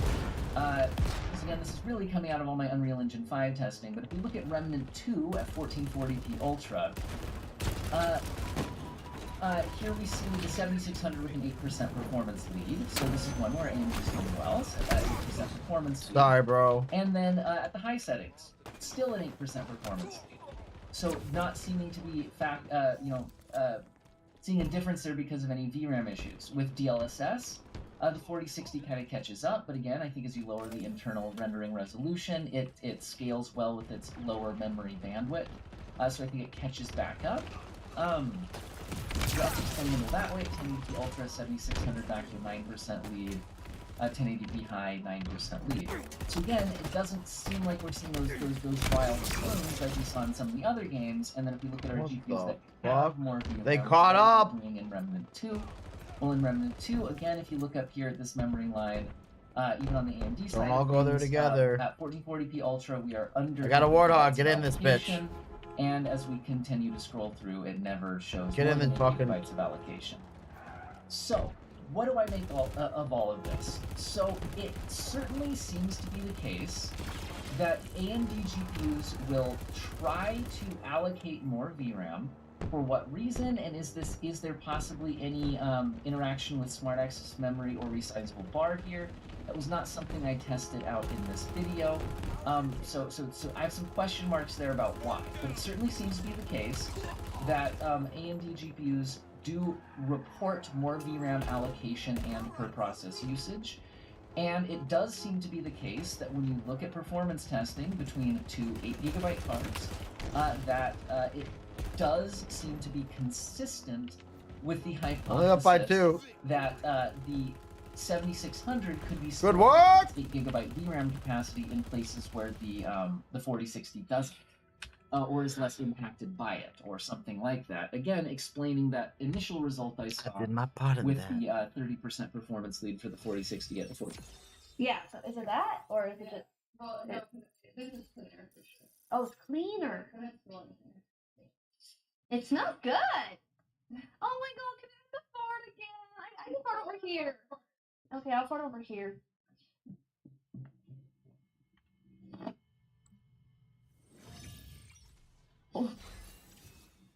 Oh, okay, I didn't I took off a lot, but okay, I think I did everything. You guys didn't hear it, did you? At one point here, start. No. I just stood there and I'm like, oh.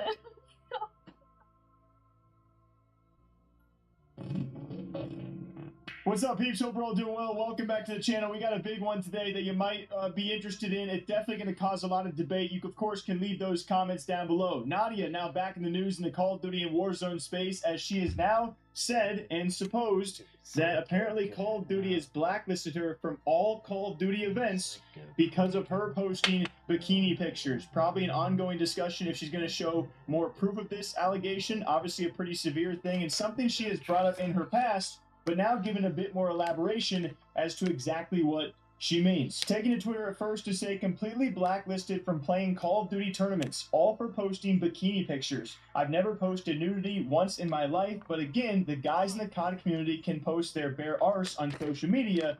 GG's. And at least to me, when I first saw this, that's a complete reference back to what she previously months ago had called out other COD creators for. That was that she said she was not invited to COD Next because of her bikini pictures or pictures and content she had been posting, and then referenced people like Swag and Tfue and others like Aiden doing similar things in her eyes to the content that she posted. I think she later deleted that tweet, and for me, when I covered that situation on this channel, I thought it was a pretty crazy reference to make. The content that she has been making on third-party sites, of course, the pictures, you guys know what I'm talking about, albeit it's not nude content. I wouldn't classify it as, you know, as straight up adult content, but it's certainly, I would say, going that way. When you post these risque pictures and images, like, everyone knows what you're trying to sell, as opposed to a Warzone or Call of Duty streamer, or at least the ones you reference being Tfue, Swag, Aiden, and others.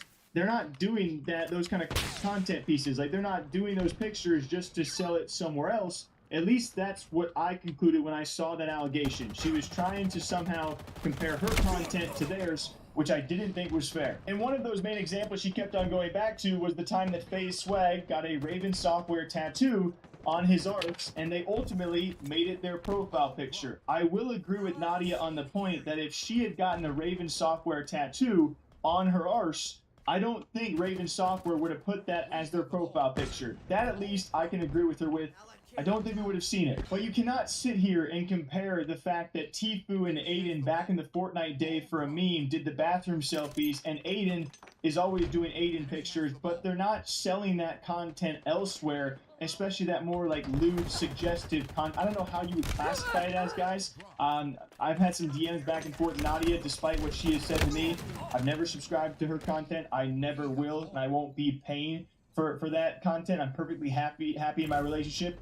Just a little weird exchange of DMs that we have had. I don't have any ill will towards her, but I also don't know the full extent of her content on the third-party sites, okay? All I've seen is what I've seen on Twitter, which is pretty suggestive. I just don't think they're bikini pictures. They're not just bikini pictures. And I hate that we have to talk about this, but we have to get proper context. So that's been done. As Modern Warzone responded saying, so have you directly been told the reason why? Is there a rumor from a reliable source that you've heard? Or are you assuming this because you can't think of anything else? You did just compete in the Optic 100K Solo YOLO Day a few weeks ago on Uzbekistan. No? So what's changed? Nadia goes, I can't think of anything else I have done. You have seen me every day on the game. I barely do any IRL anymore. And when I do, it's in my home, not in a hot tub or any type of sexual content. When I reached out, I heard nothing back, and I reached out to multiple reps. Doug then responds. The part that's confusing me is you got to compete in the 100K, which is an incredible opportunity to earn 20K a game. I don't see why they'd let you play in that, but then change your status. Is anyone helping me? Fast.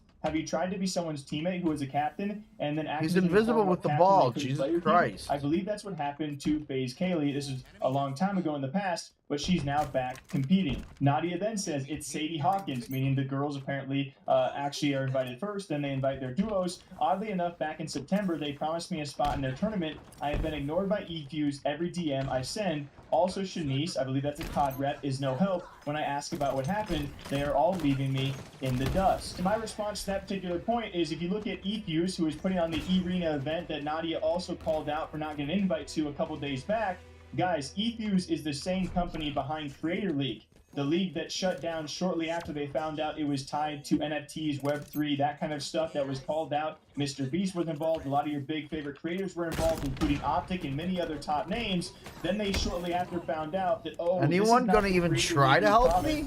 That we were, being a part of, that we were actually promised and told about. And so the entire thing shut down. When I move the ball back to our side, nobody shoots a goddamn shot.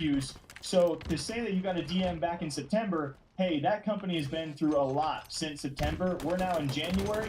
I don't know what happened to your DMs, but there's a lot of potential options as to why you didn't get an invite to this specific tournament. And the only point I was trying to get across, like, no, I don't really care that much. I'm just simply trying to explain that time and time again, when Nadia compares the content she does to other creators in the Call of Duty and Warzone space who are really just playing the game, but she's complaining about their one-off posts and somehow comparing that content to her bikini content, I don't think that's a fair one-to-one comparison. It also comes across as a bit entitled when you've been playing Call of Duty, yeah, in Warzone for 3 months straight, and then you come back and immediately feel entitled to be invited to whatever tournament you want, despite playing in tournaments recently. I'm just saying how I see it. If you guys disagree, feel free to do so down below. Again, I got no ill will towards Nadia, but we should be able to go back and forth and talk about these things of how I see it versus how she sees it, which is very different. She sees what other creators have gotten away with, that being swag, tweeting out arse pics of Raven Software tattoos,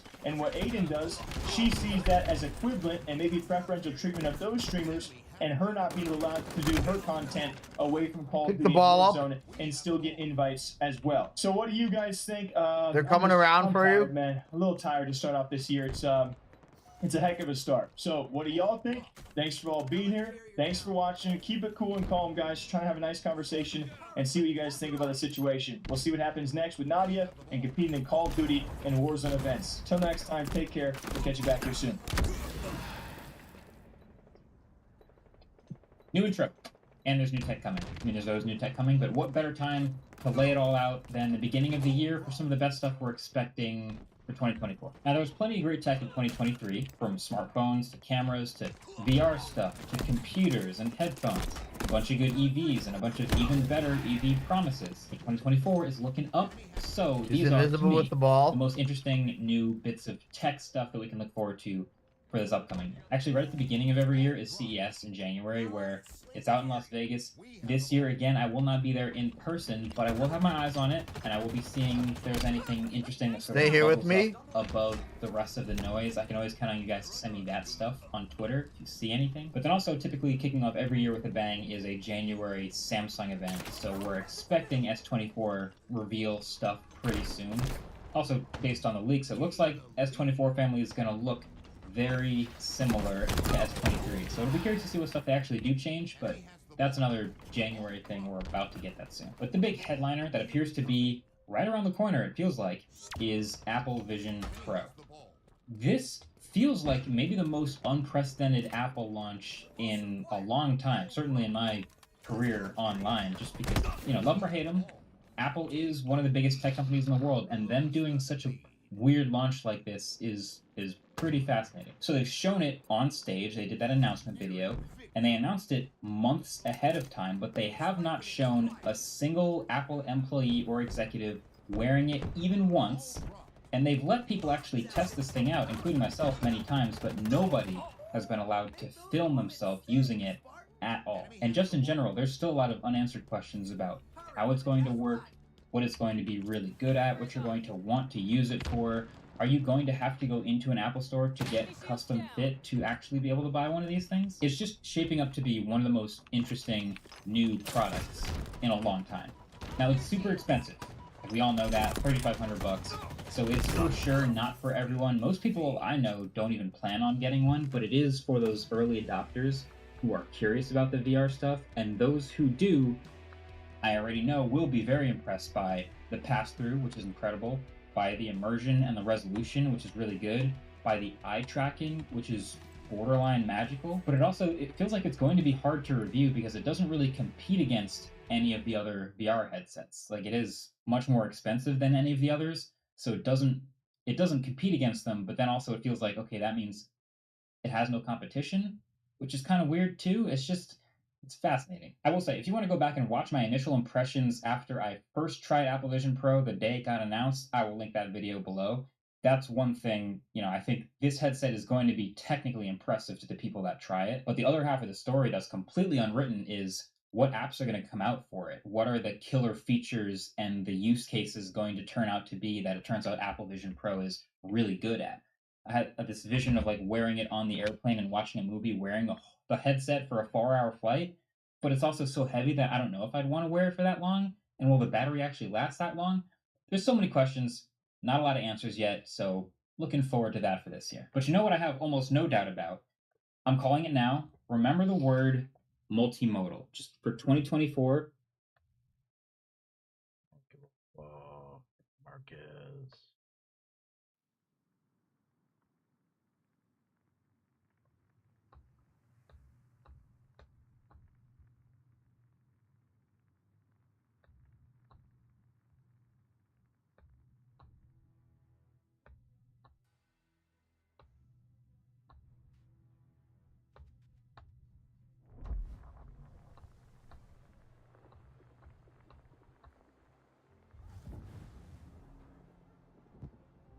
Every day I see a video online that pisses me off, and I want to say something. I want to yell at the person who made the video or is in the video because it pisses me off, but I don't, because that just gives it more engagement. Maybe that was their goal in the first place, so I bite my tongue. But today's different. Today I'm mad. I'm mad because I saw a video that pissed me off. We're gonna talk about it. You might have seen this video too. It's about a kid who broke the world record for Tetris, and it was them reporting on it. It was a journalist reporting on the story, but they decided to go freestyle. So this is them first explaining what happened. He beat the original Nintendo version of the game by reaching such a high level that the coding froze. I left the program unable to generate any more falling blocks. Okay. As a mother, I would just say step away from the screen, go outside, get some fresh air. Beating Tetris is not a life goal. Thinking of fresh air. Dude, whoa! That's so annoying. Why even say that? Why even throw that in? A little spice on at the end. He's 13 years old. What do you mean life goal? The kid's got another 80 years to chew through. Is a better life goal being a Sky News anchor? As a journalism major, I can tell you it's not. It's not going to pay a lot of the bills, I'll tell you that much. Now, I'm not, look, trying to just spend this entire video attacking this journalist or this news reporter for saying dumb shit, okay? She's a boomer. She doesn't get it. Because she'll gladly go on her show and then compliment the darts world champion. She doesn't tell the darts world champion to go outside. What about the merits of being really good at a video game versus being really good at poker or billiards? Like, what actually matters? If it doesn't involve some physical activity that maybe improves your health, which has some inherent value, what's the real difference? It's all arbitrary games we made up, okay? It's not just necessarily better because one is in front of a screen and the other isn't. I don't believe these things. Maybe it's because my job is to play video games, but I think it's dumb. I think it's dumb what she said. She took away this boy's accomplishments. But I did a little digging. And again, we're not just spending this whole video talking about it. We're going to talk about how that world record's dope as shit, and I might have something to do with it. I found this out today. It's been blowing my mind. Now, for context, if you are totally new to this, this is the Tetris that they made the movie about. The original Tetris that was on the Nintendo that shipped with the NES. And it was a whole big thing. It was the most popular thing in the world. In this video, is him actually beating it. On YouTube, he posted a video about it, 1.7 million views. Here's him breaking it. And he basically got so deep in the game crashed. He's the first kid to ever do that. First human to ever do that. And he pops off. He's lit because he did something nobody had ever done in the history of the world. By the way, he also dedicated this to his father, who passed away like last month. Like, how did she do research to find out how he got the record, but not be like, oh yeah, great accomplishment, kid, good shit, and you dedicate it to your father? Oh no, instead she tears him down. Blows my mind. But again, it's not about her. I don't give a shit about her. I give a shit about this kid, Blue Scooty, who did the impossible. And this video by a Game Scout really goes in depth and explains why this is so impressive, how it's so cool, if it can be replicated. I very much recommend watching this video. I'm not going to be able to tell you. Alright, so Tetris is a 34-year-old game. All you have to know is that this is the first time someone's ever done that. And only recently, the past few years, have they even had the ability to do that. And I think there was like a TAS run that broke the game not too long ago, like a few years ago. But it's actually Cheese, another Tetris player, who invented the technique implemented, all right? And they invented this technique called rolling. You might have heard of this before. It's just how you play Tetris a little bit faster. It involves basically rolling on the back of an NES controller so that it hits your finger rather than having to hit the button inside. You have a larger pad to hit on. Makes a lot of sense. And Cheese came up with it. Let's listen to a Game Scout video on how Cheese came up with it. Cheese watched a YouTube tutorial on button mashing where a player was getting extra taps on a GameCube controller by pushing the controller into the finger over the buttons from the other side. So now that video looked really familiar while I was doing research about this story.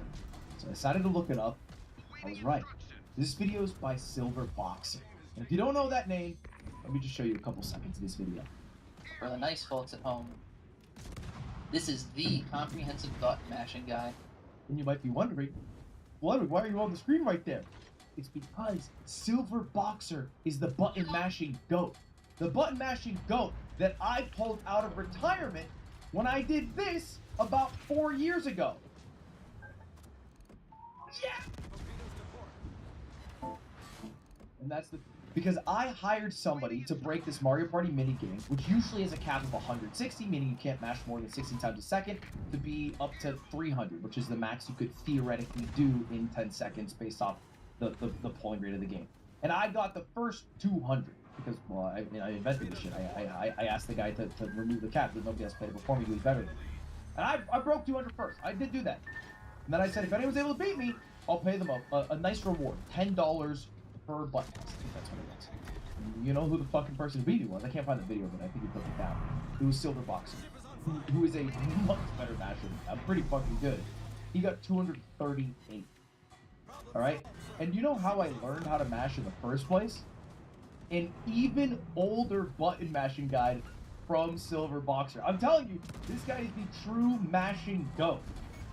I watched his video in college to beat my friends at Mario Party, so I would have a couple of games I was good at, and then I just kept doing it. Never got as good as Silver Boxer. My God, you are a legend. But That video made me do the mashing, made Silver Foxer do another video which included me in it, made a Tetris player watch it, innovate on the Tetris meta, made a kid who watched the documentary of how that mashing got invented get into Tetris, and then that kid broke the fucking world record, and then he's getting flamed on Sky News as if this isn't like one of the coolest things that could have ever happened. How many humans across the globe have connected to make this happen, and we're being mean? Anyway, I figured of this meanness, some niceness could come. If this story was somewhat interesting to you or cool to you, Scooty, Blue Scooty, he streams. He streams sometimes. Unfortunately, not on Twitch. He used to stream on Twitch, but Twitch banned him because he was too young. Not allowed to create an account if you're under 13. I think he's over 13 now. For being honest, he probably made the account when he was under 13, and so that's why they banned him. Look, Twitch, if you can help this guy out, it would be a fucking huge W. He's over 13. He's godlike. He deserves it. He also is streaming on YouTube. If you guys want to give him some love over at Blue Scooty, but just wanted to give a shout out and talk about that story. I'll keep it under 8 minutes so there's no mid-roll ads. But that's it. You don't have to go attack the news anchor. Don't do that. Obviously, she's a dumb boomer.